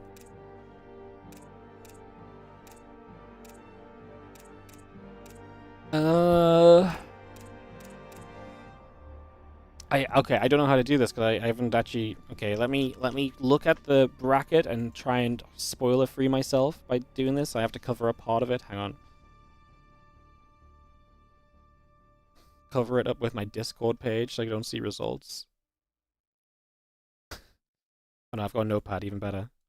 Alright, scroll, scroll, scroll. Perfect. So, the upper bracket matches are Classic versus Solar, Hero versus Cure, Reynor versus Gumiho, Showtime versus Mana. I don't think that Showtime Mana one's in day one, though, from what I just clicked through, so there must be some upper bracket and some lower bracket stuff. What do you guys want to do? Do you want to should we just try and cast like a bunch of this and we just work our way through? We've got some days coming up where I think we'll probably be able to do some extra games of this, so I think we should just send it. Should we just try and cast? I'm not going to cast everything, but I think any match that's particularly interesting, like anything that involves Classic, Solar.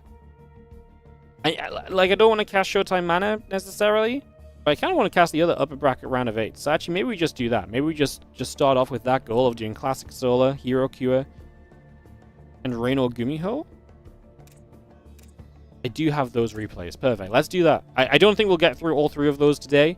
But let's start with that intention, and we'll go from there. Yeah. Cool. Cool. All right, let's go there. I'm gonna take a minute break, guys. I'm gonna come back and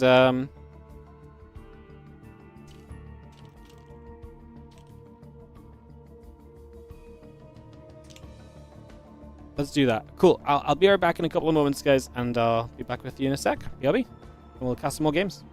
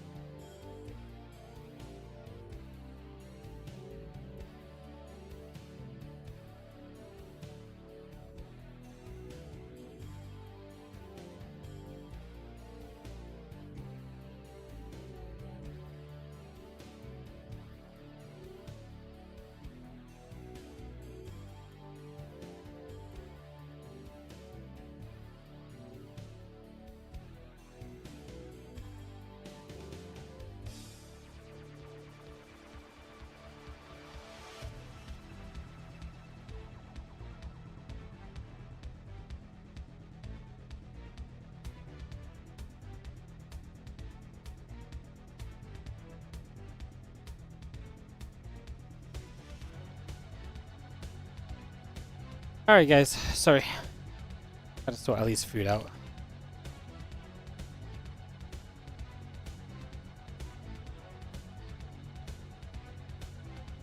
Cool. Alright,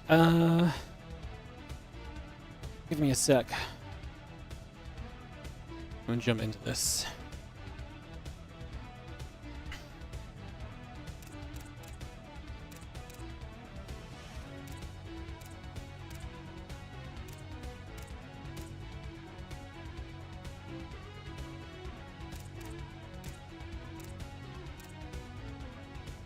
Alright, let's do Classic versus Soul. I'm just going to work my way through this tournament. Basically, is the TLDR from the Kung Fu Cup Monthly. So we're just going to do some games from this. We're probably going to dip our feet into this over the next kind of couple of, next week or two on the stream whenever we need extra games to cast, basically. So we'll do that. Let me just find... yes, we have all the observers in this. Oh, that's going to be great. I just got to... I'm going to say I get to AFK, but I mean I get to not observe, which is lovely. I'm a big fan of that. Alright. So, Classic is the blue pros in the top left. Solar is the red Zergi in the bottom right. This is the Kung Fu Cup Monthly, so this was an 8-player double elim bracket. This is winner bracket round 1. And, yeah, it's like an $800 cup, I think. Took place over a few days. This was played like middle-ish of November, like maybe a week, maybe 2. Well, actually, let me see when the replays got uploaded. That would be a much easier thing to do.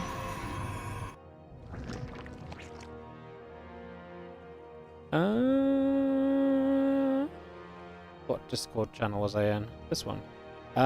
Yes, it was like November, in the teen November kind of time. So a couple weeks ago or so, this got played. But yeah, again, more cool games that happened that I just didn't get a chance to cast because we had our own event going on during the same time as this, so we were kind of busy with that. Korean Royale days were happening and stuff, so yeah, we got the replays. It's a chance for us to catch up and just see all the awesome StarCraft that's been happening. It's always good to kind of keep on doing more. So, yeah. Thanks for joining us for some, like I say, some bonus StarCraft, essentially. I mean, how can you be upset at bonus StarCraft, right? How could that not be a good thing? It's the TLDR I've got going on. Probably coming through as we just scout around. And yeah, excited for Classic Solo. Solo's been playing great lately. I feel like Classic's in an interesting place as of late as well. Very fun.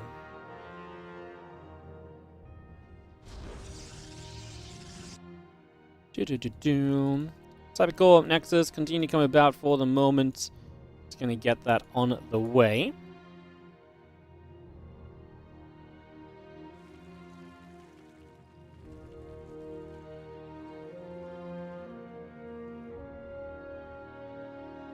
Since yeah, Pro moving about. That's going to be signaling speed, and the Queen's coming over. Drones on the way through.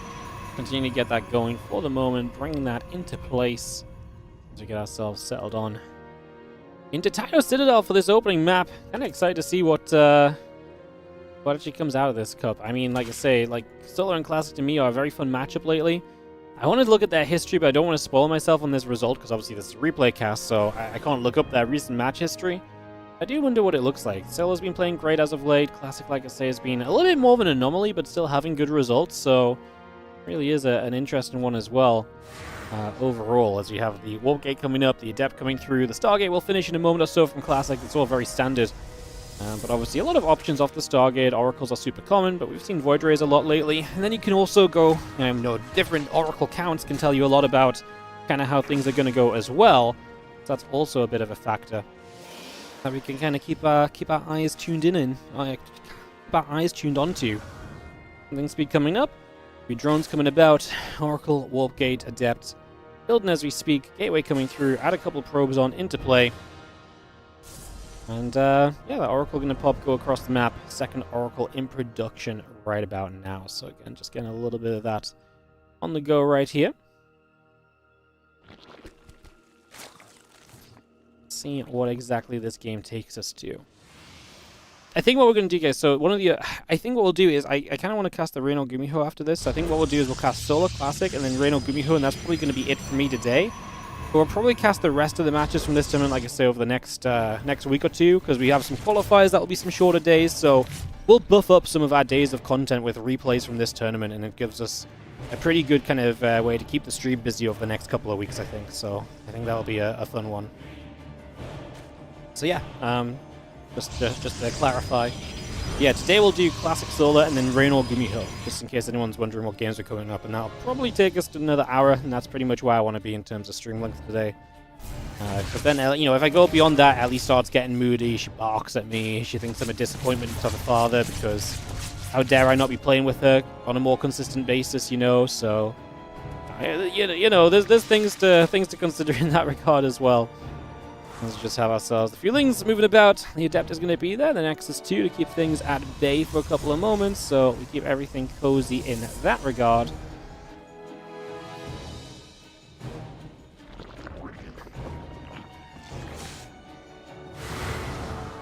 And yeah, we'll take a couple of moments here. Wait to see what our plan is going to be. The Adept's heading down to the bottom side of the map. It's going to go for a little shade across. The Queens are going to step up. The Lings will go chasing after said Adepts. Try and get those pushed back and cleaned up as well. The Adepts commit into a little choke point here where obviously they're cornered in, going to reduce surface area. Lings across the map will force a warp in. We're dealing with this very well, especially with the Queen showing up. The extra damage on those Adepts is big, and as they shade, they're going to be low HP, so easily picked off as you chase them down over the next few moments as well, especially. So that is going to be a good chase down altogether. Temple Archives, a Blink coming up as well, and that is going to be our next stage of this game, just fully operational over those next few moments. So we get all of that coming through. Lings get to the top, Hydra Den about to finish, +1 missiles, Drop a Lord coming through. And again, Storm and the Blink and the +1 building by. A couple of gates coming over. We just have ourselves the Dropper Lord morphing into Dropper mode. So we will have that as an option for Solar to harass with into the main base over these next few moments. So we can take that straight on through. A couple Stalkers will fire, pushing back a little bit there. A little bit of damage being dealt already. Seeing the Oracle still activating, still putting just a little extra in for the moment. Do you have our Stalkers pushing damage back onto the Zergling and Storm coming up, Blink and +1 coming over. It's going to be having those couple of extra gates morphing into play as well, so a good amount of that coming straight on by. Yeah, Storm nearly finished, Blink nearly done, +1 attack is halfway through as well. The missiles and the Groove Spine is going to be a big part of this as well. Keep that coming in. The drones onto the gold base that Solar takes in the bottom left here of Tidal. You got to imagine Classic wants to do something about that. Letting the Zerg just have a 4th base as a gold seems pretty darn good for the Zerg, so if you could potentially, you know, get in there and do something about it, please do. You know, let's make a stop to that, because if we don't make a stop to it, like I say, it definitely feels a little bit miserable over time. And just still gathering the Lings as well. You have a couple extra gates in the Robo Facility building through, charge, and the +1 in production as we speak, so bringing all of that up still. As these Lings and Hydras open up the rocks on the left-hand side, it's just going to continue to go straight through over there. Put that little bit of pressure in still. A little bit more action coming by for the next few moments. And let's go. Ogman's going to give you the speed on the Hydras, and then that Ling Hydra setup. I mean, we know Solar likes to be aggressive, and 62 drones right now suggests exactly that. Aggression seems to be on the table in the next couple of moments here as the Lings gather together. We're just going to have ourselves the Ling Hydra, going to keep on pushing over. And we see the rocks continuing to go down. Hydra's going to get rid of the Oracle. And let's just see now the Hydras and the Lings able to clean those rocks up. It's just going to open up that bit of space. Ling Hydra around to that left-hand side, and we just see the cannon, the battery still in a little bit of trouble as well, taking a few more shots here already. Do you have a couple Storms trying to warn this off? Is that going to be good enough? First Storms didn't exactly do the damage you need. I mean, they keep you back for a little bit here as Solar, but I feel like he's still got a good amount of units in a pretty darn good spot overall. The Lings still trying to push their way through this. Solar pulling back. Second Stark here on the way from Classic, by the way, as he wants to go later in this game. The Hydra's got on top of the High Templar. Morph into Archons, but the Hydra count's dropping. 8 new Hydras and 12 more Lings on the way. Problem is, these Hydras right now are still trading somewhat decently. Stalkers warping in is a little scary as well, but those Archons might actually become quite useful. They'll be good against any Lings that show up in the near future as well, so that's also got to be a consideration as that Archon goes down. Second Archon going to get jumped on, going to get cleaned out. The Lings and the Hydra still chasing through. And +2 attack about halfway done. That cannon is still building up as we speak. So again, a lot of that just coming through for the foreseeable next few moments. Ling Hydra ready to go again, so obviously not going to be done with this just yet. He's got work to do, and that's exactly what he aims for. As another storm comes down to try and fend this away. Ling Hydra pushing up, a couple of zealots going down, the Stalker's getting jumped on as well. The Archon gets removed. So the Archon will go down, the pylon's still in trouble, the probes are pulling forward. We get more cannons, the battery, the Stalkers, the +2 attack upgrade, all of that coming up for the moment here. 24 dead probes. The Stalkers are getting busy onto these Hydras, but all those probes going down is a disaster, and I think Solar in the end will have enough, especially as reinforcements are still just shelling their way across the map, and Solar is going to get the GG out of Classic to take the opening game of this best of 3, and it is best of 3 in this opening round of the Kung Fu Cup Monthly. Alright, game number 2 will be coming up as we just work our way through a best of 3, which is nice and easy. We're going to go to Old Republic for a second map, guys. I dare say we can just dive straight into it. Let's jump into the action and get this on the go. Old Republic coming straight through, and we'll be into this in just a second, though, as we have Classic Solar second map coming up right now. In the bottom left-hand corner, the blue Protoss player is going to be Classic. Down a game in this BO3. The Ling Hydra aggression getting to him. And, I mean, that's to be fair, exactly what Solar does so often. And that's what he achieves in this one as well. As he gets some work in immediately as well for himself early on. Can't find the Observer I want, so we will just continue through. In fact, give me one sec. I just want... We have Inu in this game, and I like Inu's Observing a lot, so I'm just going to go grab Inu's camera and just don't want to spoil the time of the replay for you guys when we do that, because I have to go through the replay kind of length menu to select the Observer, so just take a second and put the Observer on that we like, and we can go from there. They actually have an official Observer for this, but I actually think Inu's just better. Inu is a really good Obs. He's really solid.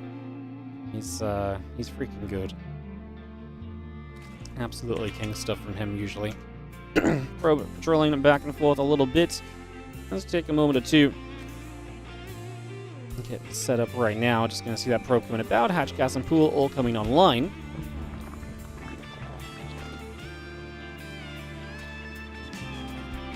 Drone will just claw at the probe.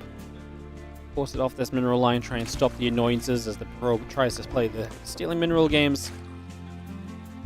I don't know what's worse, the fact that the probe tries to steal the drone's minerals, or the fact that the probe is only doing it to make the drone's life more difficult. Like, it's bad enough if you steal something from someone, but just trying to steal something for the sake of making their day harder, because the probe doesn't even want the minerals. If the probe successfully steals the minerals, he is seen as a failure, you know? He's meant to not steal the minerals so he can continue to try and steal more. So, like, really, it's the lowest of low moves. This work of warfare on the mineral line early game. Can't say I'm a fan of all of that. As you see, the probe is going to come about, assembly is coming into place. Pylon and Cybercore still in production, and Nexus coming through. And yeah, a couple Queens and a few Zerglings will continue about. Drones continue to build on in. The link speed will start, and a few drones just going to swap over to this hatchery here. Nothing too crazy for the first few moments. Old Republic, which is a nice big map as well, worth mentioning. Again, Stargate coming by, the Nexus coming up. The Adept and the Warp Gate continue to come through.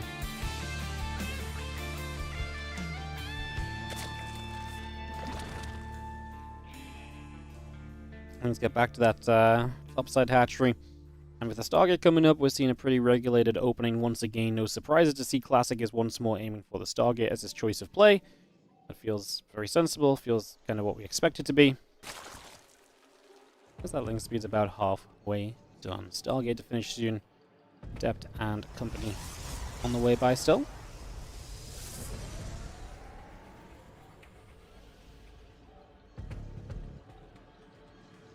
And Warpgate Oracle and the couple probes continue to come about. We will have ourselves that link speed finishing shortly. The Adept goes up in toward the main base. It's just going to commit through. The couple of Lings get across, and the Adept will go down. And not shade. I say go down. Doesn't commit to the shade. Cancels the shade. Doesn't commit in. Better ways of saying it for sure.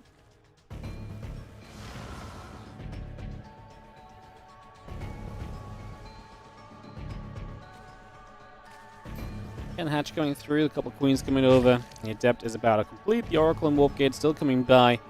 Those few zerglings head down to the bottom left side as well. I see that oracle still moving about. Ling's going to get back up toward the top. Oracle and warp gate still building in. Just going to have ourselves the queen's going to throw a little inject down onto this hatchery. Another spore crawler going to come into place as well. Just going to get that going immediately as a couple of adepts will come through. Injects onto that natural. And yeah, Twilight Counselor Nexus still coming up. The probe in production. A couple probes on the way even. 5 drones on the way out. Ling's still producing through. The Ling's want to try and get a grab on the adept over here. That's going to go down immediately. And we do have our simulators still building into play from the side of Classic. Queen's going to hit. The Oracle's still taking some more shots.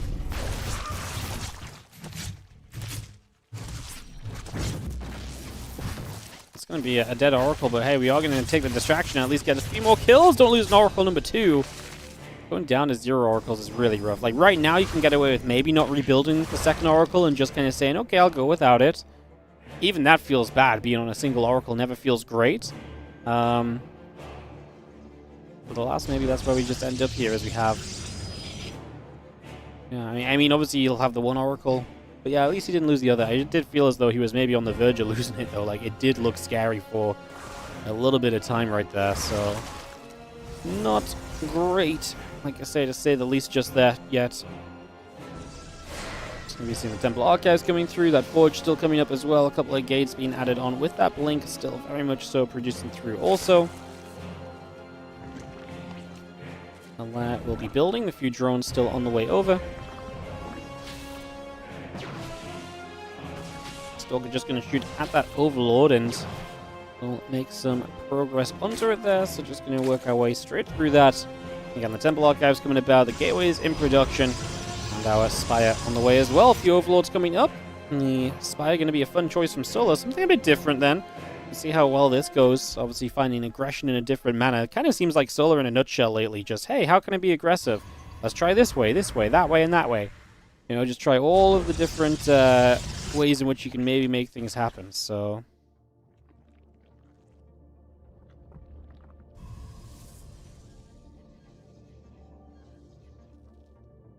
See that Oracle around the right, just going to get moving.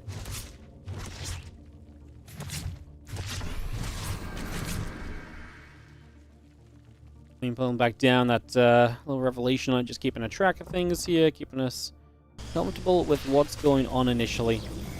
Keeping things in mind as we see those few Lings. Going to try and jump onto said Stalker here. A couple of Adepts going after the Lings. 4 probes going down. The Adepts are going to shade back over the side. Storm +1 in the Blink. Continue to come over just currently.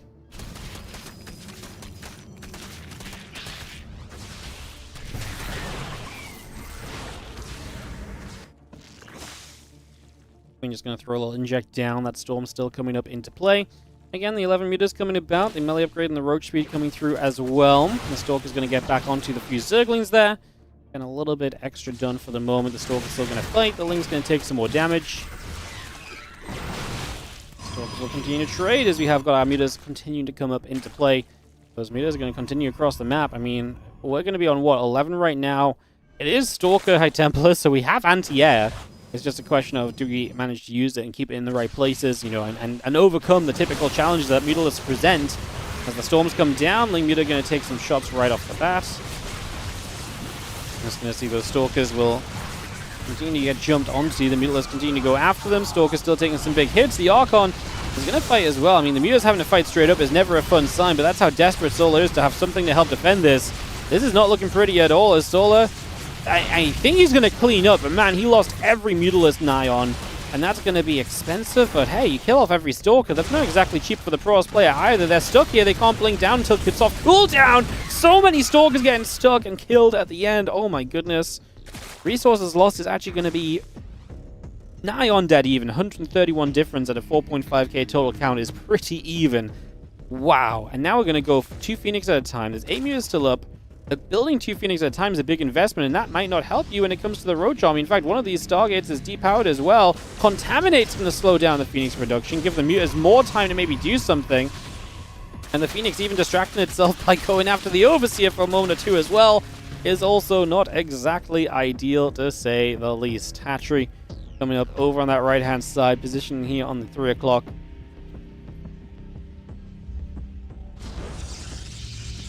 A couple of assimilars will come through. Cannons will get position, +1 missiles. Flyer attack upgrade coming through. Roach Ravager Queen still coming over. The extra Ravagers morphing in. That's the units on the bottom side from Classic settled down for a couple of seconds as well. If you guys want to try and dive through right there, we're just going to see the Phoenix coming across. We're going to try and fight those Mutas. Mutas and Phoenix will go back and forth with each other. Damage being done. The rest of the Lings running straight through, getting a wrap around. Corrosive Vials coming down. The Archon will fall. The rest of that Roach Ravager still fighting here. Stalker's getting pushed back the other direction. Corrosive Vials getting through the cannons. I mean, we get through the side defense, but can we do the rest of this? Solar has the Queens, but no creep spread, so no transfusions, and the Phoenix begin to do the lifting. We actually walk back into Corrosive Vials, mistake from Classic.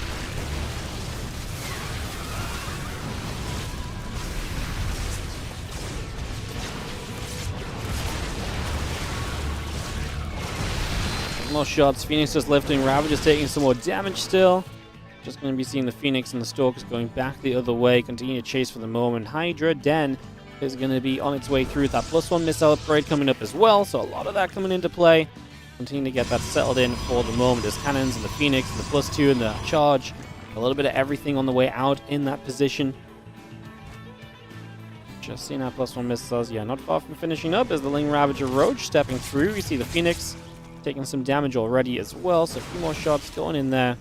A bit more damage being done. Stalkers going to get pushed back the other way. The couple Phoenix still going to try and hold that ground. The couple Ravagers getting lifted. The Stalkers going through. A couple more Corrosive Vials coming about for the moment as well. So again, put some work in. Those Ravagers are really trying to hit those Vials. What I don't like over time is that this actually feels like it's getting better for Classic. Especially as the Phoenix count is still growing. Like right now, there's not much to answer these Phoenix. These Phoenix are able to dominate and get basically free damage done.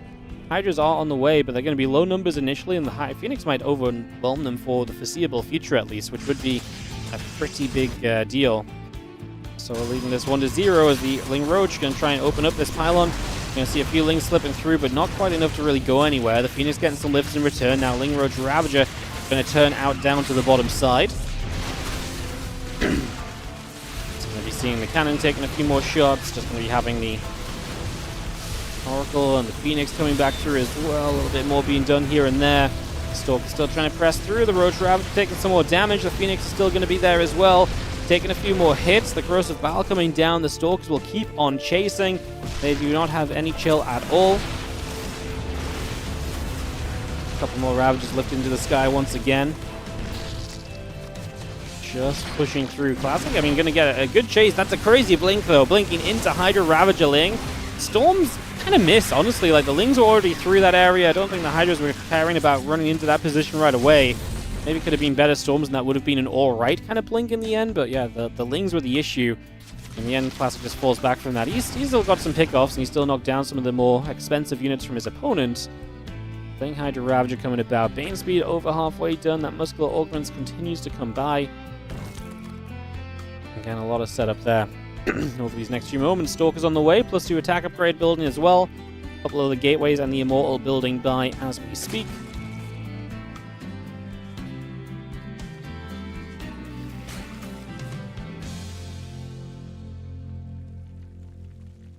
Again, Ling Bane coming up, the Queen and the Muscular Augments coming through. The Baneling speed will still come by. We've got a couple gates in production. The Fleet Beacon's on the way out as well.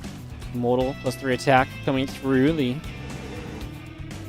Fleet Beacon going to continue there very shortly. The Phoenix actually going to get jumped on by these Hydras for a couple of moments. Now Lings and Ravagers on the bottom side looking to get across as well. We jump across, we get a Ravager kill, a couple of Bane start going down, we drop a Storm in, keep the rest of that army at bay for the moment. Army spreads across, Solo looking for the chance to dive down to the bottom of the map here. Ready to collapse in on this position of Classic. Classic trying to hold tight. Just going to see the carries on the way. +3 attack upgrade coming up. +2 missiles. The Overlord speed. Ready to start diving in toward this army. Good Storms across the board. We are going to get our dive in. The High Templar out of energy, though. The Phoenix doing whatever lifting they can. The Banelings will roll through for a bit more damage. We get some High Templar storming on the left-hand side now. Hydra's still there, and the Phoenix actually taking a bunch of shots. Can we clean out the Stalkers? I actually don't think so. I think the Stalkers might be a little bit too much in the end, believe it or not, after everything that's been said and done. The Stalkers will come through. The Ravager Hydra gets chased away, and what is happening? It is utter chaos over here. It is turning to madness right now as it gets busy. I mean, this is Classic just about hanging on in there again. Solo's still playing with a low-tier army, but kind of so was Classic. But now carriers start to come out. If that number gets high, that is going to become a problem. That is going to become an issue, no doubt about it. So 100% something that we are going to begin to concern ourselves with sooner rather than later. We'll just get a couple more lings. So you see the storm coming down again, zoning those Hydras out, pushing them back up top a little. Ravager coming through too.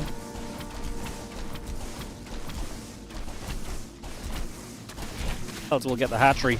And the Ling's still going to run in after the hatch as well. Ling's going to come through. Hydra and the Ling's going to get going. The carrier's still producing plus 3 weapons on the way on that forge. Just going to see the Ling's playing cleanup. And yeah, Ling Hydra's still coming about. Plus 2 missiles on the way. Solo moving about the map with the rest of that army. So continue to get that moved about. That plus 3 attack upgrade is really not far from being done. Those couple carriers coming through, 8 Stalkers producing.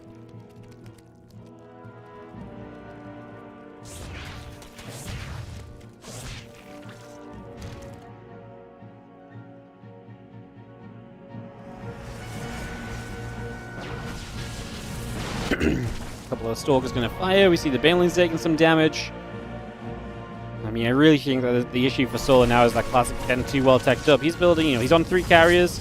His Prism was going to decide to back away. Smart choice, because it would have absolutely died if it had continued to warp in. It dies anyway, but there was units there as well, so even if the warp in went off, it was a bad choice.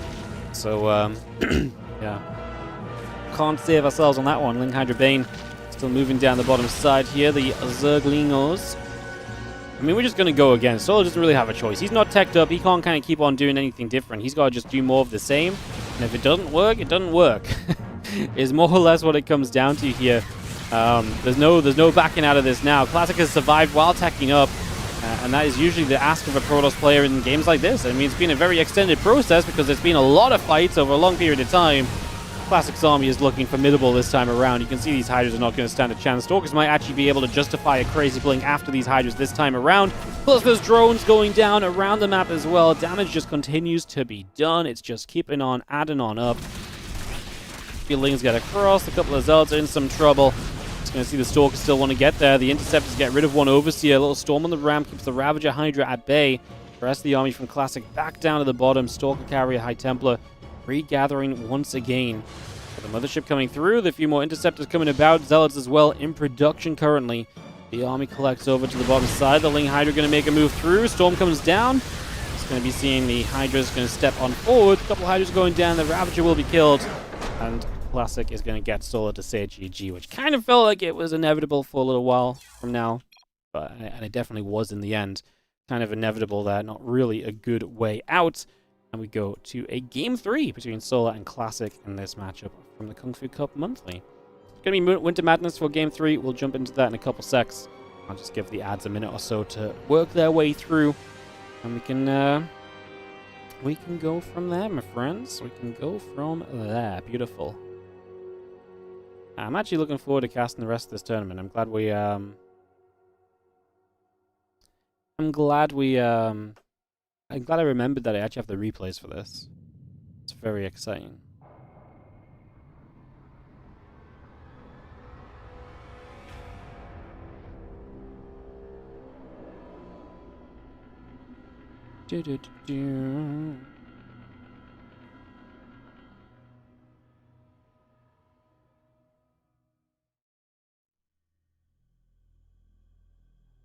All right. Yeah. I think we're good to go. Let's do it. Let's jump on in. Winter Madness for Game 3. Deciding map between Solar and Classic.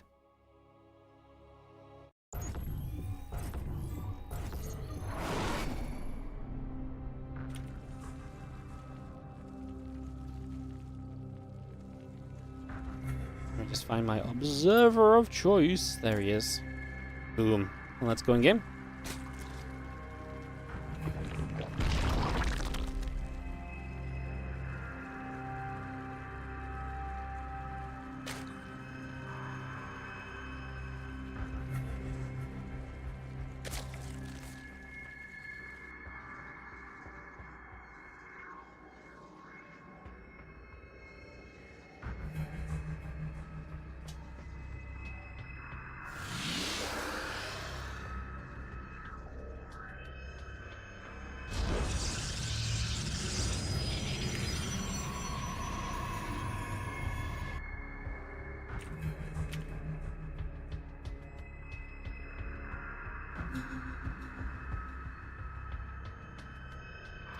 Overlook coming across, probe coming down. Just going to be seeing the assimilating and the gateway coming about as well.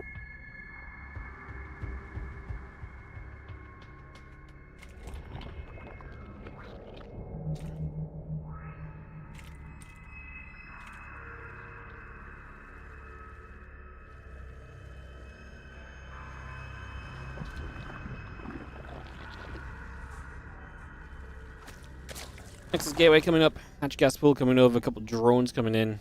So we got settled on down, Proby moves around a little bit, look to see what's going on. Again, like that spawning pool up, the hatch coming through, the drone on the way. Let's get ourselves running for a couple of moments here and figuring out what the Planarino is going to be. Cybercore, about halfway done. Obviously, we've seen the Stargate both games so far. Would be unsurprised to see a Stargate once again. That's a pretty typical way for things to go. So that absolutely could be an option here. And just play into those oracles, which have at points been a little bit recklessly kind of handled, but definitely a chance to do things a little bit more nicely this time around, maybe with them.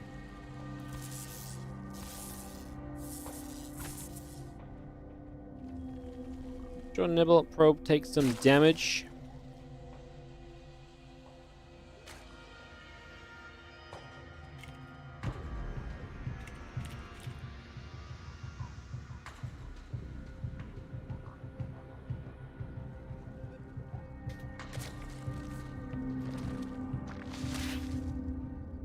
Lings will just get in after that probe.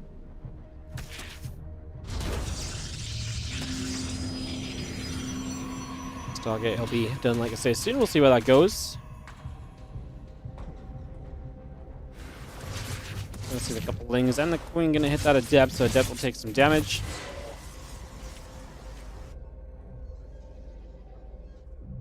Oracles will just be coming through. That Warp Gate coming about. And the couple probes and the Lings coming over. The Adept wants to try and get that drone. Will not quite manage it right there. Drone will live for the moment. So we have the Lings chasing down up to the high ground. The Adept Shade will cancel. And I'm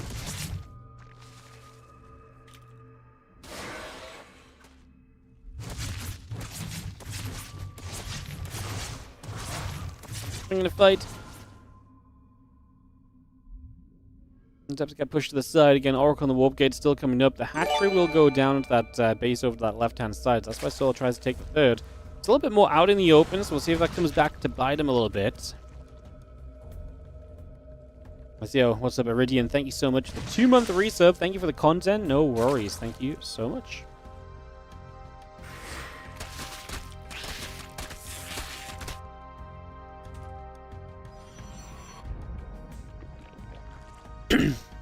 Panel goes down. Warp Gate coming about. Next coming in.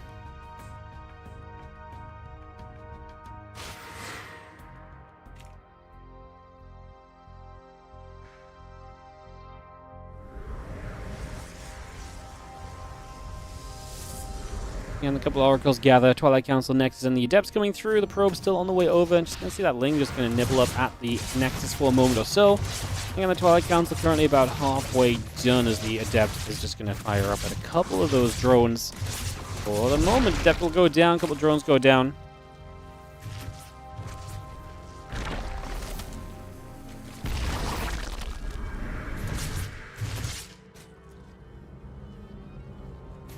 See how Forge runs dropping. Again, the melee upgrade coming about. Just going to see the Nexus and the gates and the Forge coming up as well.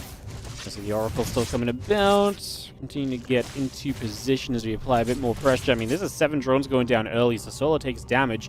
He's got Lings across the map, but 2 Adepts in decent positions, and I'm not sure we're going to get a good enough catch on that to justify the dive. He seems to think not as well, so 7 drones, no counter from Solar. Sorry, I didn't set the scoreboard, guys. It is indeed 1-1. Apologies, just saw that. So yeah. Alrighty, lag coming up, the drones, the melee upgrade, all coming through also. So a lot of that online, +1 in the blink coming up from Classic as we speak. As you see the gates and the probes continue to come across. 2 Stalkers, when you get rid of that Overlord. A few Queens will throw an inject or 2 down as well into that hatchery. And again, the +1 in that blink continuing to come around for the moment.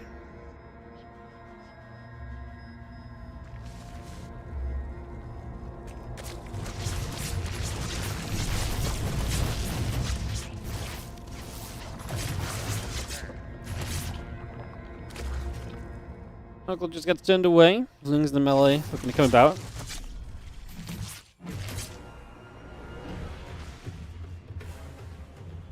Oracle really is low and just going to be getting out of there. Ling Bane coming through, melee upgrade. Continue to come by at the moment.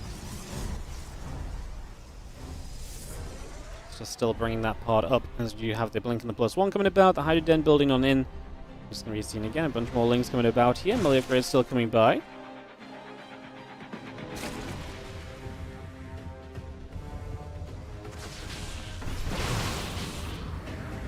Overlord shoot, Overlord taking some damage. We'll get rid of that. And the blink about to finish. The Ling's going to play wraparound. Blink just finished, so really that was perfect moment as Classic can actually escape from that tricksy little position that he found himself in right there. Gets himself out of a little bit of trouble just for now.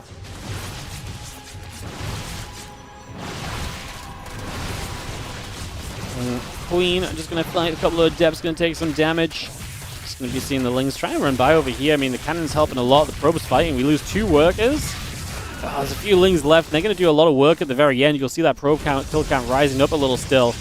That's actually very nice. And the Lings are still going to hold on at the front as well. So continuing to make a bit of defense over on this side. Not bad at all.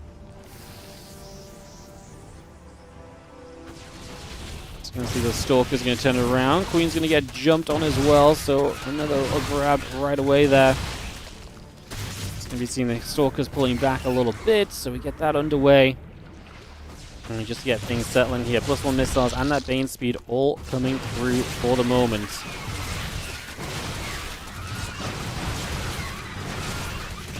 Hydras, Queens gathering up. The Lings trying to push through. The Stalkers taking a little bit more damage as well.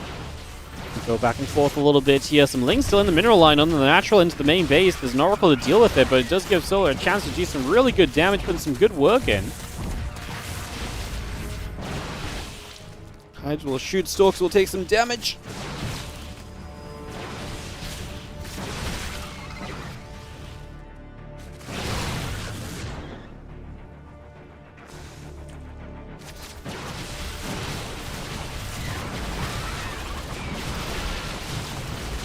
I was going to see the Hydras. I'm going to go in after those Stalkers right there.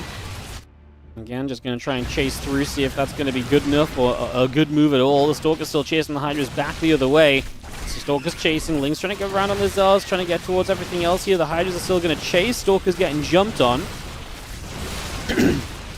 Stalkers are going to fight. The Hydra Ling taking some shots as well.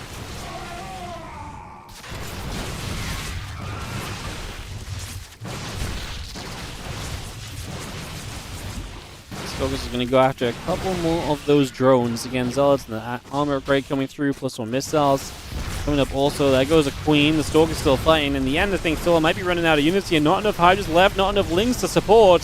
The Stalkers with a bit of a crazy blink. I mean, only crazy, I guess, because the drones pull in, but as the Zealots show up, that's not going to matter. They're going to push that back, and that is going to be, I think, Classic breaking through to get the win in this game. Wow, what a match. Classic gets it 2-1. GG. Classic 2, Solar 1. Oh, what a great series. That was a really fun one.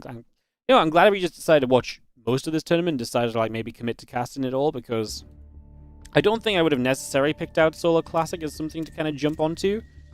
I'm glad that we did, though. That was genuinely a very fun best of 3. Alrighty, I'll throw some ads up, guys, and then we're going to do Gumiho Raynor, and that's going to be our last matchup of the day. Okay? So we'll do Gumiho Raynor as our last match of the day. That's coming up in a few moments' time. I'll just let the ads run for a minute or so. We get ready to roll.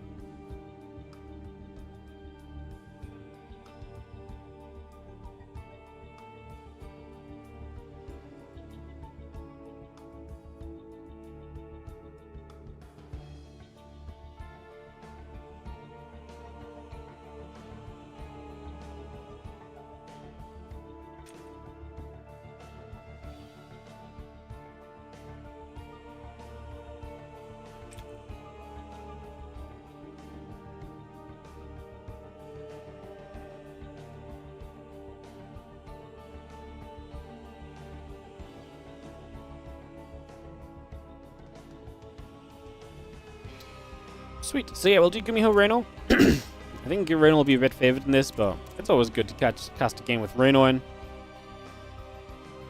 It's a shame we didn't get to see that late game macro play. It is, but at the same time, how often does Solo really give us late game macro PvZ? Not super often, to be honest, so I'm not sure how that would have necessarily looked overall.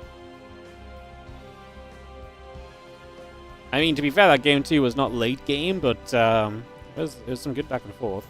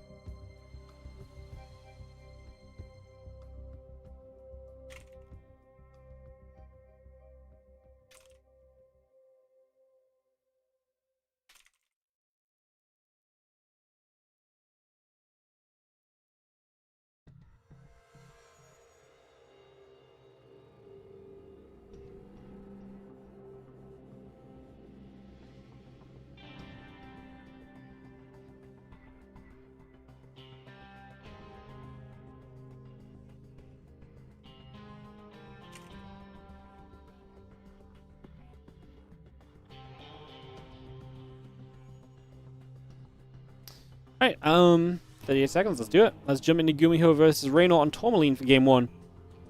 And let's get this ready to go.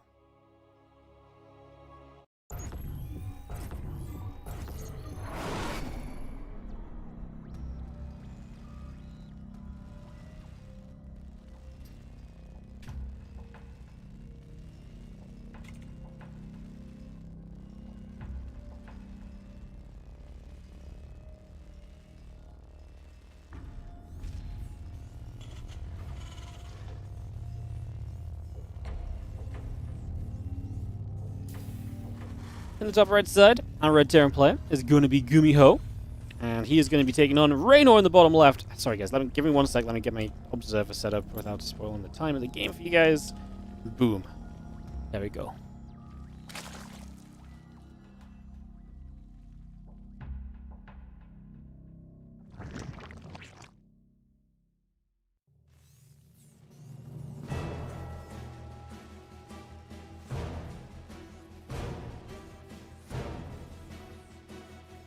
A few drones coming about, hatch coming up. Just going to see our barracks and the SCV coming through as well. Just going to have ourselves a couple drones coming in. And yeah, Gumiho definitely going to be an underdog here. But I'm excited to see him still playing, and it'll be exciting to see if he can somehow find a way to win against Raynor here.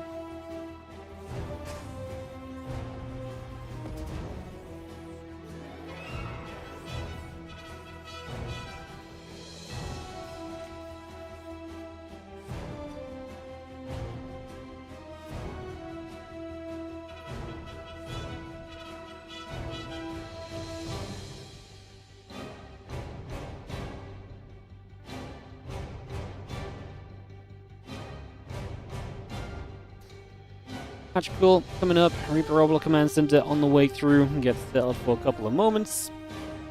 That's going to be seeing the Reaper on the way through, the SCV going to drop down the factory, get that put into place. Again, Hatch in the Pool coming up for a couple of moments here. Get that underway. There's a couple of Queens and some Zerglings will be coming about as well, so just bringing all of that straight into play for now. Getting this on the go. and rolling for the next few moments. The Reaper heads down to the bottom left-hand side of the map.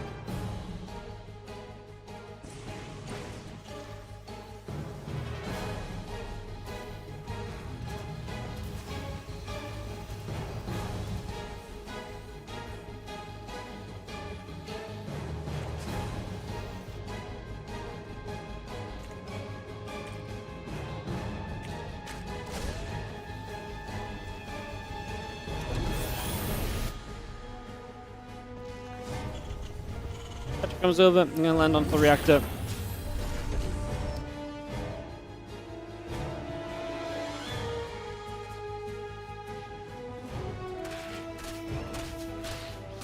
Can be seen that aliens coming through, starport coming up, Orbital Command coming through.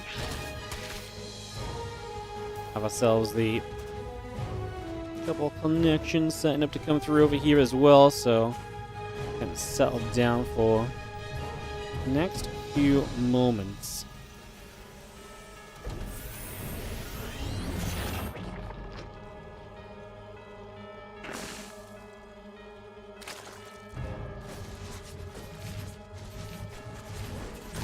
So let's see, the Hellions, the Reaper obviously going to try and keep a little bit more progress coming through right here. Going to try and get a little bit more done for a second or two, get that underway. Going to see those Hellions and the Reaper continue to come about for a second, so again, trying to get a little bit more coming about.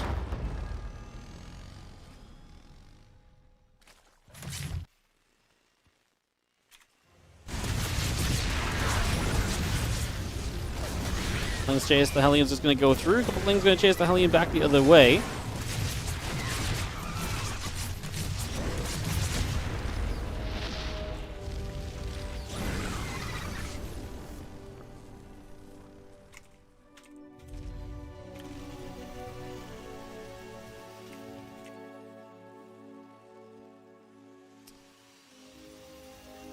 Hellions Banshee coming up, cloaking on the way. Just going to be seeing a couple of SCVs on the way through as well. Lair on the way for the moment. Overlord coming about.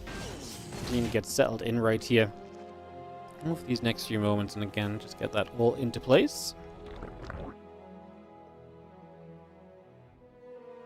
Getting those spores halfway done. Lair coming about. Just going to see the Banshee. Going to take some shots off the Queens.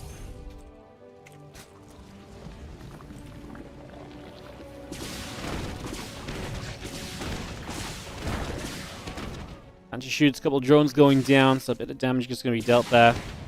It's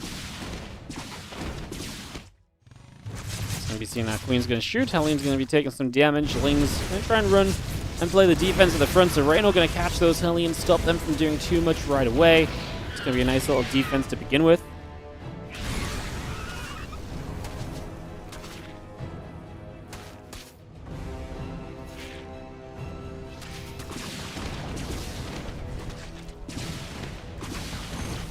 Banshee's just going to shoot a couple drones going down. Evolution chambers continuing along as well. So we just continue to get that going.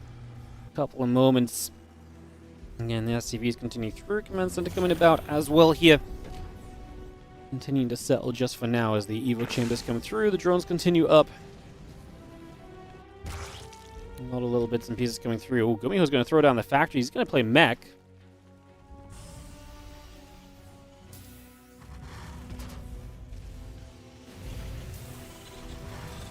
Engineering bay, armory coming about, the command center sitting on the sides. I'm just going to be seeing the attempt to play mech, but Reyno's already on his way to +1 missiles. He's already on his way towards roaches. To me, he's going to be well set to handle this sort of a setup right here. So that definitely is going to be a push in the right direction.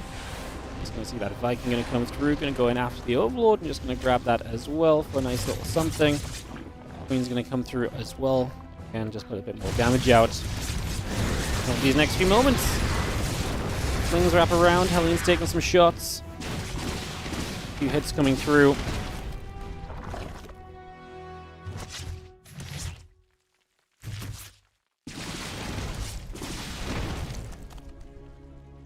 Rush speed, +1 missiles, +1 carapace. Again, a little bit of everything coming up right now. Just going to have our Thor, the Banshee, and the Hellions coming through. That vehicle plating upgrade coming up as well. The Zerglin's going to run into this mineral line. Continuing to get in as the Hellions turn back. The Lings go back down that right side. Just repositioning once again.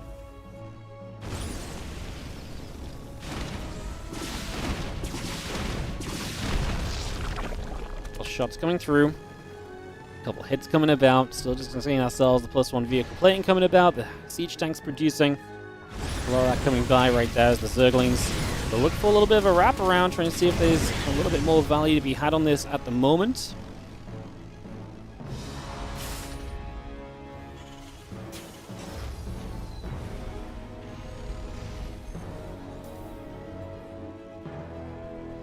Still got that mag field accelerator coming through. Again, just going to be seeing the smart servers coming up, +1 vehicle plating.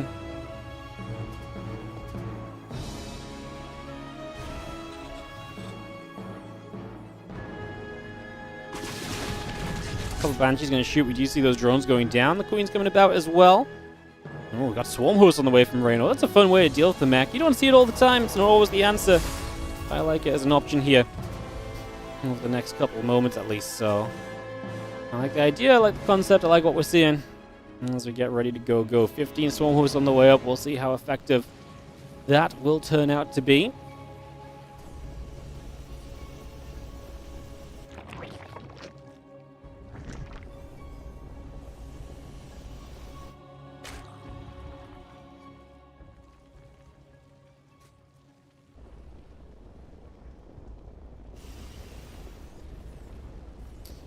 Bring that coming by. Again, that smart server's coming about. Just going to get everything that you want for the mech, but how well will we deal with the Swarm Host? That's going to be our big question mark here. Get all of that ready to roll. Just going to see our Swarm Host continue to come about then. And yeah, we're going to launch those up in the skies. We're going to throw them forward and toward this army. A couple missile turrets going to shoot away. Going to see the Swarm Host Locust getting hit hard for the moment as well. The Vikings coming about, the Banshees will fire. We've got a little bit more damage done so far. We'll be seeing the Overseer going to be in some trouble, the Roaches, the Ravagers in trouble as well. Hellbat's still pushing through, Swarm Hosts are going to be right there. Just going to see those Banshees coming back around. Corrosive Valves will miss the mark, so Corrosive Valves will not quite do what we want them to. There's a little bit more coming about there as well. Just having ourselves the Swarm Host going down. I mean, to be fair though, Reno's still got a good army supply. Like, the fact he's still fighting here as Roach Ravager suggests that he feels very good and very confident about where things are at currently. So, obviously, he's feeling pretty okay about things. You see those couple of Queens are going to get jumped on a little bit as well. So, we'll continue with that.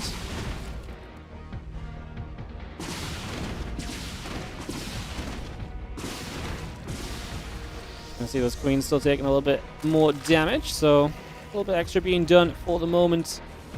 A little bit more coming about. Do you see the tank's going to siege up? A few shots coming in, a couple of hits coming around.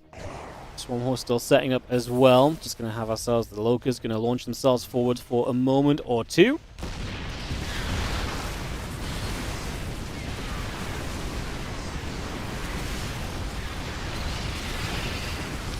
And the Ravager's going to drop a few more Corrosive Valves in. And again, you're just kind of chipping away at this as Raynor right now. So definitely looking pretty reasonable in that regard. And let's just have ourselves a little bit more coming on through. More shots coming down. Corrosive Valve's going to be landing once again.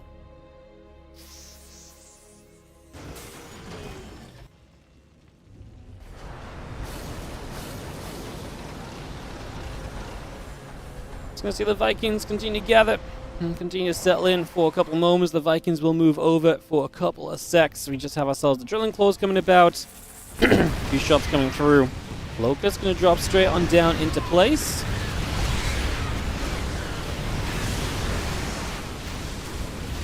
Just going to see the Roach Ravager still wanting to put a little bit more pressure in, so really still not letting this go at all. Pick the damage up. Another siege tank coming through as well. I mean, we just get rid of more and more. I mean, Reynold feels like he just did enough initially, and he's just able to keep it going at this point and not let this slip away for himself. So looking very cozy at the end of the day.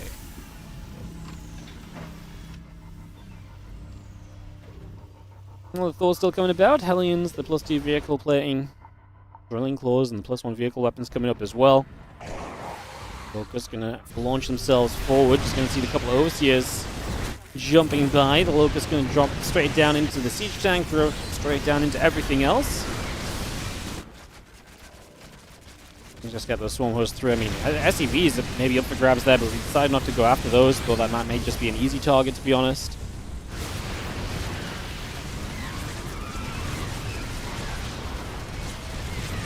We're just going to say GG, and that's going to do it for now. So that will be game in game number 1. Reynor takes the opening map here off Gumiho.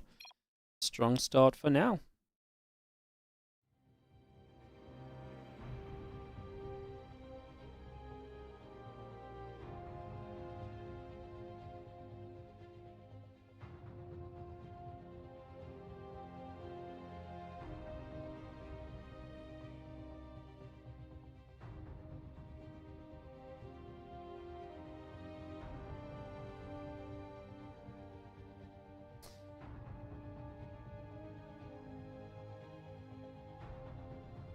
Alrighty. Let's go.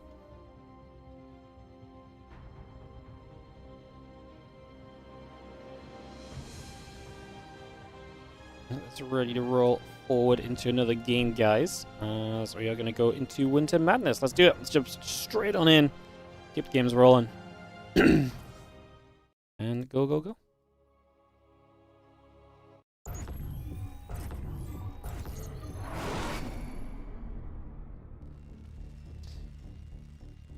Sorry, one sec. I keep forgetting to set the observer before we do this. There we go. Seek.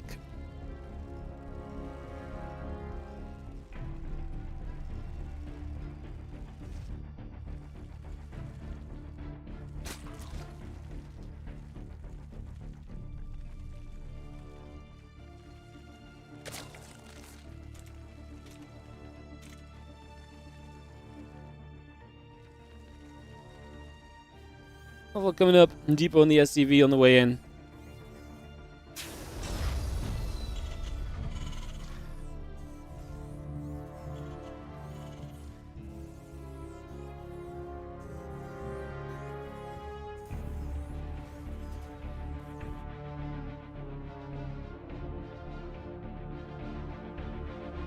Just move around for a little bit of journeying with this Overlord, trying to see a bit of what's up, a bit of what's happening.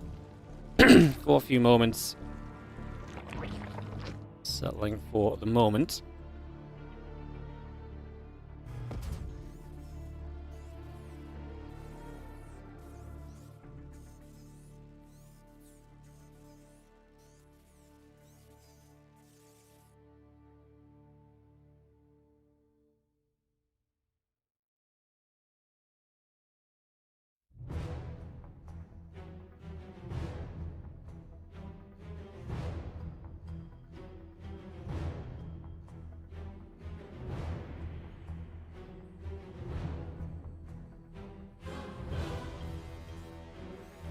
Let's see our CC coming up on that natural, Reaper coming through. We're going to drop down, just going to get that settled for a couple of moments.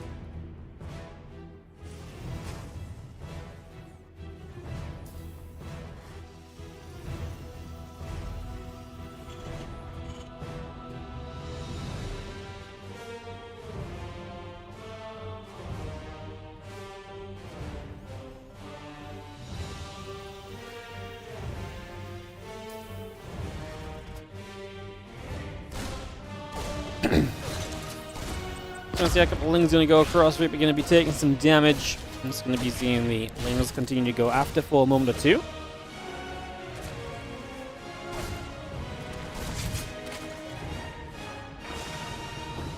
Again, CC coming about, factory coming in. Just gonna see how Link Speed and the drones will be set up initially. Reynor with that 1-0 lead. Sorry, it has to have the Korean Royale logo up at the top. Obviously, that's not Korean Royale, guys, just to remove confusion.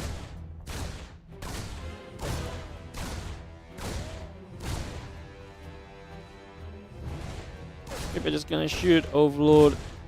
Gonna see what's up. I mean, nothing much going on really.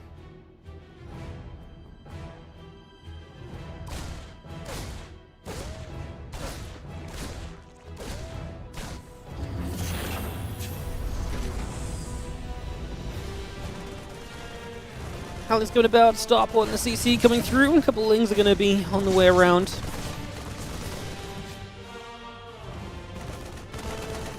I see the Marine's going to be able to get onto that Overlord, so a little bit being done, bit of damage being dealt. Just going to have ourselves the Stop on the CC still coming about, the Viking and the Hellions coming through as well.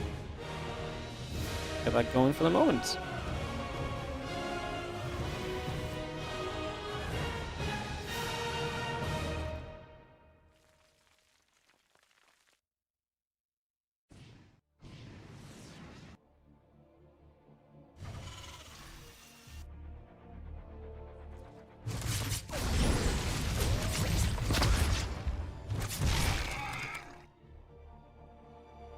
Gonna see the couple Hellions, the Lings, the Queens, the Overlords setting up for the moment as well. Let's see what else is happening.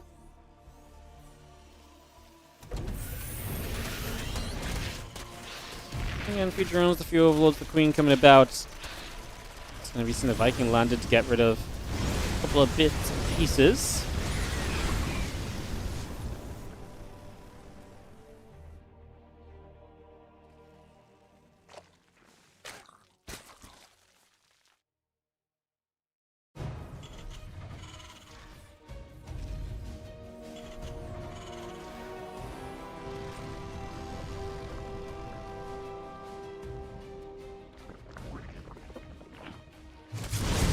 He's going to be seeing the Hellions. He's going to come through. A couple of the drones will take some damage. Just going to be having a little bit of movement for the next few moments.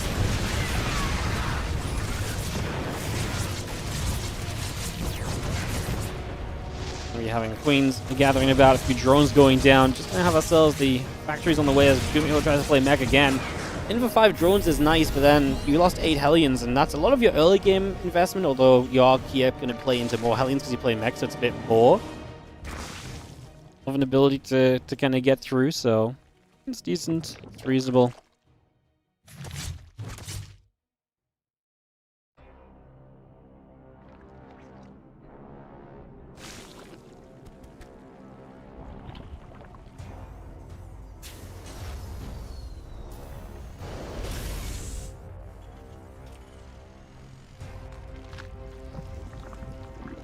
Factories in the armory still coming through.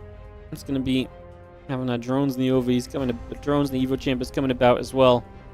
Moving around for a little bit.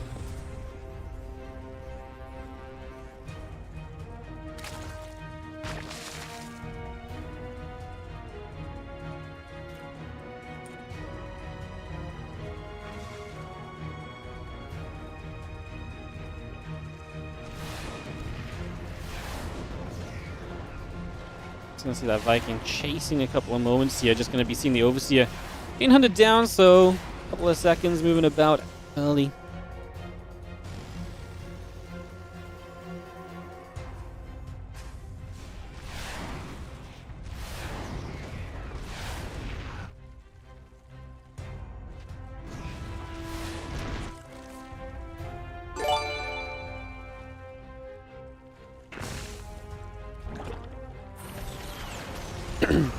Gonna be seeing the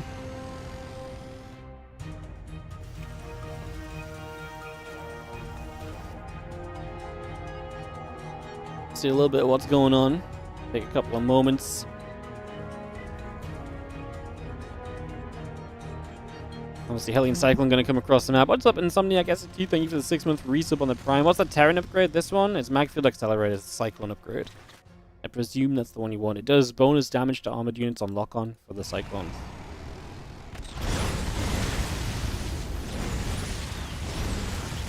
Hellion Cyclone will fire. A couple of shots coming about.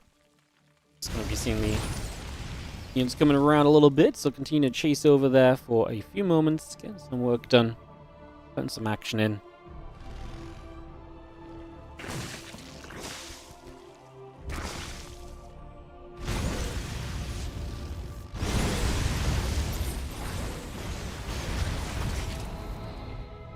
We've seen the melee upgrade and the missiles and the roach speed, a little bit of everything coming through. That hive coming up, some drones on the way out. Got a couple factories moving along as well here from Gumiho. That armory also on the way in right now. It's going to be seeing the Cyclone's going to get there for a couple more of the Crypt Humors, and looking good in that regard. Just for the moment.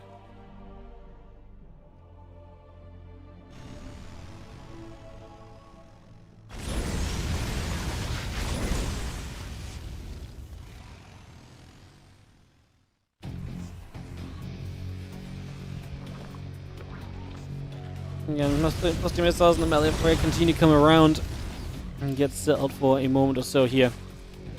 I'm just going to be having that Hyperflight Rose coming about, the plus 2 vehicle plane coming through, the Infestors, the plus 2 missiles. I mean, we just got all the tech coming up, especially here from Reno right now. Again, a lot of that set for the moment. Getting up and on track.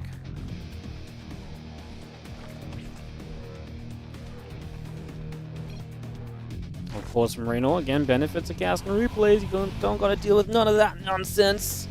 3, 2, 1, and go. Set the obs, and they were back into it. Oh, we have no idea how long it took. It took hours, guys. That's why we cast from replays. No hour-long breaks waiting for players to mess around. Just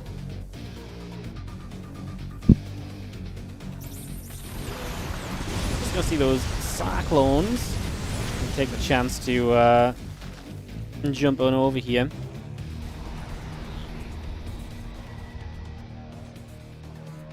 Again, Hyperflight Rose finishing soon. Neural Parasite on the way. Bailing speed coming up. Adrenal Glands. I mean, talk about tech. Reno's getting all of it right now, so just bringing a lot of that up, getting that on the go. Getting settled in the next few moments as the Banshee and the Raven coming across. Fungals onto the Cyclones. Ling Roach will get the grab on those Cyclones as well, so that's going to be an easy pick-off. A nice little grab for us so far. Those Banshees continue to work onto the creep spread. Picking away at that already. Another Fungal trying to come back over. Not quite going to be able to. The Neural Parasite. And as we just have, again, the Spire on the way through.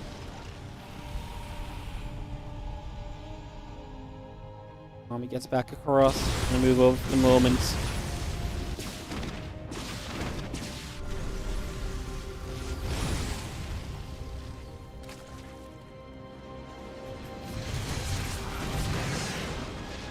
Roachbane, Queen, Festa, gathering up, the Fuelings gathering through as well. It's gonna have the +1 vehicle weapon's gonna be a part of this. The Cyclone's still on the way across.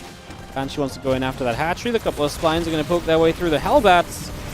Bane Roach ready to make a dive in toward everything here as we do see the Hellbats getting jumped on and dismantled immediately. Everything else chasing forward. Ling Roach Ravager looking for cleanups. Reno obviously has to deal with the fact that, Gumiho's right here. And so it is a bit scary, because if you don't break through this position, Gumiho advances up and that base is in trouble. No counterattack set up for Reno just yet. Nothing coming around the other side of the map or anything. He does get some Neurals off though, and he's going to use the Banshee to fight away at things. Obviously that just means a couple of free kills. The Viking killed the Banshee. No! A bit of a shame as you see Reno actually going to jump on this position, and he is now with Lings. I think actually just going to have a great time. There's nothing protecting these tanks because the Cyclone's off to the left-hand side. The tanks are all on the right, so Gumiho gets a little bit out of position here on Winter Madness. And yeah, I think that's going to come through.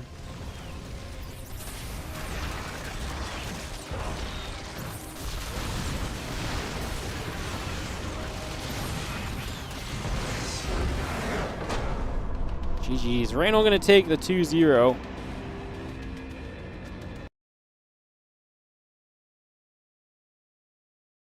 GG's. Reno 2. Gumiho 0. And that is going to be our matchup. And that's going to be our day. That's going to be what we call it at today, guys. GG's. Reno getting the dub.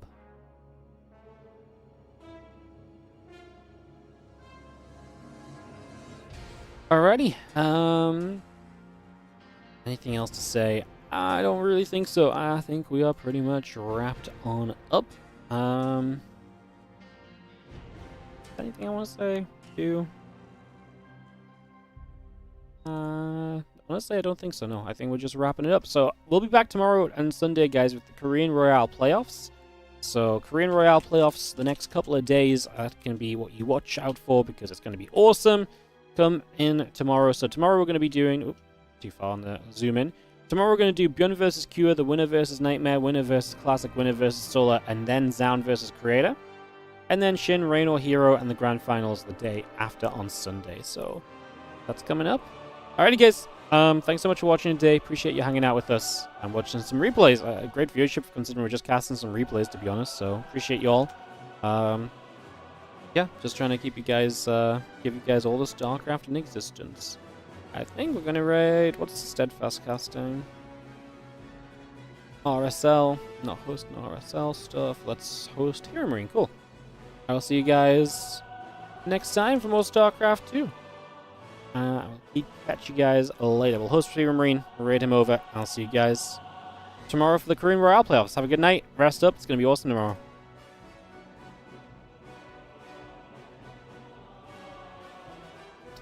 Razorbeak OTP, thank you so much for the 100 bits right at the very end. I appreciate you. Thank you so much.